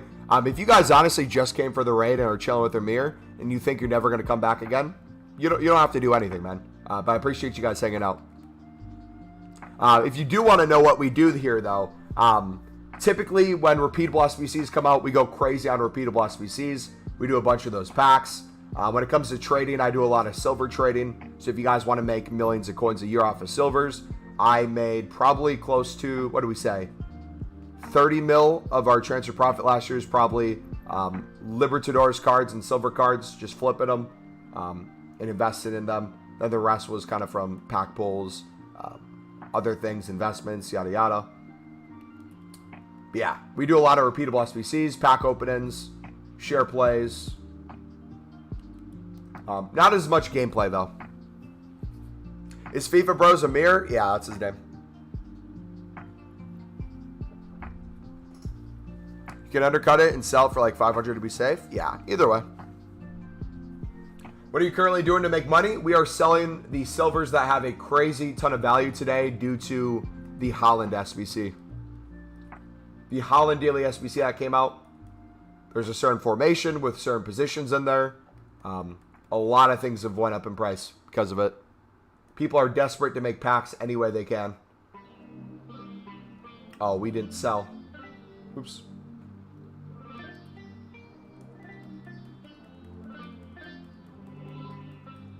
Alright, so I'm going to take these wingers. I'm going to chuck them back in our club. Instead of trying to sell them at a lower price, I'm going to wait for them to go back up. But yeah, we're going to make another video on this method later this week.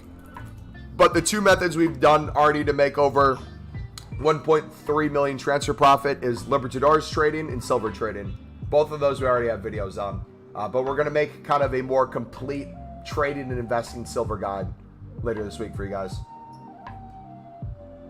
I'll get back to bidding here in a little bit too. I'm just kind of looking for the danglers of stuff that we can still sell for a decent bit. Then we'll get back to club stocking. Yeah, dude, we've been literally selling for like 2 hours, man. We have so many. We are nowhere near getting rid of all our cards. we're still sitting on thousands of silvers.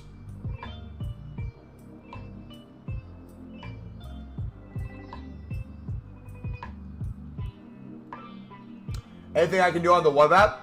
Typically, I'd say the web app is the best way to do it, but this year they've limited the amount that you can list on the web app.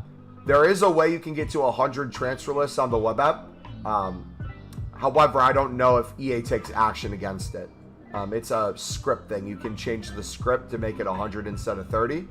But I don't know if you can get in trouble for that. All right, anything we can sell for over 500, I'm selling. If we get 400, I'm not selling right now.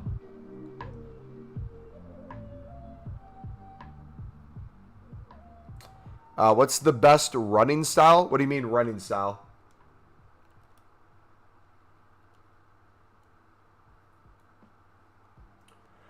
So long story short, you can do what we're doing right now on the web app. It's just going to be a very limited version of it. You can still do your bids. You can still list. But you can only list 30 at a time. So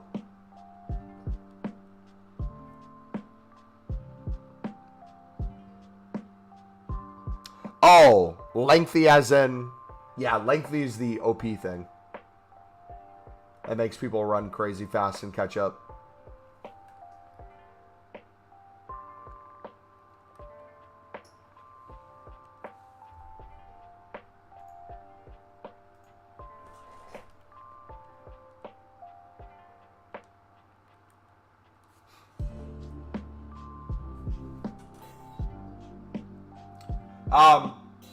It's only for the new gen though, right? Old gen, that stuff doesn't matter.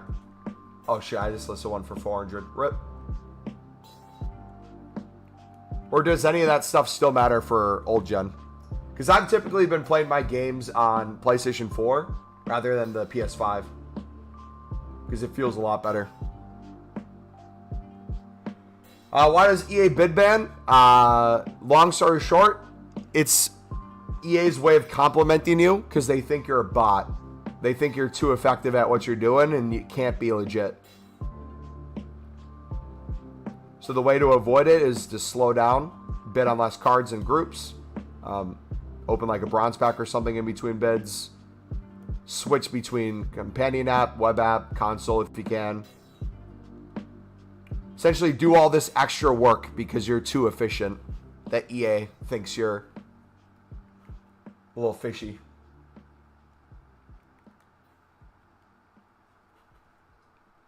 Crack rate new gen? Alright. So what you doing? I'm lost. We've done nothing but sell silvers for most of the stream today. The first part of the stream, the first like hour we were live, we were bidding on silvers and storing them in our club. And now we're selling them and making profit off the silvers that are up. That's literally it. You have access to the trading playlist. You can watch our video on how we just explained how we do this. And we're going to make another one this week if you'd rather see the newer one. But it's literally that simple. I bid on silvers. I store them. And when I start getting duplicates, I sell the duplicates. And then when things are up crazy in price, I sell the things in my club. Rinse and repeat. PC does have it. PC is new gen now. Yeah, that sucks for the people on PC who don't like the new gen gameplay. It sucks you don't have something to go back to. I think Nick 2018 is dealing with that right now with his charity stream. I watched him for a little bit during his charity stream, and he was raging at the gameplay and wished he could go to have like a PS5 versus a PS4 version.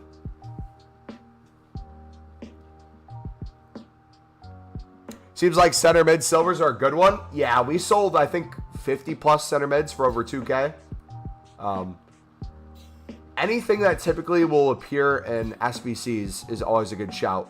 So, like, why I always invest in silver center backs and silver goalkeepers as, like, my main two. I do everything, but why center backs and goalkeepers are my main two is they typically appear in every SBC solution for the position if there's 11 players needed. Every solution has a goalkeeper. Every solution has a center back. Some have 3 center backs. Some have 2 center backs. But there's always center backs. With center mids, it's a little bit of the opposite reaction. Not everything has a center mid, especially this year, when there's CDMs and cams, which can't get at chem. However, when there is a center mid, it makes them just blow off and profit. It goes crazy high. Because people typically don't have them until they need them. Then they'll buy them at crazy prices. What are we at? Almost 300K liquid? That's about 250K so far today. That's awesome. What is our transfer profit now? Are we at 1.4? Yeah, we are. Sweet. Made another 100K. Let's go. So if we can end the day at 1.5 mil today, I think 2.5 mil by next Sunday is very easily achievable. 663.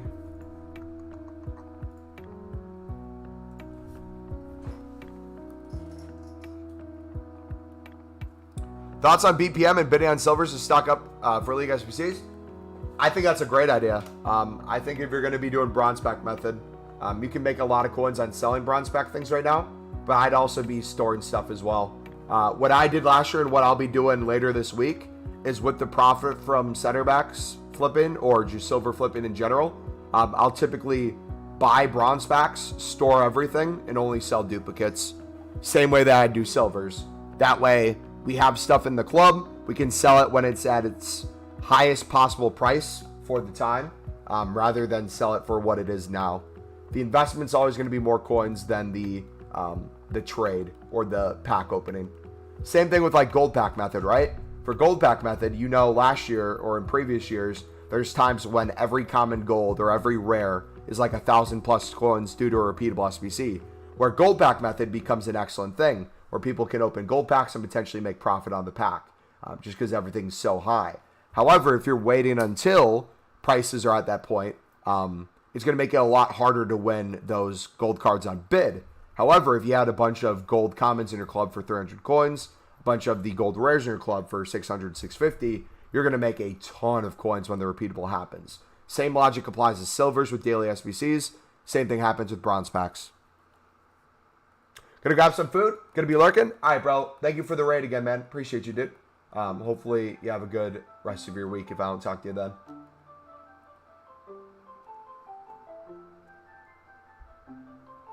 But yeah, long story short, I would treat it the same way I do silvers.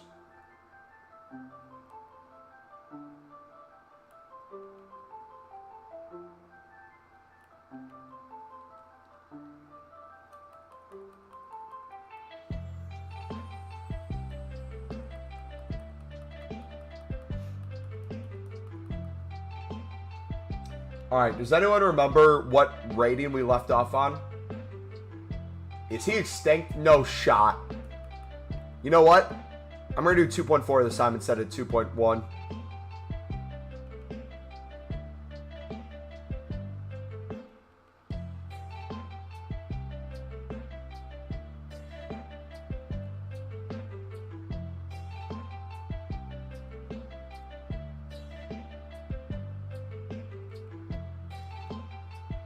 Farrah, welcome back, buddy. How you doing, man?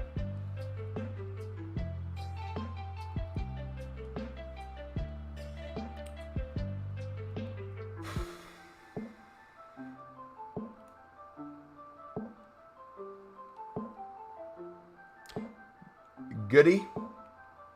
Is that even a word? Goody?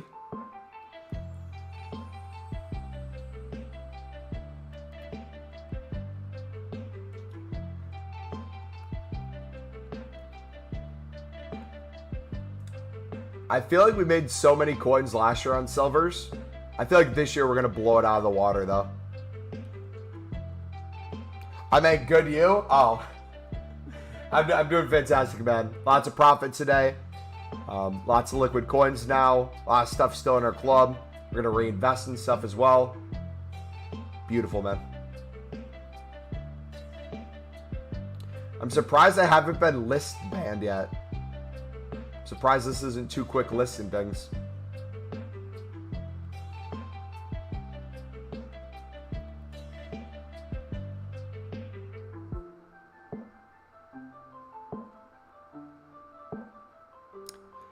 The Pack-a-Puncher disc was infinitely worse than the Sniper Wolf one.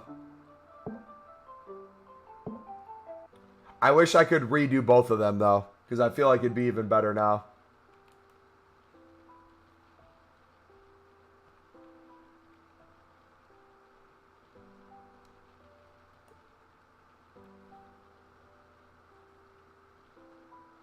But when do you think you should invest in gold rares for the first time? Depends on what you're doing with the gold rares. I know people who will go crazy with gold rares because they're going to need them for repeatable SBCs. So what they'll do is they'll get thousands of them. They'll sell hundreds upon hundreds or over 1,000, make a bunch of coins, and then keep a bunch for making packs for content. If you're just doing it to make coins, there's so many better things that you can make coins on. For example, if you're going to do silvers the same way you do golds, it would be more coins you're spending per card and a lot harder to make more profit per card as quickly, because you don't very often see someone buy a gold rare for like 600 coins and the price shoots up to 3K out of nowhere. That's a lot less likely than these silvers, and you can get a lot more silvers in your club for the price of the golds. And with how much they rise with SBC solutions, you're probably going to profit a lot more on these silvers, and it's a higher percentage of that happening because you have more ground to cover, if that makes sense. Now, if you're just club stocking for some other reason, I don't know why you're getting gold rares. If you're picking them up as cheap as possible or getting some in each league, you think a certain league SBC is going to come out soon, or you think a certain marquee matchup team is needed, that makes sense. But for the most part, what you would do for golds, you can do with silvers. It just works a lot better. But I'm selling my managers that I don't need. One was extinct. Was he Brazilian? Brazilians are 5K for bronzes. I don't know if there's French managers this year for bronzes, though. Any trading methods, mate? Yep, John, I'm going to link you two, buddy. Here's our trading playlist. We're about to make a third one this week. You're going to see one that was made last week about the Libertadores method. That one's hit or miss right now because silver rares are low in general. But if you look at the other video on there, we recorded it on the web app, but the things we talk about and the things we're doing are still what we're doing now. It applies the same way, but we're going to make a new video from start to finish on trading / investing / what positions to pick up, nations, all that fun stuff this week. Ted Lasso is your manager, as it should be. What name should you call your ultimate team?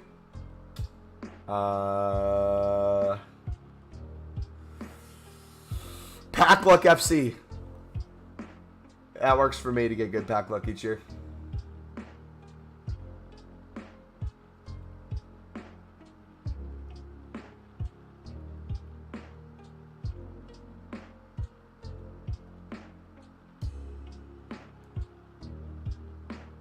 Done deal.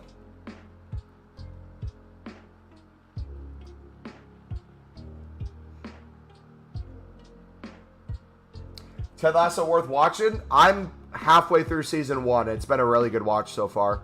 I still need to watch the rest of it, though. But I'm really enjoying it so far. I would recommend it 100%.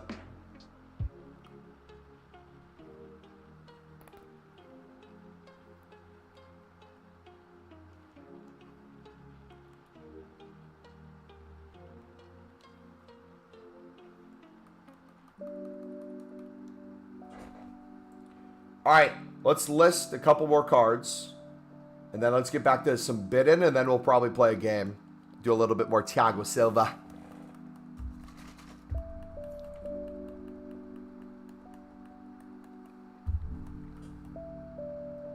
Let's see.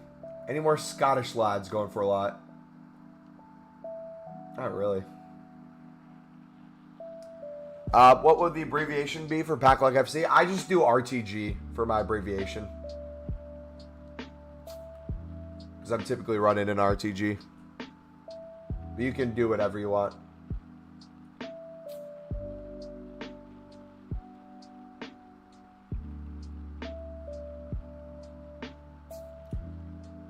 The only thing that sucks about putting RTG is you'll occasionally, and by occasionally, you're playing a lot of games, a couple times a week at least, you'll match someone who also has RTG, and then you guys both have RTG and you forget whose scores who.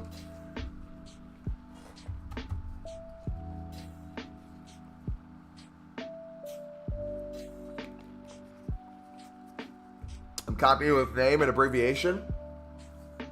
Watch us get the identical packs, everything. Coins the same. Thiago Silva the same amount of goals.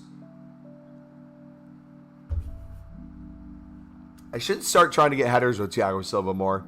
We've been playing short balls in Cuckoo and then flipping it to Thiago Silva in the box to try to turn and shoot, but I feel like we could consistently maybe score more on those if we just went for the header instead. Could be CR7, could be, man. You never know. You never know. All right, EA, can you please hurry up?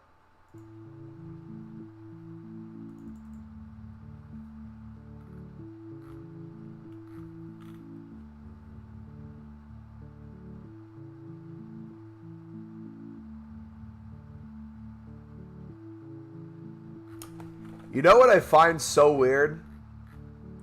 I don't know if this is a man versus woman thing, or if it's a confidence thing, or what.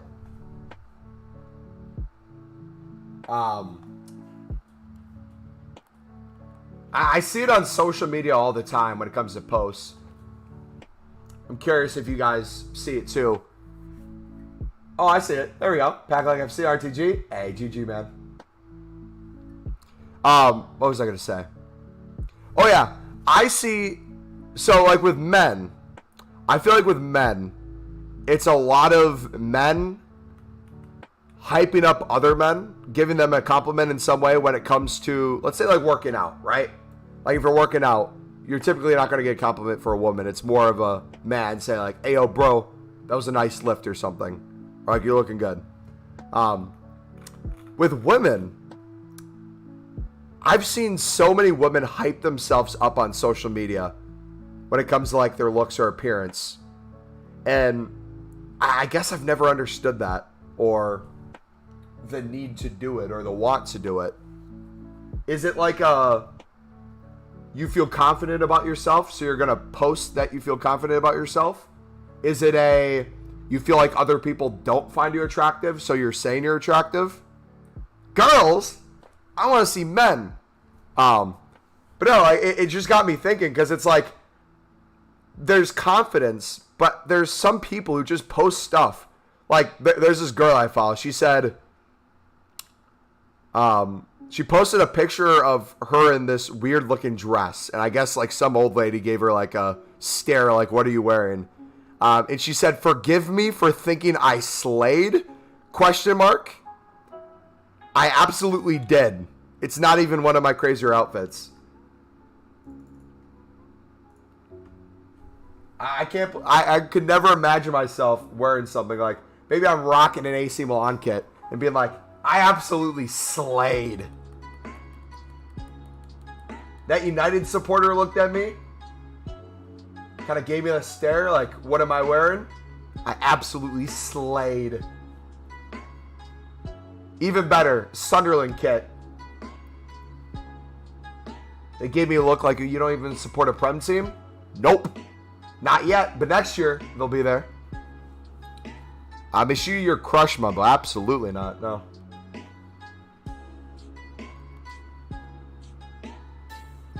I'm trying to find me a girl who doesn't have social media. That's the way to go. If you don't have 1 million pictures on Instagram, I will wife you up.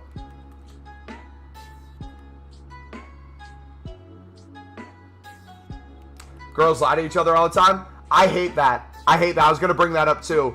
I hate the false, but it's not even like, I know exactly what you're talking about. It's like there'll be an overweight woman on social media who posts something, and everyone will be like, OMG, you're so skinny, or you look so beautiful, you slayed, or whatever. The woman doesn't believe it, what she's saying. If someone believes it, absolutely post it. But there's so many people who will lie and just post things because they think it's going to make them look good. But you know what it is, though? I think I figured it out. I think a lot of women, and this is like a body positive thing too. I feel like women, when it comes to body positivity, women are a little bit more sketchy with it than men. Women want less competition when it comes to the men they go for. So if they look at someone who's maybe putting on a lot of weight or not dressing up enough and not looking as attractive, maybe not wearing makeup, whatever the case may be, whatever is going to make a woman look less attractive to a man and make that woman more attractive to someone, she's going to want less competition. So she's going to validate whatever the person looks like. If it's someone putting on weight, absolutely. Love yourself. Go for it. You look beautiful, girl. You know what? Put on more weight. I don't think you look beautiful enough yet.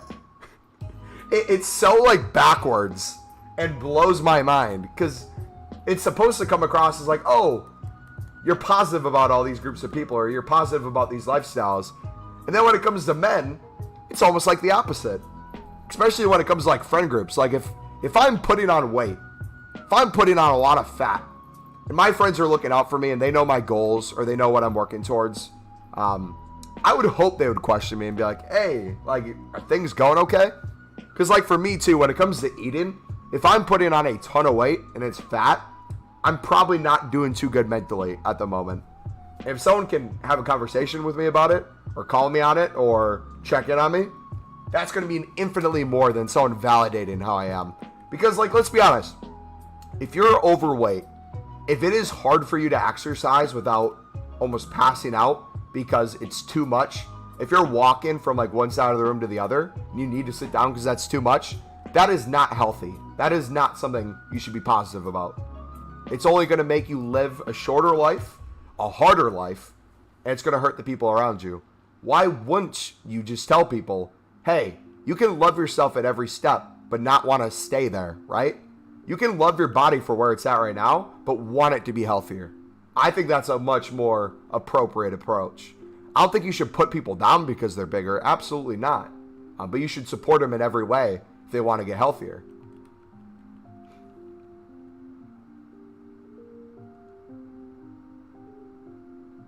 Might get canceled for this? Can't cancel me, I guess. I'm the real body positivity, all right? They can cancel me all they want. Come to the trading, stay for the conversations. Yes, sir. What do you bench? American weight, pounds, I do 225, and I typically don't go over that. I don't like trying to max out benching. I'd rather just do more reps at 225 and kind of stop there. But if I'm being honest, I don't really like benching too much. I'd rather do free weights. I feel like you get a better range of motion, especially.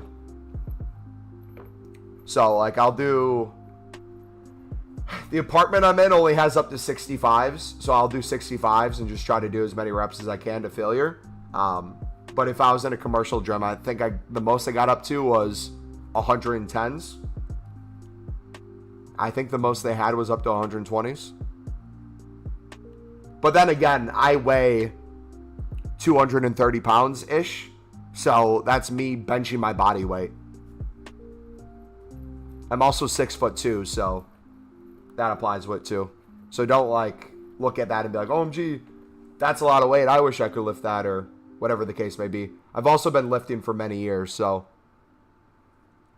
that's different. Like whatever you guys are at weight-wise or workout-wise, and you can improve from that, that should be the thing you focus on. Looking at other people will always be the thief of joy. Like if I go onto social media when it comes to weightlifting stuff, I never feel good enough. And I always feel like, oh, I need to take some sort of drug or steroid to get that. Because I know most people who influence are lying. They'll be like, oh, buy my $50 a month program. I'll show you how to eat. I'll show you how to do all this. But in reality, they're putting a needle in their butt cheek every single week. And they just won't tell you that. So I'm 24. I've been lifting since I was 17 and a half, 18. I did football, aka soccer in America, since I was a little kid. Never really did weightlifting. Kind of was afraid to for the longest time. After I got a lot of concussions, kind of told myself I was going to quit soccer instead of playing in college or going pro. I kind of called it quits there and did track instead my senior year. Did a little bit of weightlifting for track, and then once track was done, I just transitioned to kind of like lifting as much as I could. What soccer? I have no idea. I don't know what that is. Then for like a couple years, I did working out is beautiful. Trying to live healthy is beautiful, I feel like, because I'm just thinking back now to when I started. I knew nothing about nothing when it came to diet, exercise, but it's crazy how much you pick up on over time. Like, I didn't know how to calculate how many calories I was eating in a day. I didn't know how to progressively put on more muscle. I didn't know how to properly cut down. I remember the first time I went to college, I put on like 30 pounds my freshman year. A bit of it was muscle because I was working out a lot, but I would just go to the dining hall and eat as much food as I could. Like, I didn't realize that, hey, I am eating a lot, but a lot of this is going to be fat rather than muscle. There's probably an optimal amount of weight I can gain a week where it makes sense. But like, none of that made sense to me. I didn't understand any of that. It took trial and error, research, time more than anything, to slowly kind of understand what my goals were, how to work towards them, and understand the ability of lifestyle rather than diet. Because I think that's one thing a lot of people have a hard time with. Diet's something that's not going to last forever.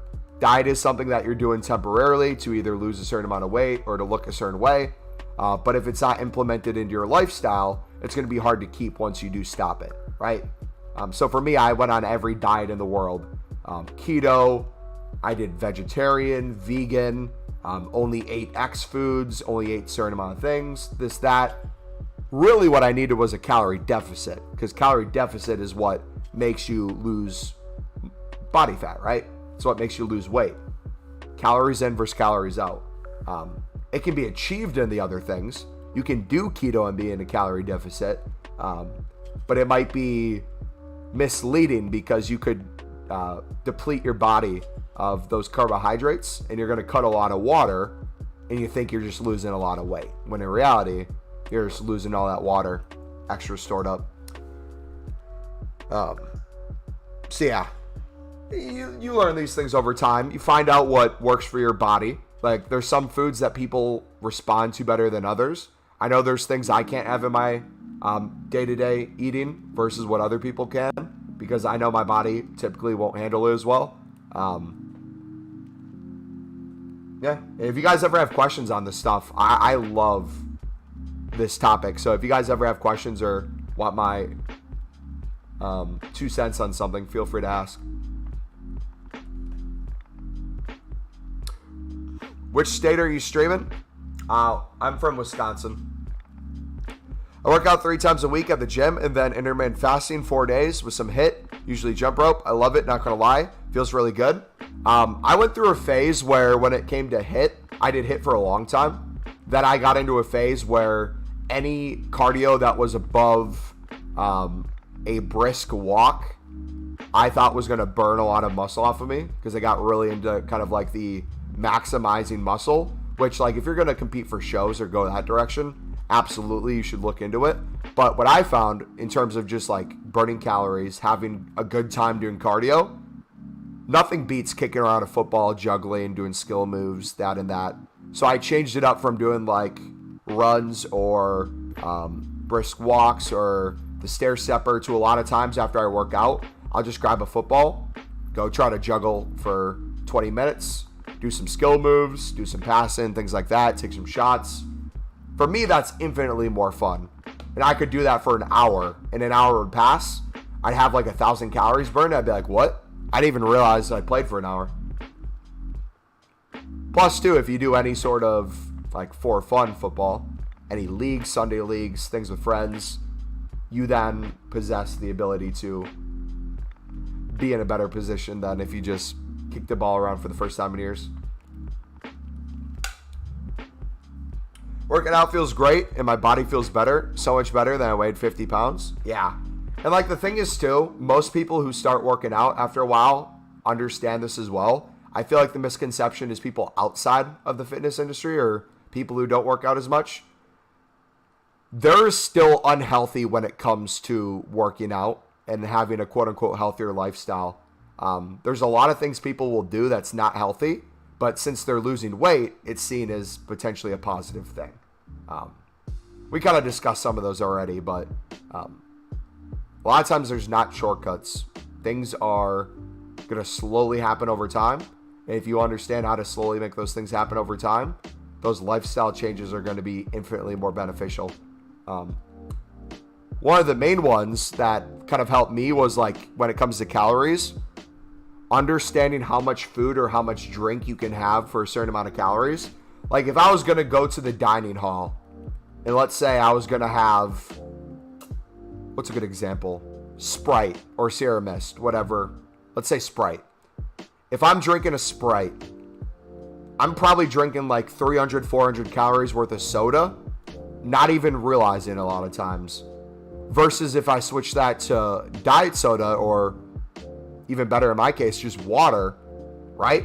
I'm still having a drink, but I'm saving myself potentially like 400 calories.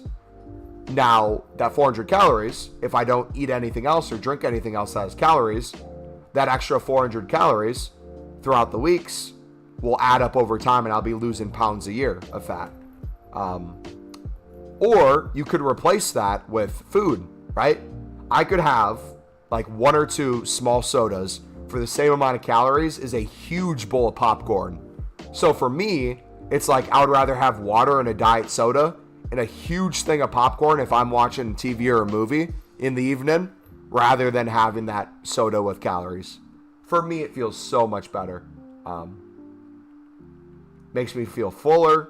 It's like a treat as well, even though popcorn's already healthy as it is, depending on what you put on too. Plain popcorn in and of itself is really good for you. But yeah. Your silver method's working. Thanks. No problem, buddy. Let me know if you have any questions, man. I might start selling the stuff for 400 as well if I can.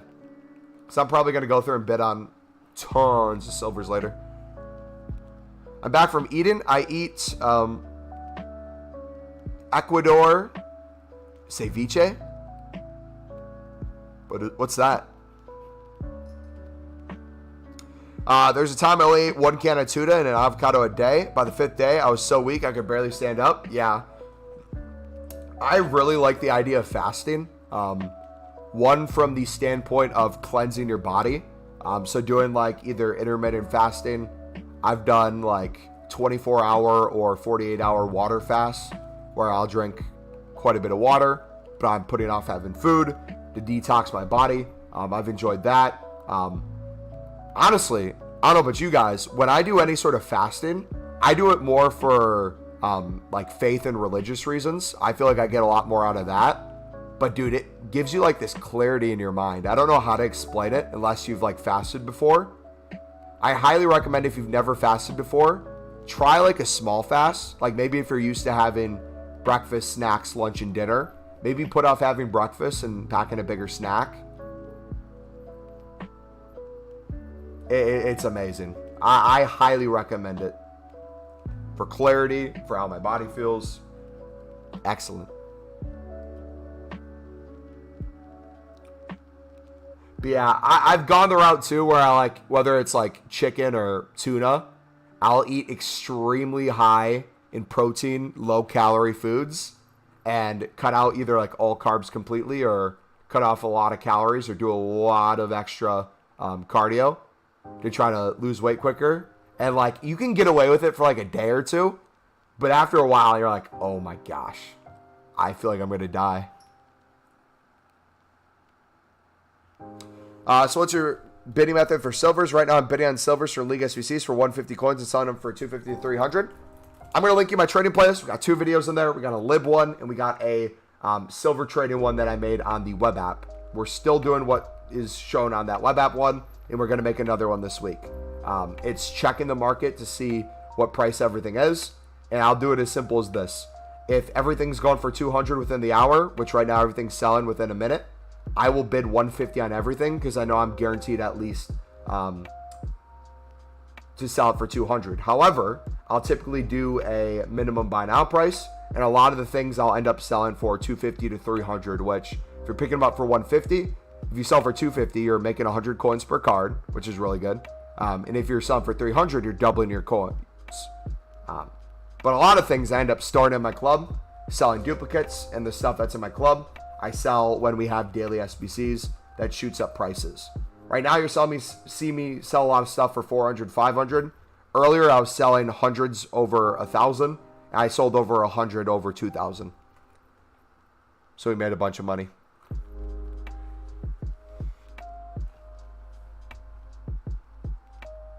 I look at center backs, goalkeepers, every position, whatever it is. Best sniping filter for 30K? I don't really snipe much, so I'm probably not the man to ask. I have such a fast metabolism, so it's hard to gain weight. So I have extremely low body fat percentages. Okay, yes and no. How old are you, Chronix?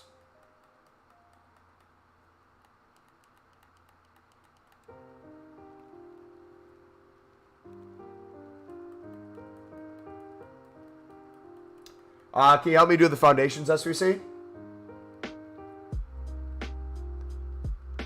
For mumbo, it's hard to gain hair. Yeah, I gotta grind that. 100 times 200 equals 200,000.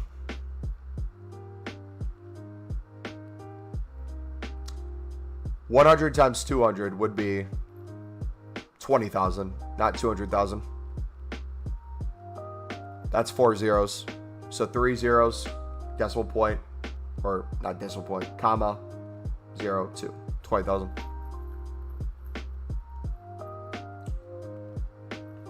English silvers are good to snipe and bid. Yep, they were even better to pick up for 150 and sell for 2,000 plus earlier.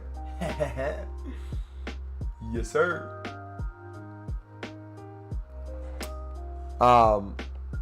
15. So when people say they have a fast metabolism and that's why they can't put on weight, there's truth to that. You have a fast metabolism probably. You also probably are doing a lot of active things, and you're probably eating nowhere near the amount of calories that you think you are when you're eating, quote unquote, a lot of food. Yeah, footbin would be where you go, Farah, for the foundations SVCs. That's what I did.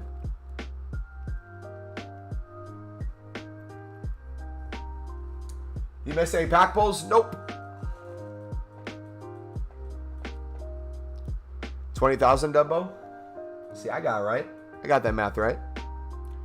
8 kilograms. I did a week of sitting in and ate 4,000 calories and gained nothing.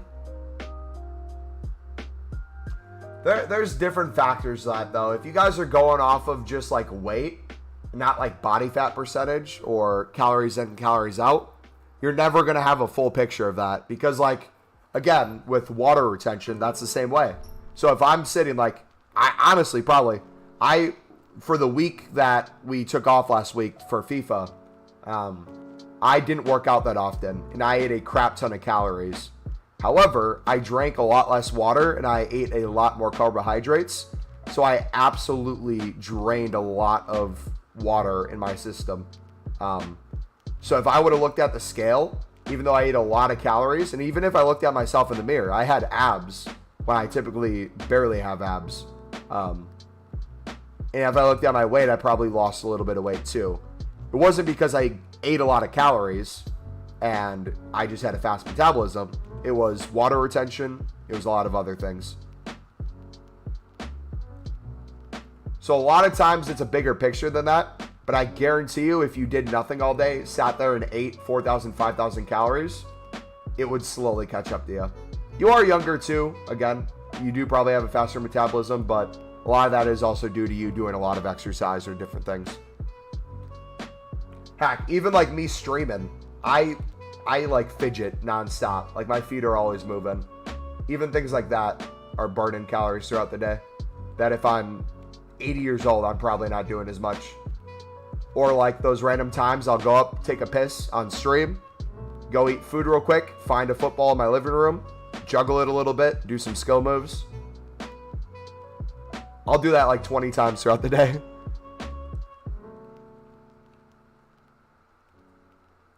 Made like 50K in an hour with right backs. Nice.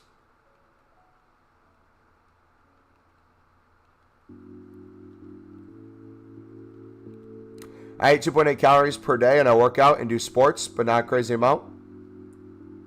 How much do you weigh? Last time I checked, I was about 230.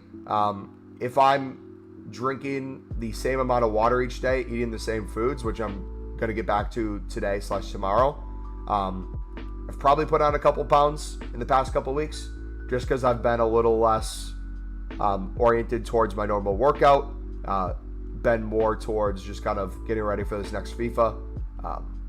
Probably put on a little bit of body fat too. Probably lost a little bit of muscle. But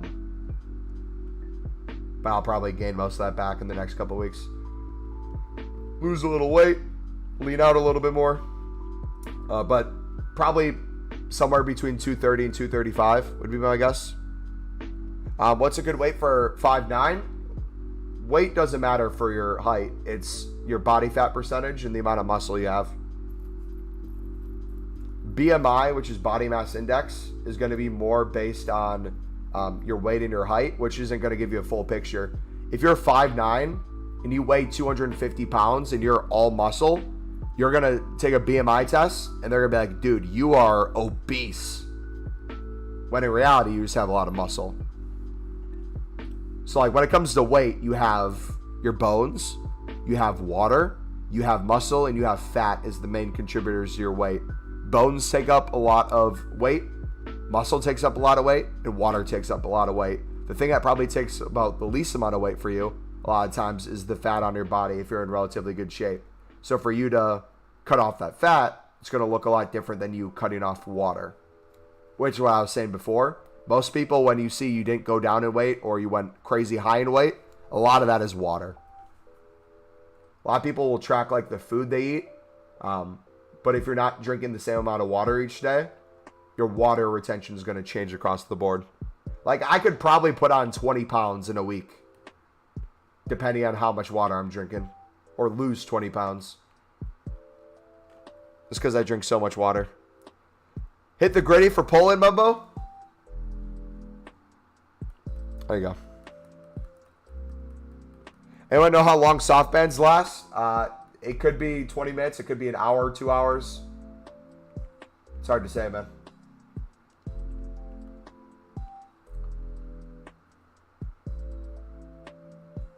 But you reckon Gino will be when his price range changes? Probably a little more than he is right now, but over time, I feel like a lot of those cards will keep dropping throughout the course of the year. What's my body fat? I hover around 15% body fat, which is right around the mark of, for men, especially my age, 24, 25. I'm 24 right now, about to be 25 in a couple months. 15% for the most part for men is around the range where you can see abs, but not like complete abs. So if I cut down to like 13, 12%, I could have six pack. But if I go up a little bit more, like if I went to 16, 17% body fat, you'd start to see kind of that like dad bod-esque where there's muscle under there, but there's a layer of fat. But like for me, I have extreme bloating when it comes to certain foods and how much I drink water, where depending on the day, I can look like I put on like 20 pounds in a single day too. Not only just a week, depending on what I eat and what I drink. Bro, 250 pounds for 5'9" is crazy. I'm 150. Yeah, no, I went extreme to prove a point that BMI is not always a good indicator of your body composition.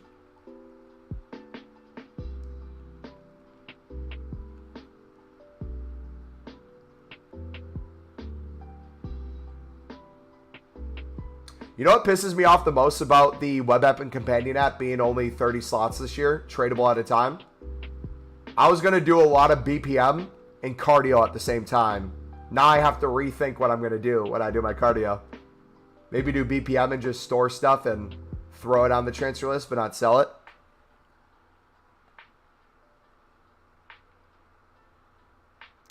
Schools our FW gym routine was going most days a week, but now I still have the chance to go at all. Yeah. That gritty was depressing, as it should be.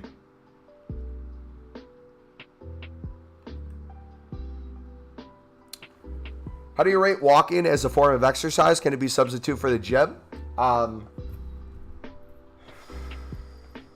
Yes and no. Depends on what your goal is. If your goal is to put on muscle, walking's not going to put on muscle. Walking's cardio, which can be used to, objectively speaking, work on your most important muscle, which is your heart. For endurance reasons, it can be good. To put weight on your legs can be good.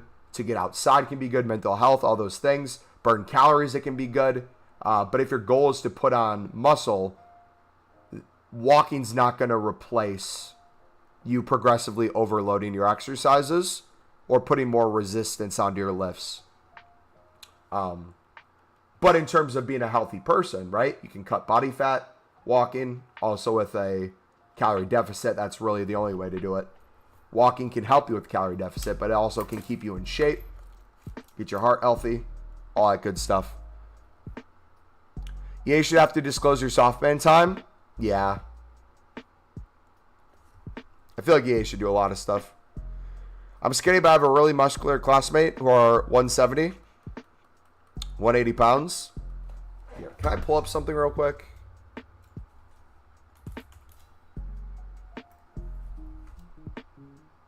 One second.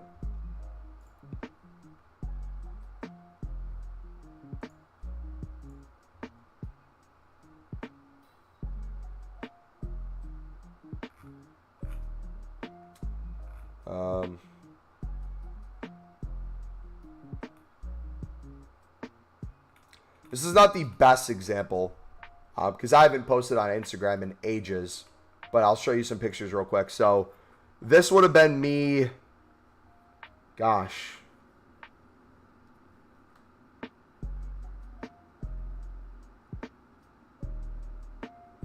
eight, 9 years ago, 10 maybe.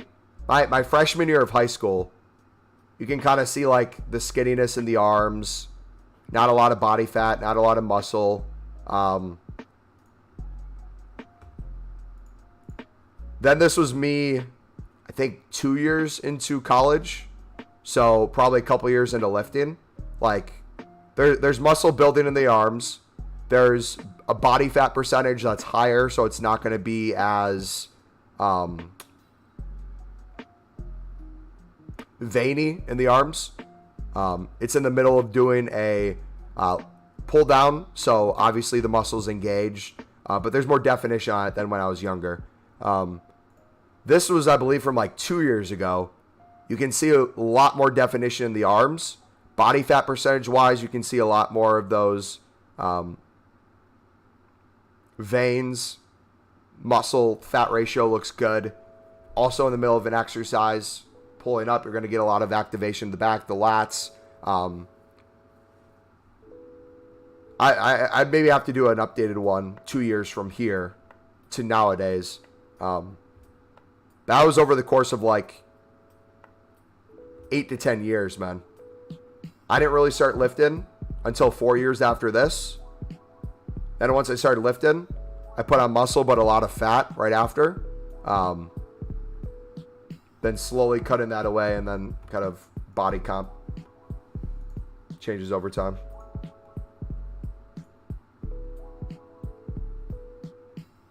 What are those stars you got on Fortnite? Dude, I don't even know.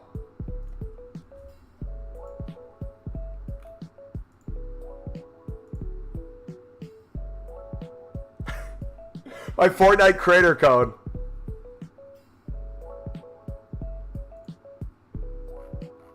I used to post like Fortnite clips and stuff too. It's me doing some basketball against my neighbors.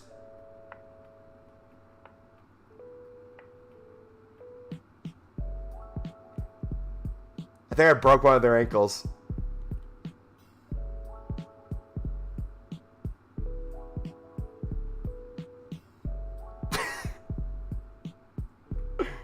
Oh, how long ago is that? Dude, This kid's all grown up now. It's crazy to see. Oh, there's one right there. Dude, I was so cringe. I'm so cringe, man. But no, so here's like a perfect example. So like this would be higher body fat percentage. I would say this was probably like 18, 19% body fat percentage. So like you can see muscle in the arm, but there's not a lot of definition. You see that there's muscle there, but there's also like a lot of fat on it. L hairline, L hair. What did I post, bro? What are these posts? Dude, I should not be allowed to have an Instagram.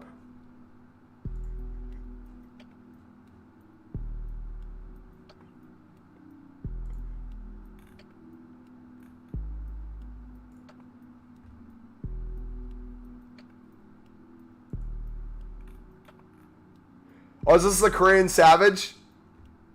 This was when I got raided in Call of Duty by a big streamer. Oh my gosh! Oh my no! No way! K3 arm! Oh my god! Run! My answer! $100. Wait, just don't donate $100. 417 people watching. We got Korea! Oh my gosh! I'm done, bro. I'm gonna go.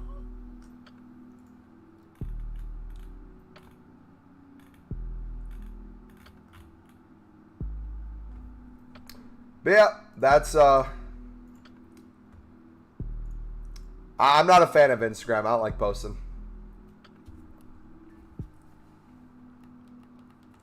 Bro was freaking out. Dude, that was one of the craziest days. Back when Mumbo had hair. See, as much as you guys joke, I'll say it again. I don't think my hairline has changed much since I was like 18. I just think I've gotten haircuts that are shorter. Like if I grew out my hair, I feel like I could hide it to a certain extent where you'd be like, Mumbo, did your hairline go in reverse? Like I look back at pictures, it looks the same. It's the same L hairline it's always been. I don't have a single post on Insta? Good. Growing an afro for FIFA 24? Alright, bet. So what I used to do with my hair was I used to spike it. So I would grow it out. It'd be longer, and I'd have like the hair in the front, like spiked up a little bit. But now what I do with it, or I guess what I used to do too, there's a point where I had it like not gelled over, but pasted over, and then shorter on the sides. Now it's just across the board. I just do it shorter. Which I need a haircut soon, so a lot of hair is probably going to get taken off again. Oh, don't get me wrong. I like it shorter. I look back and cringe at the old pictures. Like, I don't know what I ever did with my hair. Like, if I had a perfect world, I would honestly just shave my head bald. Because I hate dealing with hair. We'll be there sooner enough, but I just like my hair's really short. R9 cut for 12K. So for 12K, I'm thinking we're going to do a 12-hour stream. 12K, 12 hours. I'd be down for like 13K or something past that. So last year, if I look at the analytics, we got... I can't show this on YouTube, I don't think. So 2021, this would have been FIFA 20. Before we started like streaming. Oh wait, no. Would have been FIFA 22. The end of FIFA 21 and the start of FIFA 22. In in 2021, we gained 2,500 subscribers in a year. In the whole 2021, we gained 2,500 subscribers. For 2022, we've already gained 2,800 subscribers. So if we keep growing that direction, we could potentially have a minimum of 3,000 subscribers maybe, plus in a year.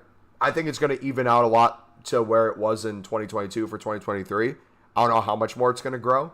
Depends, I guess, on the content we produce and how often it gets recommended by YouTube. But that being said, if we do get 3K plus subs, we could be looking at 3 different like things we do. Like something for 12K, something for 13K, 14K, yada yada. Would you do a 50-hour stream for 50K?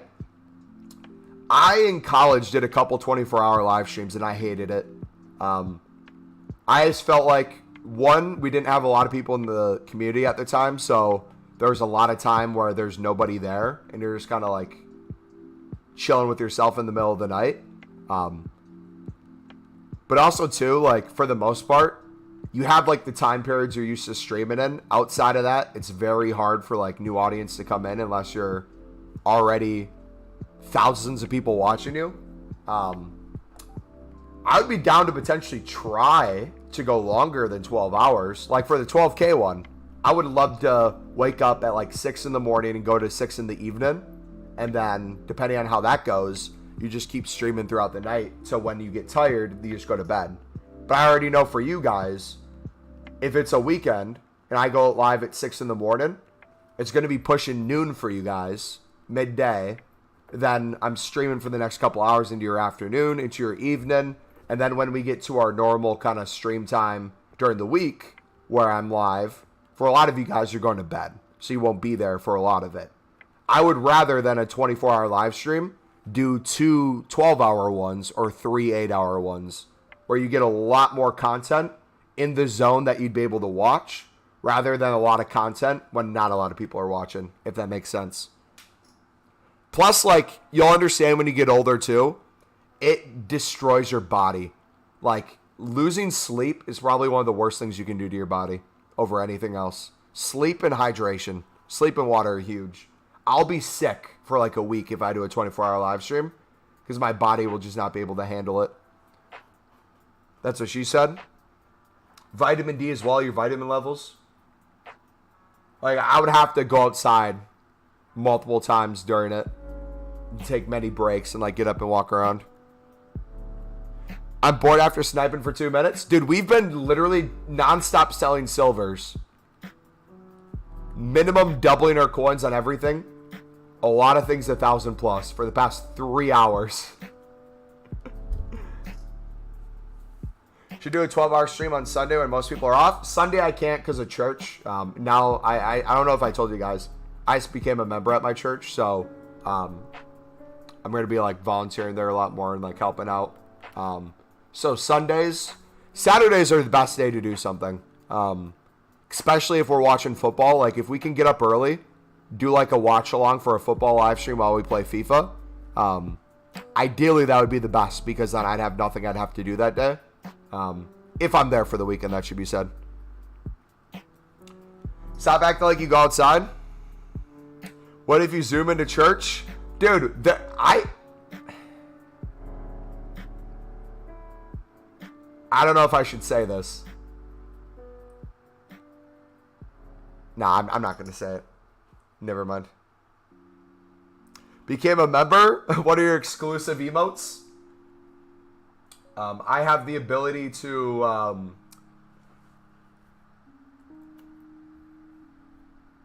do the gritty. I've unlocked the gritty now that I'm a member of my church.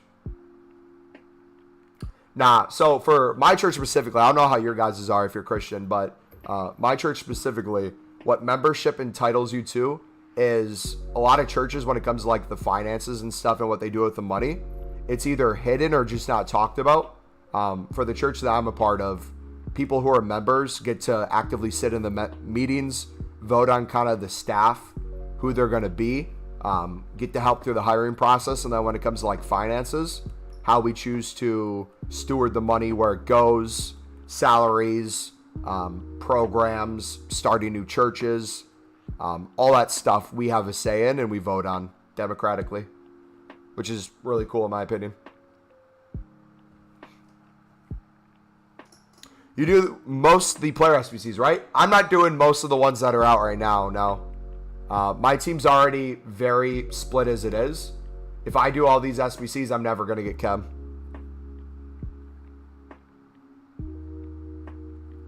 Because, like, I'm going to be keeping Thiago Silva in the rest of the game. Luke 09 and Ross Stewart will be in the rest of the game. To get Thiago Silva on full chem, I should probably keep a Chelsea/Prem back line. I have Nkunku untradeable and Diaby untradeable, so it made sense to get Warner. But I'll probably end up getting rid of Gnabry, Diaby, make them super subs or something. Warner 2, and Nkunku maybe as a super sub. Just build like a Prem team maybe. That way we could maybe do Rashford and Sterling when he comes out. Bro is bidding on silver center backs. Bro is doing BPM during the church meeting.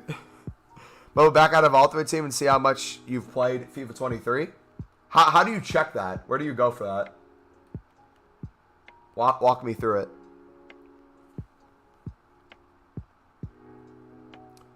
That gritty was woeful.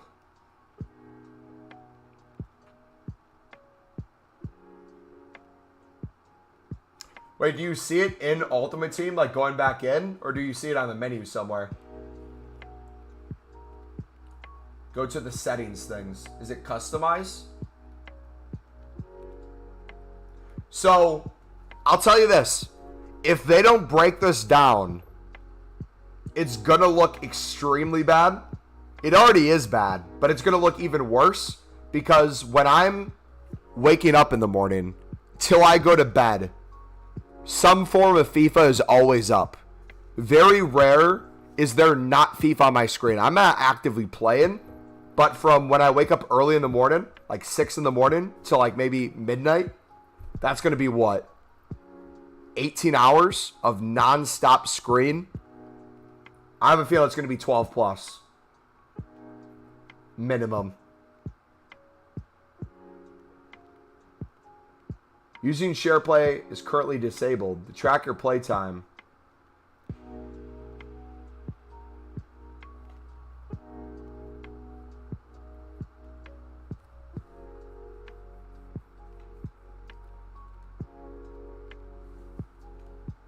Okay, share it.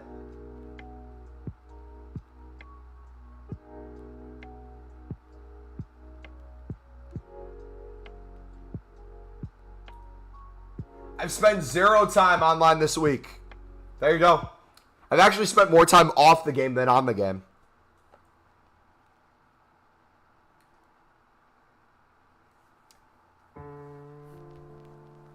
I've never played FIFA, I guess. Did a new week start or something? Bro, EA's doing me a favor. I had to pay him off. I told them I'd buy more FIFA points. It was 24 hours a day. I didn't sleep. You touch grass, I guess. Yeah.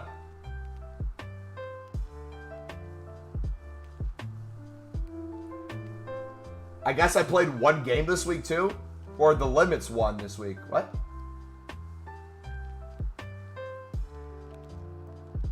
Bro, EA is so bad at their game, they even mess up my playtime. Oh, it's since it was enabled. So I guess we'll take a look this next week to see what it is. Last place? Bro, I don't understand. I can't win a game in Div 8. I'm so bad this year, I don't understand how. Phantom, whether you're playing on new gen or old gen, look up on YouTube tutorials on how to get better at the game. There's a ton of YouTubers who will come out with tips on what's meta, players that are meta, or ways to play the game with certain formations that will help you improve. I'm Div 7 myself, about to be Div 6.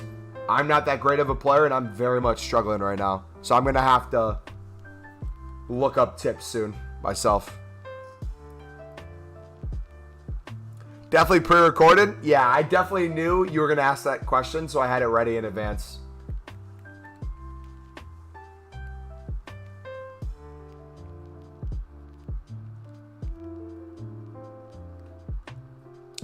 Now, every time I search how to get better, I lose 2 times the games. I love the false confidence that like a player SBC gives you. Is anyone else this way? You'll do a player SBC, you'll add it to your team, and the player will just play out of this world, and your team will start performing great for like the next 2 games. You get your hopes up then, and then like game 3, they just absolutely are bang average. Game 4, they're sucking, and you're back to your wayward ways. People are struggling in this game because they're trying to play the FIFA 22 meta. You need midfielders who can pass. I'm using Friday. He's brilliant. I realize something that's worse than my passing in this game. My passing is horrendous, But the worst part of my game, even worse than passing, is my turning in the box and shooting. I'm so used to the FIFA 22, receive the ball, turn sideways, turn the other way, and take a shot. Now my guys are completely off balance. Their shots are hitting a million miles wide. They don't have 99 finishing everything anymore. So I have to get used to taking better shots.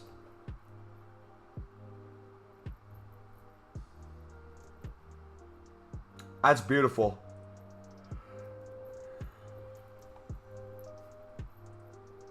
It's a beautiful team.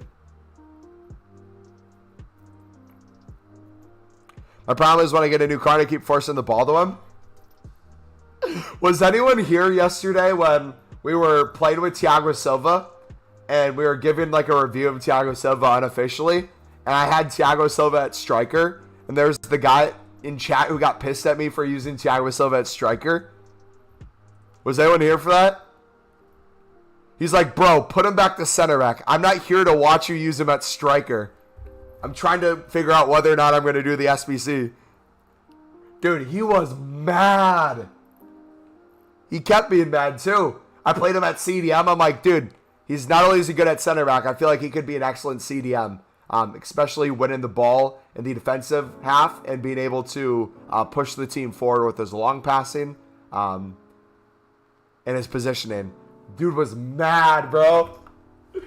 I wasn't gonna snap on him, but I was gonna troll him for the next bit. But I felt mad. I'm like, all right, I'll put him back to center back. Who would watch it for player reviews, bro? I don't know. Especially for Thiago Silva. Thiago Silva, me doing a player review on Thiago Silva is like EA giving their game a 10 out of 10. It says 10 out of 10, rated by EA Sports, the best game to ever come out in the history of the franchise. Like, can you trust it? Absolutely not.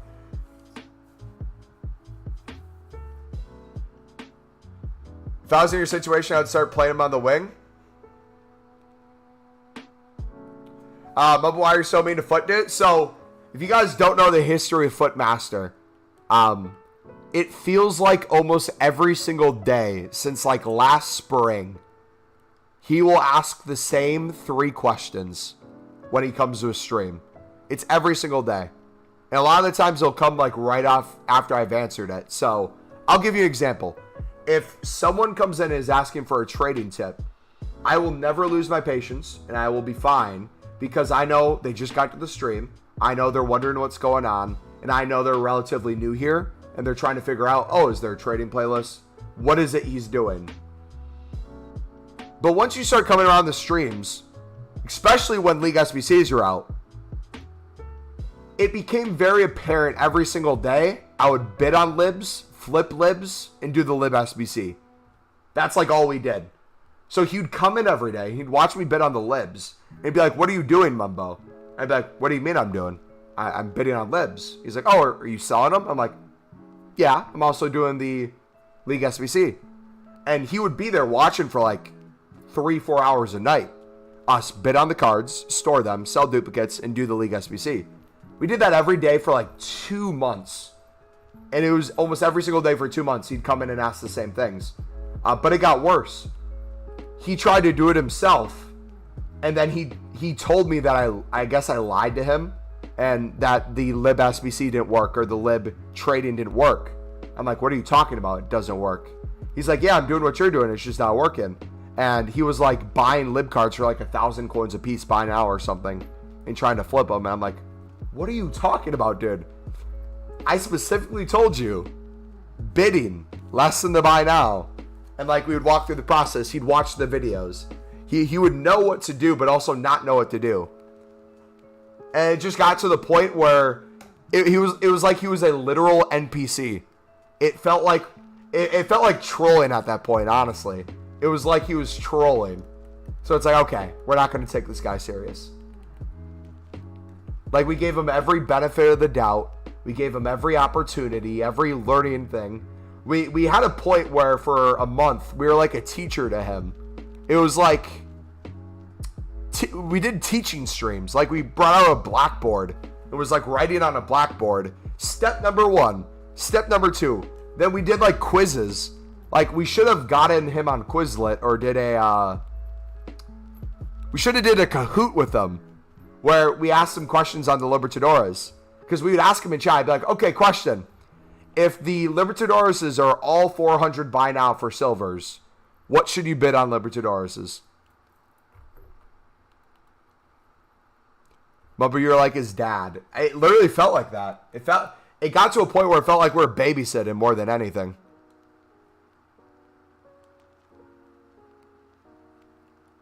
And again, for people who are new or people who have questions, the reason why I got so upset at Footmaster was it almost took away from you guys.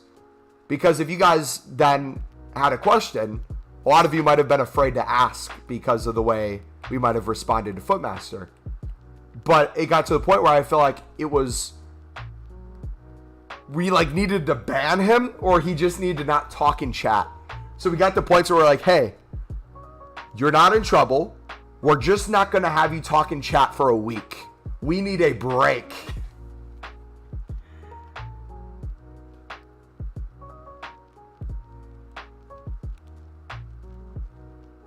Are you doing vids when you go into like position modifiers or stocking club? So we're going to make a silver one this week. We're going to make an updated silver video to kind of go through everything that we've talked about this week. Once I start getting into consumables and understand the market more, I'll make a video explaining what we're doing for that. Is Footmaster gone? No, that was last spring where we banned him temporarily. But like even that, we literally told him, I'm like, hey man, like we give you the answer to the questions. You seem to understand you can give an answer to, but then the next day you completely forget everything. Don't know if it's a troll. Don't know if this is real or what's going on.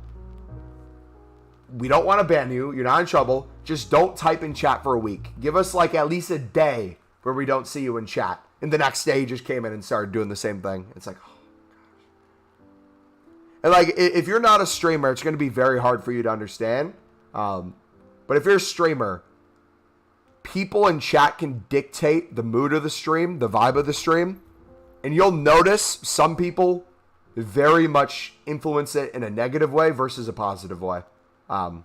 It goes both ways. It's the people in chat and it's the streamer who goes back and forth.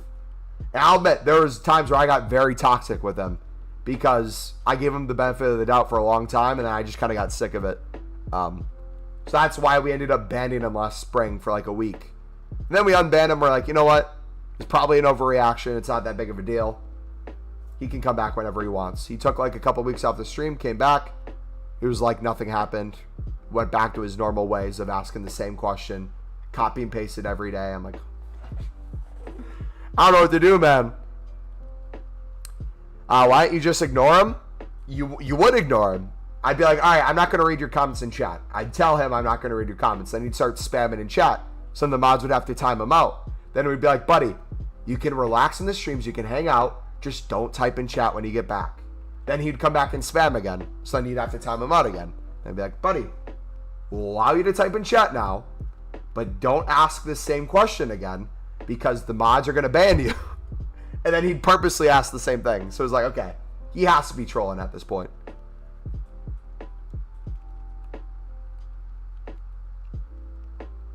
Do a Kahoot. If he fails more than 5 times, he's gone.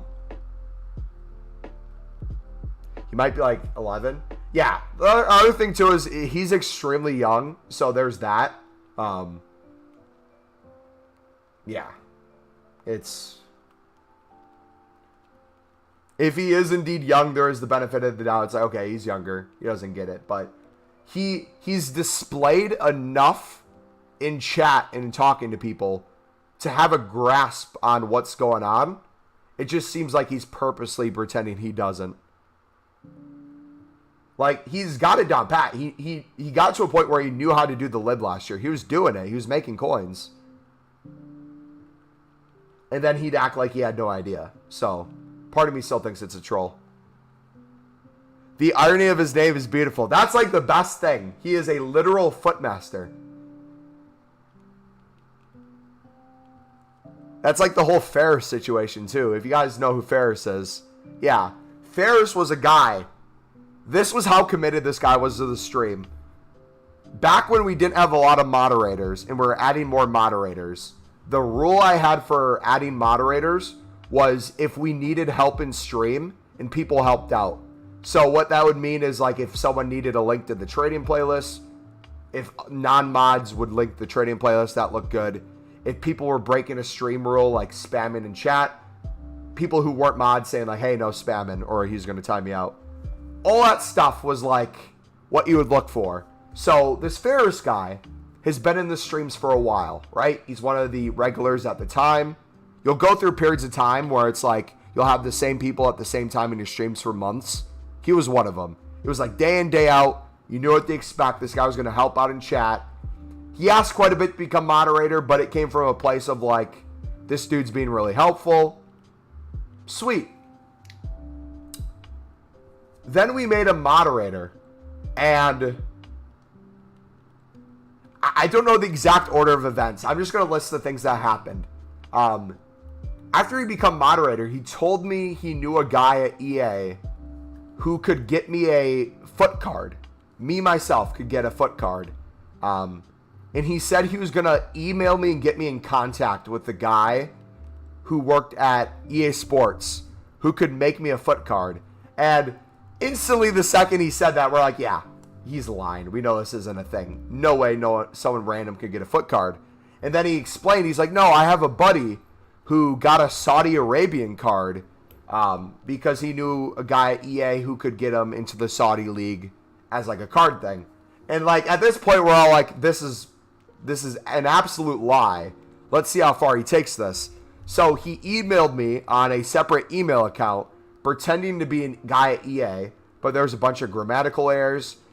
He showed me like what the card was, but it was an actual guy who played football in the Saudi league, so it wasn't like his friend or anything. Then after all that, it turned out what he did to show himself to be a better moderator. Before and after he became a moderator, he would make all these fake accounts in chat that he would purposely have break stream rules. He purposely would have say all these rude things, random things, annoying things that then he himself would ban or time out to make himself look like a better moderator.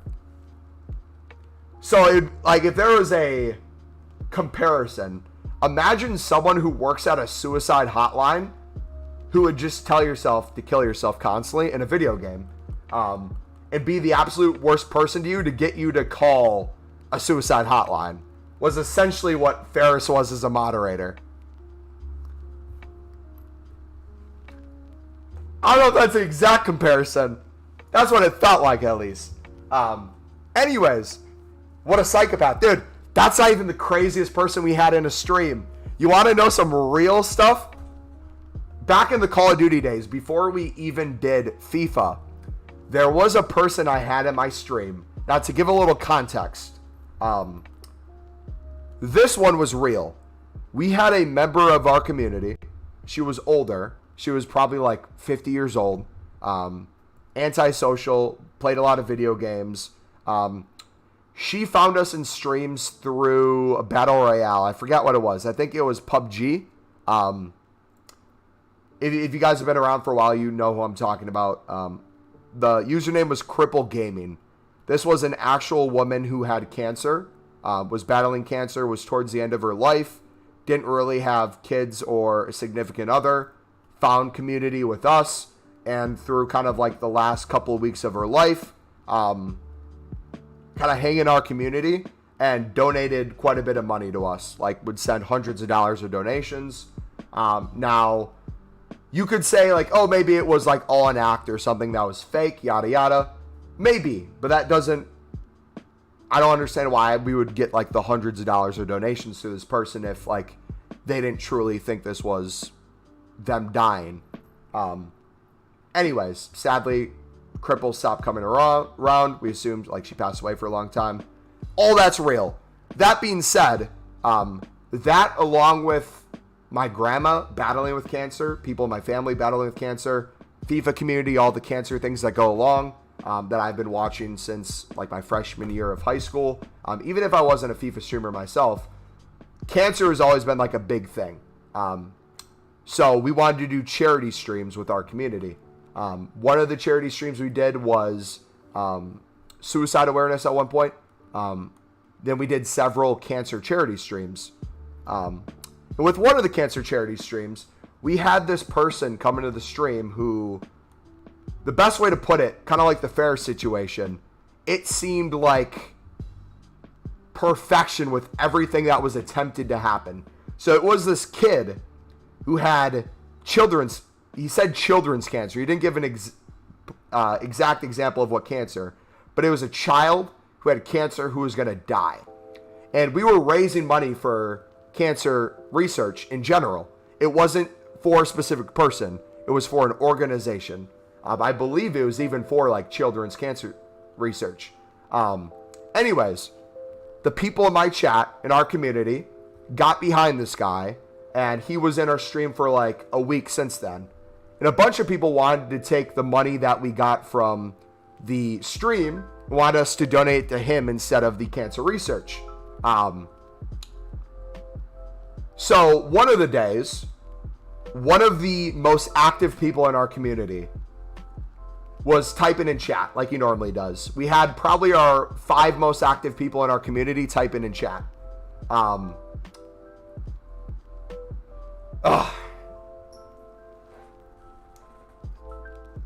He typed on the wrong account. So there was a person who was a moderator in our community. This is how messed up it is.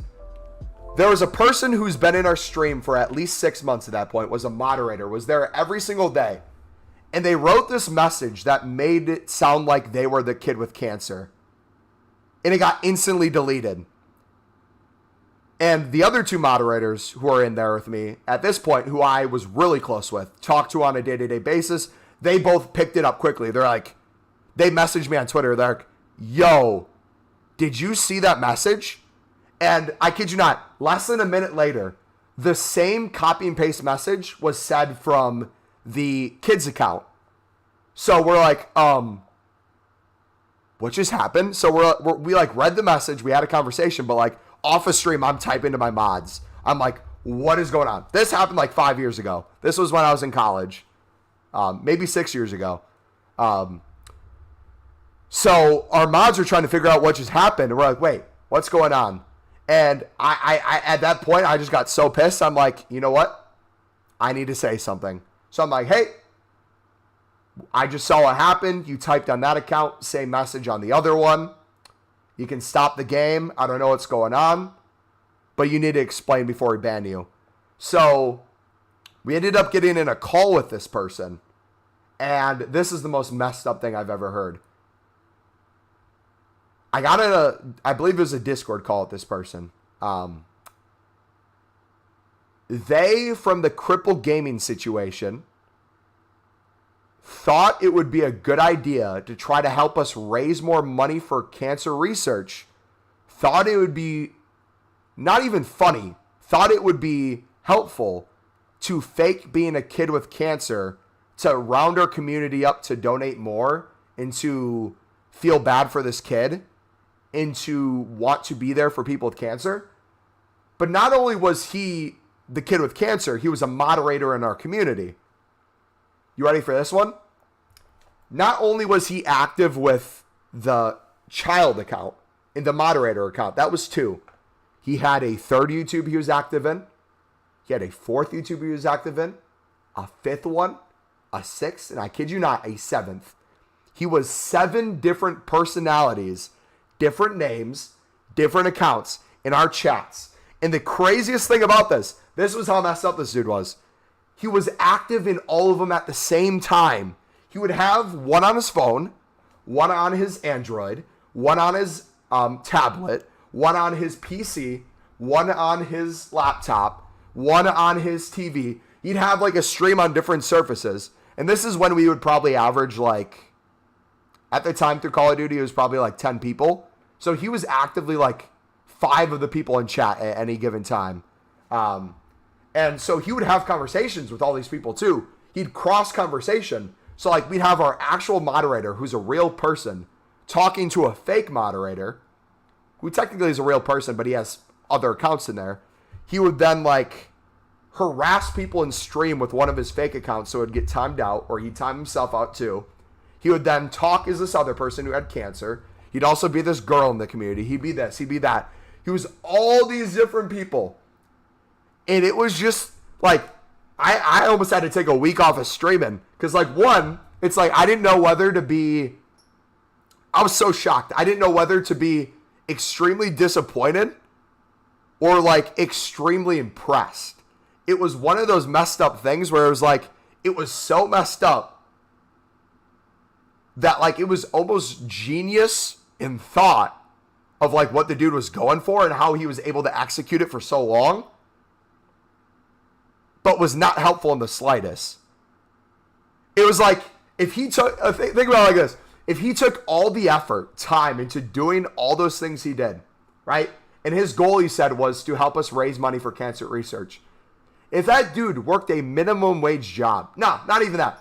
If that dude asked for money on the street for the amount of time that he was in our streams trying to keep up with all these stories, create these backgrounds on these people, the different profile pics, some of them it was social media. If he did all that and just tried to raise money himself, he could have did infinitely more for cancer research if that was his goal. But anyways, that was the history of one of our old moderators. Then the whole thing with the Ferris thing happened. Anyways, long point of the story. There are certain people in this community that do things that either there's things that have happened in the past that make us not likely to trust people or lose patience with people. There's things with moderators that has made it where there's a certain level of kind of accountability I expect from moderators just because of all the crap we've had to deal with in the past streaming. But then there's like this balance, and like you'll notice it with me. There's this balance of me being real versus the balance of me just kind of like trading, investing, playing games, doing repeatable SBCs. I love being vulnerable with you guys. I love this community so much. And like, if there's advice I can offer or things I've gone through that have been hard that you're going through, like I almost feel like it's a privilege on my end to be able to do what I do and you guys show up.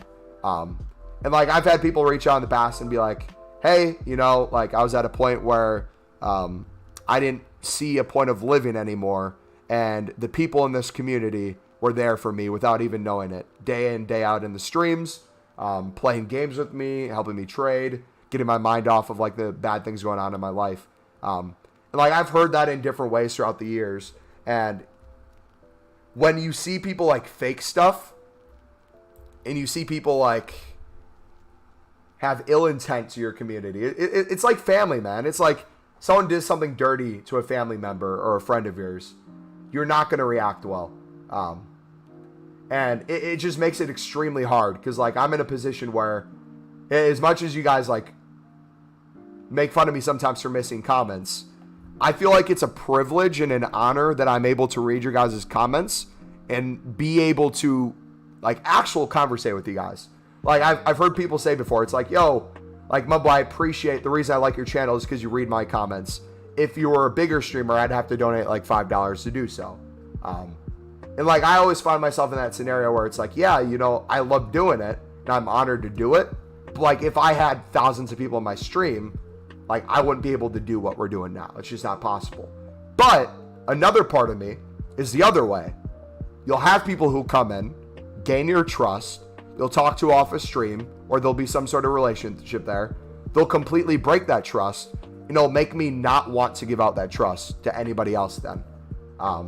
So like with moderators know for the most part, I'm super chill with the moderators. They'll roast me in stream, but I know it's in good fun. And they'll even say, no, it's not in good fun, we hate you, or they'll say random stuff like that in chat. I get it all. But like, you'll have those random people who will just act like they're there for you or care about you and just have the most ill intent possible. And that's what I can't stand. So, I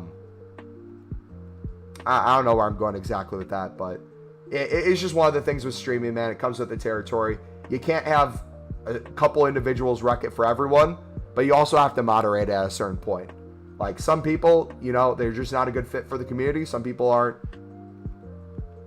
the best influences, and sometimes you just gotta ban some individuals. But then some, it's like, you know what, you want to give them chances. You want to see if they grow, especially if they're younger. Like a lot of you guys are younger. If you put your ages in chat, there's probably a lot of you under the age of 18 or like in early 20s. We're all going through life and changing as individuals throughout time. So it's like, I don't expect Footmaster, who, if he is 11, he says he is. If he's 11, I don't expect him to have a PhD in the Libertadores League SBC. But I at least expect him to, after months upon months of asking the same questions every single day, us taking time out of our schedule and other people taking time to work with them, to at least understand a little bit of the basics. Carlos, thank you for the money, buddy. Appreciate the dono. What is that? What is it? What's Mexican money? Is it pesos or is it a Mexican dollar? What do you call it? Appreciate you, dude. Yeah, what's that currency? Nah, but honestly, I love you in this whole community, man, except Jesse. Yeah, I love you guys too, man.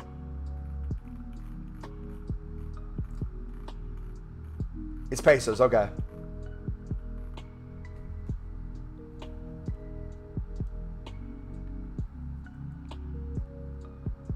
Now, I'll say this though.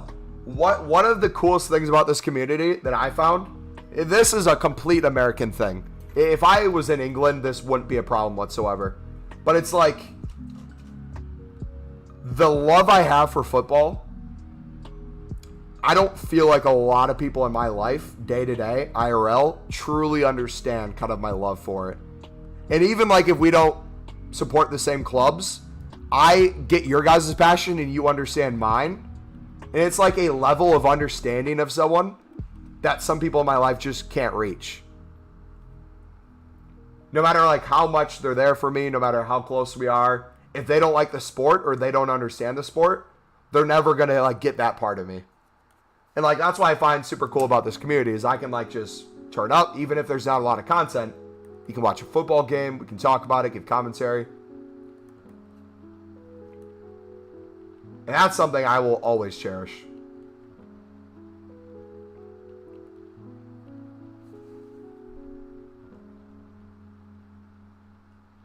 Love everyone in this community. Love you too, buddy. That story was truly amazing. Amazing in like the most messed up way. If you're talking about the mod thing, but yeah. When is the Lib SBC coming? Hopefully when League SBCs come, which hopefully will be before the World Cup. Why is Dante in the top 3? I'm not rating mods. What do you mean? I don't do that. But top 3 mods? I don't have a top 3. You're all my favorite.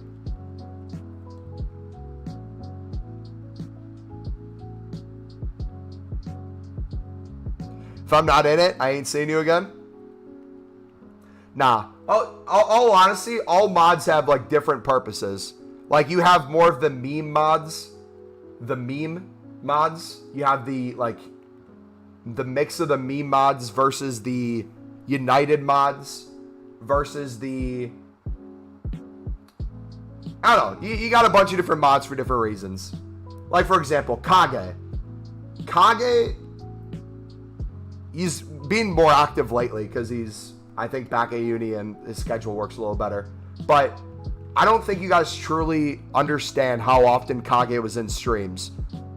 If you guys watch FIFA Bros at all, if you know who Jacob is in Amir's streams, he's one of his mods. He's there like every second of every stream. That was Kage for like a whole year. This man was in like every single one of our streams. And after we'd go live on YouTube, I'd take pre-workout. We'd do a Twitch live stream where we'd play this anime fighting game. And we'd get in like a Discord call. And then we'd play that for like a half an hour. You have mods like, let's see. As much as they hate being called each other, you have Cameron and Marcus, where Cameron and Marcus were the two people who really got us into more trading and more investing, trying to push our coins further and further. Those are big things. You have Carlos, who... Carlos is probably one of the most interesting ones. He was more of a... Correct me if I'm wrong, Carlos. You were more of kind of like a chill in the background, not type in chat a crazy amount, but kind of there just enjoying the community. Type here and there. But it wasn't really, I feel like, until I made a comment about I couldn't get my hands on a PS5, where Carlos literally out of nowhere sent me a message, and he's like, hey, I heard you were having a hard time getting a PS5. If I was able to get my hands on one, or if I had one, would you want to buy one for me? Yeah, because he's mostly working and doing stuff. Yeah, exactly. But like, Carlos got us a PS5, and then I saw his name all the time in chat. It was like the second he got us to the PS5 and it got sent to us, it was like he would chat nonstop. Yeah, no, it's like all the different mods have like different reasons of how they got mod or how they've been in streams, what they do. Beak is like the living Dybala meme. Fred is like the living United meme. Everyone has like their own like backstories and stuff.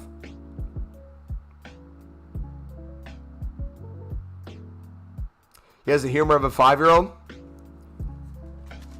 Beak and Fred, I'm convinced, are the same person.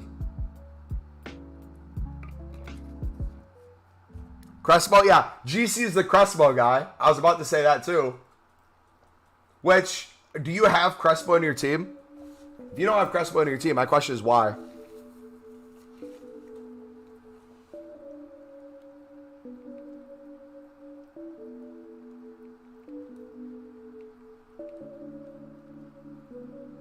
You mix this up so often? So, one of the things I do, and I'll admit I do this, Nightbot has the same mod next to his name and is the same color as a lot of your guys' names. So a lot of the times, I'll either mix up moderators or I'll mix up you guys with Nightbot, because I'll see a big paragraph of text or a big comment, and I'll think it's Nightbot. So like a lot of times when you guys tell me like last, Mumbo, read last, third to last, fourth to last. If it's a bigger comment, I'll see it briefly, but I'll think it's Nightbot, so I'll just stop reading or stop looking at it. I don't have FIFA 23. I had him in 22. You should get him for 23 when you get 23. And if you're not getting 23, why not? Ain't it funny how I haven't seen a Beak comment in like 7 months? Accidentally blocked him and it won't let me unblock him. Wait, is that still going on? No shot. Wait. So, do you guys talk to each other through the screen? Wait, hold on. This is interesting. Like, because you guys talk to each other. Do you talk to each other because you see the messages in the top left of the stream? Because if Beak puts a message in chat, I'm reading it, and you also see it in the top left. So you can have a conversation with each other still. No, we don't. I don't even talk to him. Bro, that blows my mind. Speaking about blowing my mind, you know what did blow my mind, Beak?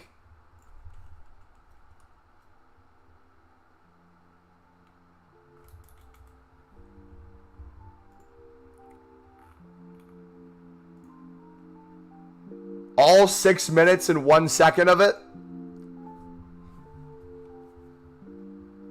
Take a guess. It truly,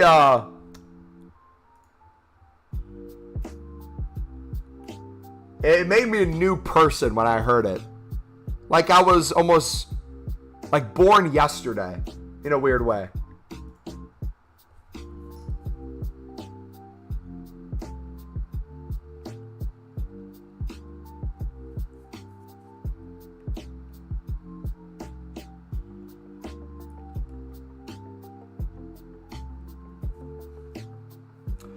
You okay? Help me out. I bought 46 Delicts for 10K to 11K. Should I hold him or sell him because he's out of packs? What's his price right now? What's Delict's price?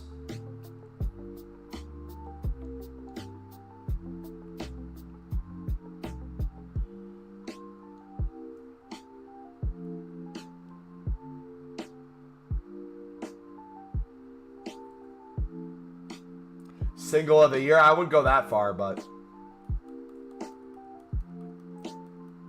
I am looking forward to his next album. Or mixtape or whatever he wants to call it.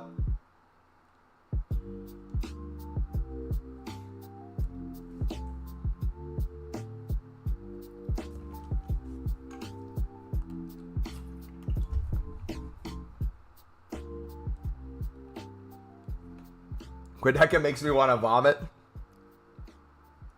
His average is like 12.25 to 12.5. I guess my question to you is, regardless of how high he gets, how much profit are you happy with per card? Oh, you guys can talk in the Discord. That's probably how you do it. You guys talk in one of the Discord channels. I was going to say, ain't no way you guys are on like such a similar wavelength and you haven't talked in like 7 months. Ain't no way.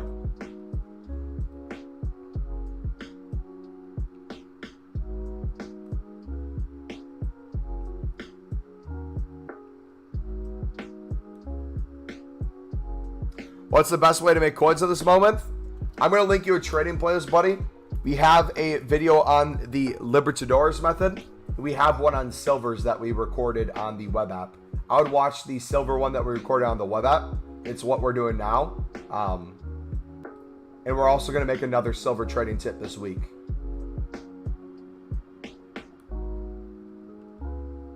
Most cards I'm doubling my coins on. And over the past 2 days, we have sold hundreds of cards now for over 1,000 coins a piece off of new content. So not only is it a good trading tip, it's also a good investment.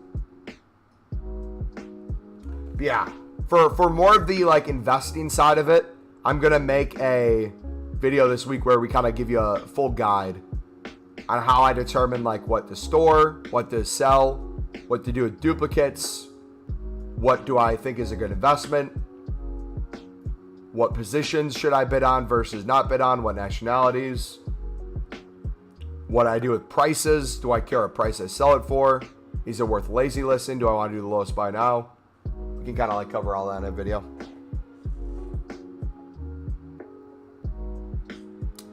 But I got 230K. How do I invest? I would club stock silvers, buddy. Maybe start with center backs, then work your way to goalkeepers, and with the duplicates, you sell them for profit, and the rest of the cards you hold on to until daily SBC to see if something shoots up.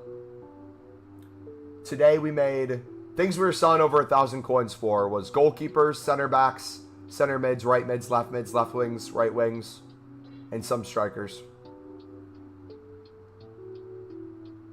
So a lot of different positions and different nationalities were going up. We had a Turkish Turkish left mid go for 2.1K. We had a Scottish left wing go for 2.5K. We had a Swedish right wing go for like 3K. Every nationality imaginable for center mids was like over 1,000. Gotta go. All right, see you, Beak. Thanks, bro. No problem. Let me know if you have any questions. Again, the video this week should answer a lot of you guys' questions. So if you have questions now, I'll love to answer them. But I'll have a more fulfilled resource for you guys in the form of a video. Speaking of Discord, Fred's private conversations with Mumbo that we watched on stream was interesting. I get nothing but abuse in my DMs from Fred. But the funny thing is, the reason why it's all abuse from the outside is because anytime I open up a message from Fred on stream, when he has a question or he's asking me something or we're having a conversation, if he sees his own comments on stream, he will then start roasting me in the comments.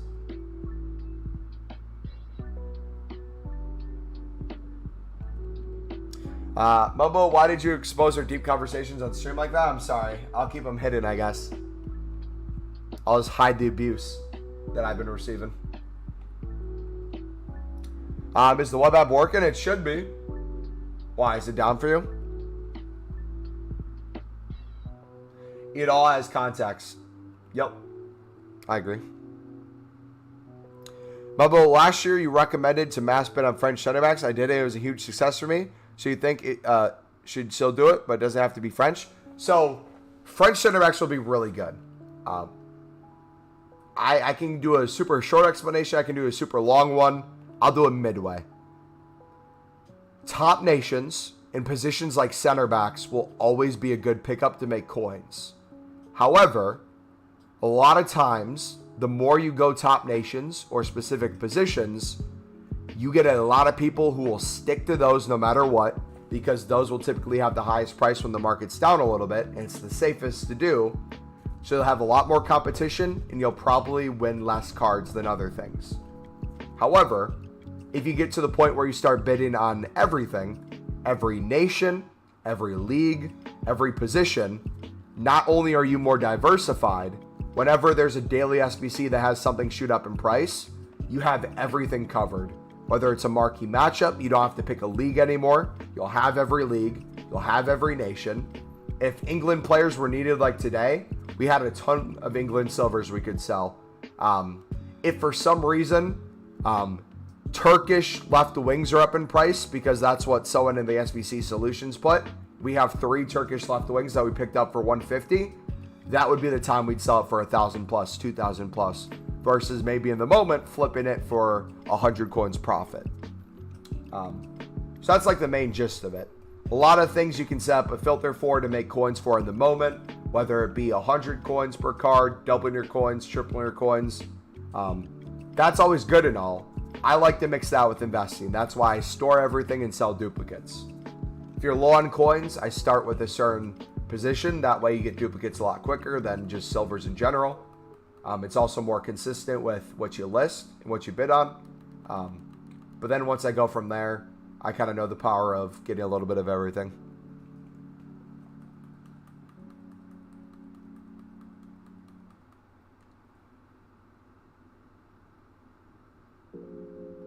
Should I just bet on all silvers or your top 9? If you have, I would say if you have like 50K or more, I'd bet on everything.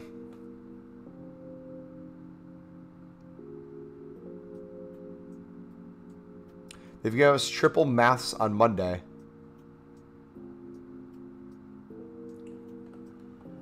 Does your silver sell for that you just bid 150 for? Yeah, every card you're seeing me bid on right now has a buy now, I believe, of 250 plus, because that's what the market's currently at. So anything I'm bidding 150 on, I'm guaranteed coins in the moment. However, I don't care about the coins I'm getting in the moment right now unless it's a duplicate. If I don't have the card in my club, I'm storing it and waiting until it's up crazy in price. If it's a duplicate, I'll make profit no matter what. Could be double my coins, could be only 100, could be only 50. Whatever it is, it's worth doing it that way for me, because I make coins trading right now, and I make infinitely more investing. What time is it? 4? Oh, the Packer game started. Are they at Lambeau or? Yeah, they're at Lambeau. 3-0 New England so far. Made 100 pounds on the NFL today. What do you typically bet on for NFL?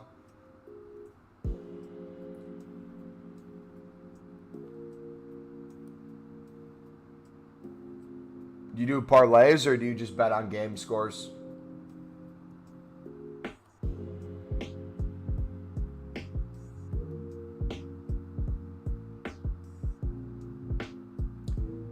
What about Champions League marquee matchups? It's possible with silvers potentially.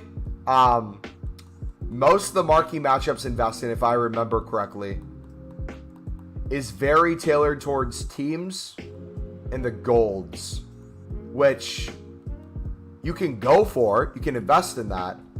But what I like about silvers more than anything is the potential return on it, right? If I'm able to double my coins on a silver, right, for 150 to 300, that's doubling my coins. Even though it might be 150 coins profit, it's still double, right? I can justify doubling my coins on something.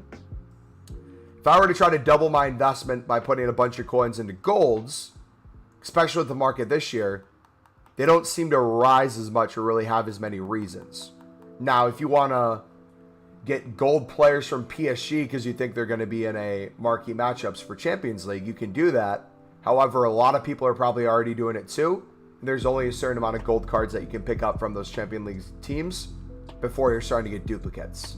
And those duplicates probably aren't selling for much in the moment anyways, right? So you can do it. You can make good coins on it, especially when it comes out.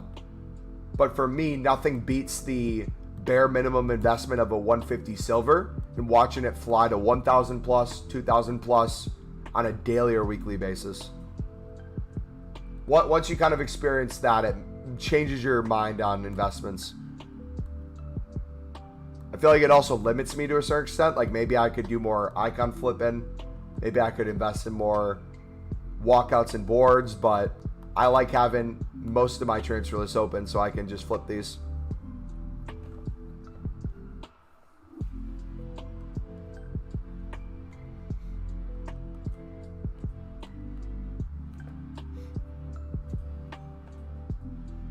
How are we at 350K? Jeez. We're up over 300K today so far. We're almost pushing 1.5 mil now. Jeez.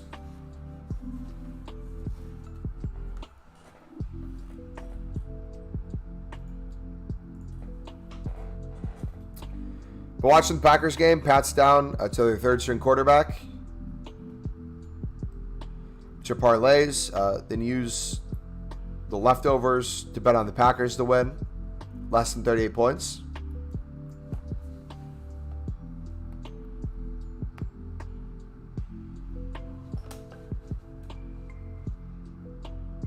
I invest 230K into Spurs. Golds for like 350 because I think marquee matchup Spurs versus Frankfurt. Yeah. It wouldn't hurt to at least get one of each in your club, for sure. The issue I run into is that once you get the ones in your club, what are you doing? Are you going unassigned? Are you putting a bunch on your transfer list, waiting for them to go up? If that's the case, it makes it a lot harder to justify holding on to those. Because like even if that's the case, I wouldn't say, I know you probably wouldn't put 100 on there, but let's say you do most of your transfer list with golds, right? You're just holding them, waiting to sell, and you can only sell now like 20 other slots at a time. No matter what your profit is on those, even if they go from like 300, so let's say 1,000 plus coins, let's say 1,300, let's say you're making 1,000 per card. Silvers seem to fluctuate so much in positions, in nations, in whatever's in the SBCs, where what you might lack in the per card for a specific card, you make up in with just the sheer amount of cards you can list when it comes to trading. 100 coins per card, 200 coins per card, 300 coins per card, plus all those cards I just talked about today and yesterday that you're making 1,000 plus coins on, 2,000 plus coins on. We're not talking about just one team anymore. We're talking about 25 different nationalities, 5 different positions, all different ratings, all different leagues.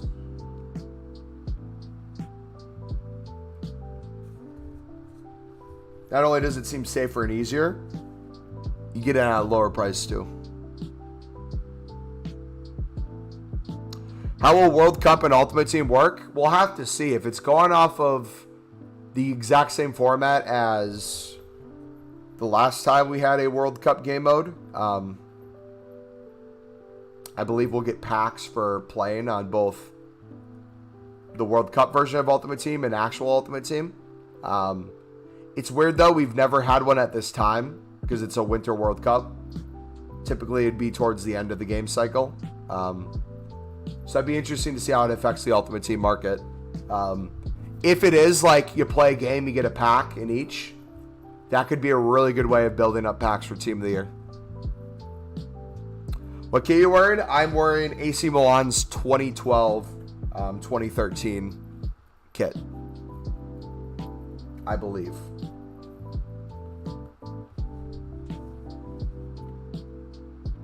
Might be 2011, 2012.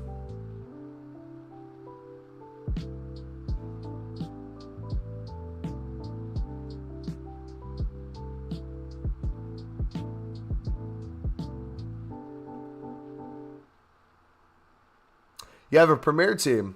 Nice, man. How you liking it so far? What's who are the players you have it in? Who's like the standout so far?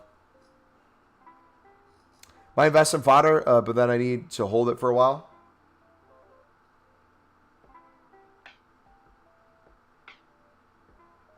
Yeah, like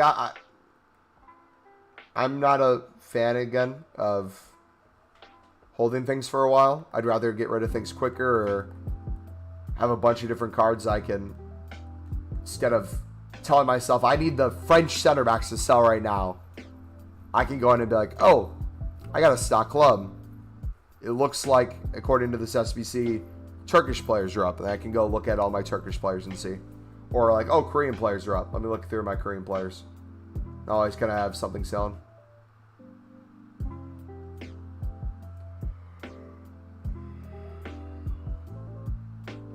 That's my team of the year plan. If it is, bro, I will spam games if that's the case. And if, let's say, single player, I don't know if there'd be a single player version of the World Cup, but if there is, and I can do like a quote unquote like single player draft, in each game I get a pack and then a reward at the end, that would be like the ultimate AFK strat. I want to see if Julian Bennett is in Ultimate Team by the time the World Cup game mode comes out. So he's a starter for Costa Rica. He scored twice against South Korea. He plays for Sunderland. Sunderland just bought him this year from a Costa Rican club. He's in career mode, but he's not in Ultimate Team. He's a silver in career mode. He's, I think, a 67 rated or something. But they still have yet to add him. Actually, you know what?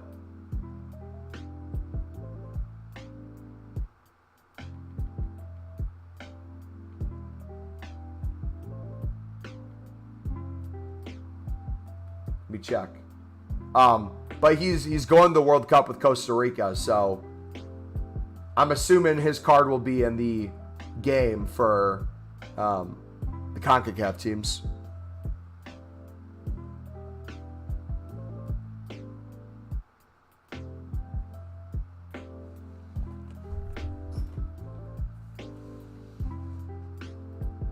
Nothing's better than pissing off City fans.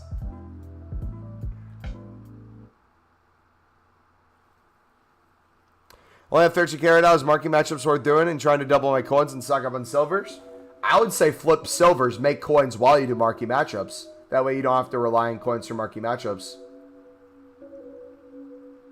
And heck, you could probably use a lot of the cards you win on bid into marquee matchups if it's a higher rated silver. Or even any silver for most of them. What, the fourth one you need a 75 rated team, I think?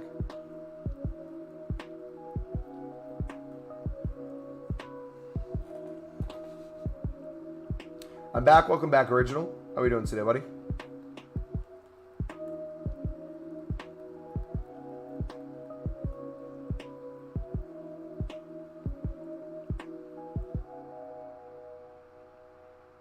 Pack Rafinha and tradable. Yeah, I packed him too. He's amazing. Everyone joins. Everyone forgets their issues and targets them. Wait, City has fans? That was a joke, by the way. That name I see in chat is crazy. I like the players that play in Man City.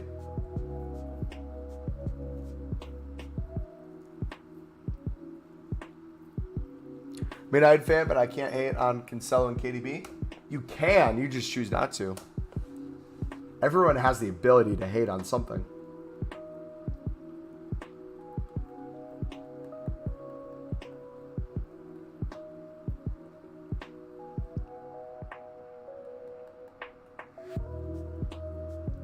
Think I made him leave the Discord? Can't you have these rats in Discord?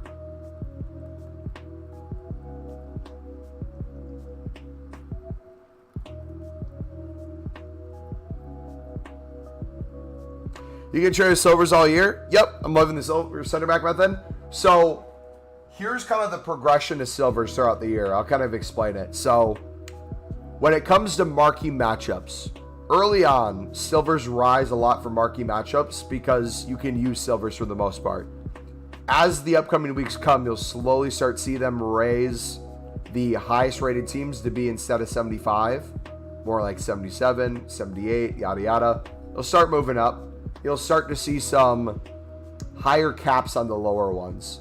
So the first two teams might be, in future weeks, minimum of silver players, where you can still use silvers, but people will put in golds too. Then it'll hit a point where like everything is like a minimum of 75. Or you can still use silvers, but most people will have golds untradeable that they'll use, or people will be wanting to use golds. When it comes to silver value outside of marquee matchups, we'll start getting League SBCs hopefully within the next month. With League SBCs, obviously all the silvers who have League SBCs will have value on top of just the whole silver mark in general. What typically happens though, once League SBCs come out, there's typically a lot of tradable silver player packs or silver packs that will flood the market with silvers, which means cards that aren't League SBC cards will typically go down in value. A lot of times you'll see not everything go for 200 by now at times, which happens from time to time now, and you kind of react to the market. The same thing will happen later on, but it'll be more often. There'll be more times where not everything's going for 200. Silver center backs might not even be going for 200. It could still be a good investment, but a lot of times the new silver center back method is just bidding on silvers from a League SBC, like the Championship, Super League, MLS, yada yada. That'll be kind of the new way we do silvers. However, I will take the profit that I get from that, and I'll still make sure I have all those other silvers in my club, whether tradable or untradeable or whatever the case may be, because we'll still get those daily SBCs that will shoot up random players from random leagues like crazy. You'll miss out on it. But that's because you're missing out on the investment part. You're not missing out on the trading part now. The trading part will be more of the League SBC cards. The investing part will be more of the other cards. Does that kind of make sense?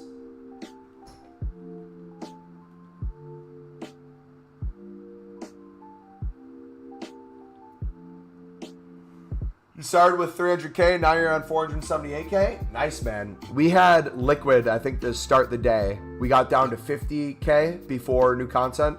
Then once new content went out, we went from 50K to now 350K.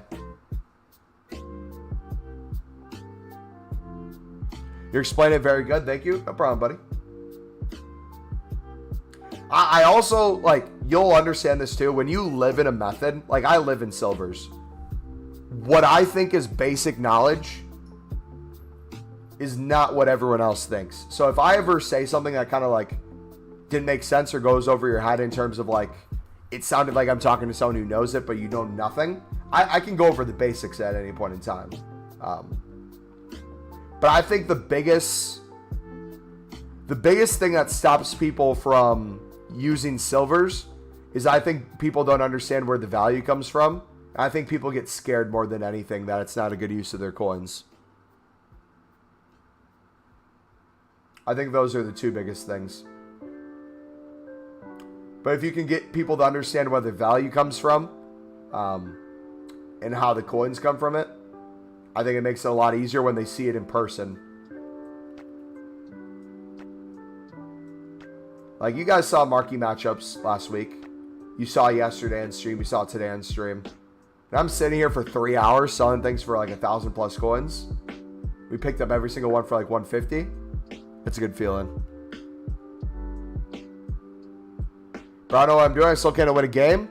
Maybe it would be a good idea for you to do squad battles and slowly start raising the level of squad battles, because the computer will play in a way that is maybe different than how people online play. And once you get used to kind of defending against the computer, it could potentially help you with the online people.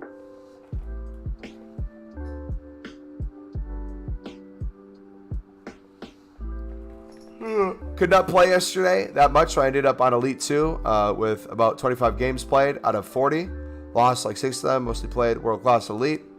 What were your rewards for that? You got 2 packs with 6 gold, 6 silvers. Players, like the rare election pack, were they all rare? Like 16k coins, got Pedri from one of them. He's like 20k. Did I even get squad battle rewards? I don't even know if I did.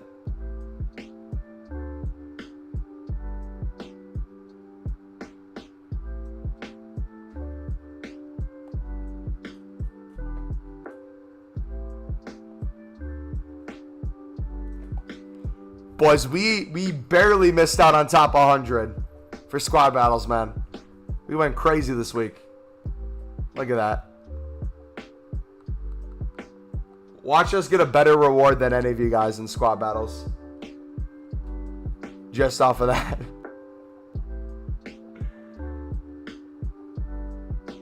Ready for this?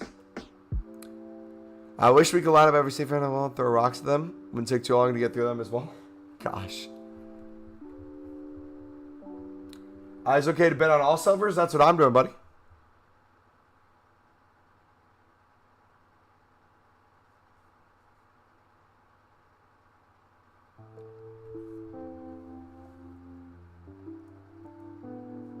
There we go.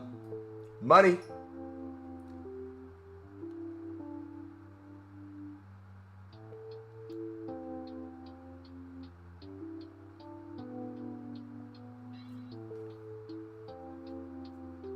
Got a bid ban? Rip.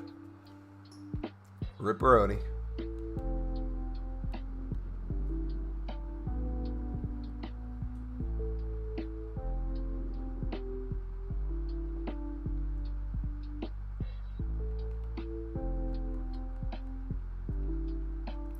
That doesn't make it any better, Fred.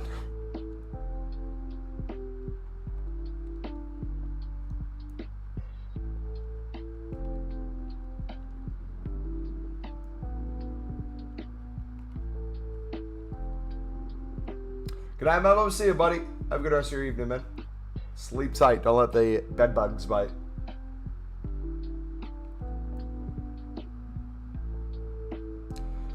What is servers got for 150 coins? Is minimum bin of 4,500. What is a sensible price to list it for? If you think it's something that's being used in an SBC, most likely people are buying that card for a reason. I would list it for like, you said it's what, 45? My range for that, I would typically do 2,100 to 2,800. So if I'm going to list it for, let's say, 2,800 by now, I'll do a start price as something that still would be appealing, but way over a normal price. So if I'm doing a buy now at 2,800 trying to undercut the other one, I might do a start price of, let's say, like 900 coins or like 1,200.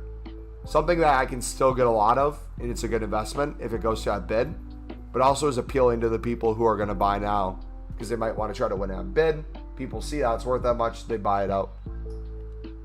Like, you'll see a lot of silvers, if they're high in price and there's a range of the bid versus the buy now, people will often bid before the buy now.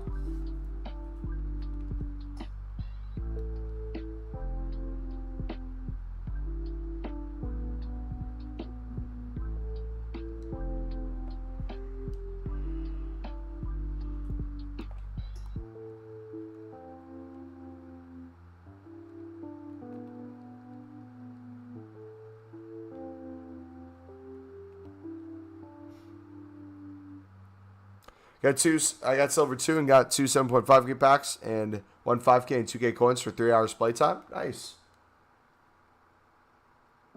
The extra rewards were 12 players pack and 1 gold pack.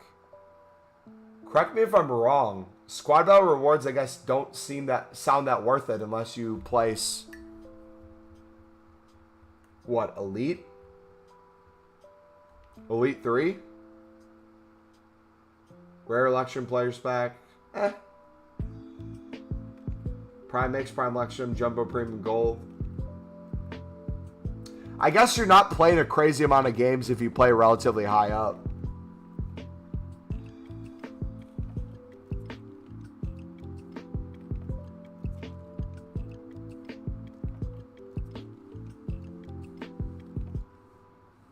Elite 1 would be sick. Imagine if you become like a master Carlos of squad battles and you start getting Elite 1.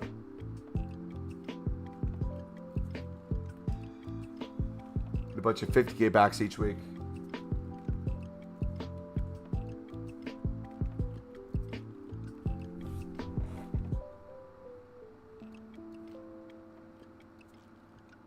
You were Elite 1 and then you stopped playing your games and then it dropped you down, right?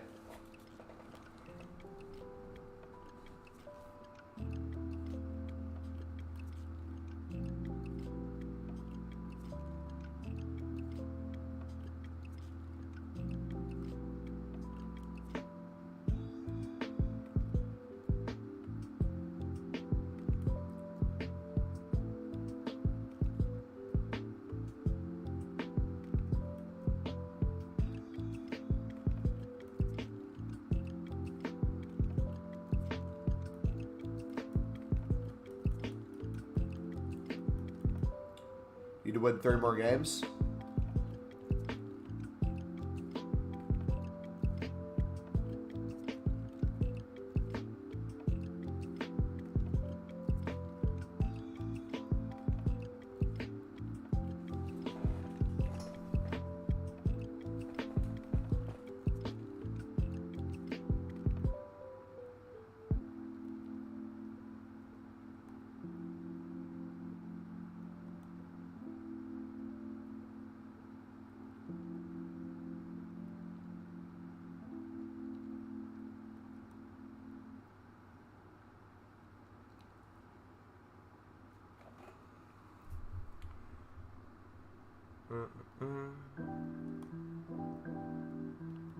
How long should it take me to get the 64 stars if I wanted to go for that pack for like maybe tomorrow?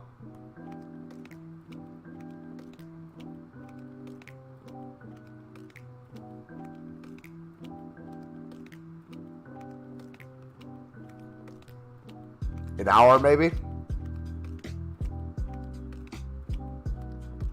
The ones on top 100 play squad battles co-op on the highest difficulty and score 4. Also don't get the goals against. Oh, so you gotta be like perfect to get that, huh? Friend kicked my ball over the fence, so I had to legally climb into a farm that had 100% permission to be in. Try to find it. Took me 30 minutes. Oh gosh.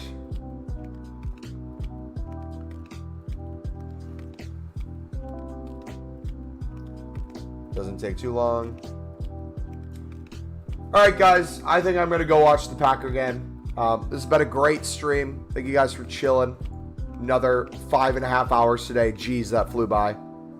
If you did enjoy it, feel free to smack the like button, subscribe if you're new. We're back to normal time tomorrow. So whatever time it is for you right now, we would have started the stream about a half an hour ago. That'll be typically the new time you can expect me live at. I might do the occasional new content stream throughout the week if I can get a longer lunch. But yeah, God bless. Have a good rest of your Sunday. Happy October. Yeah. See you dudes.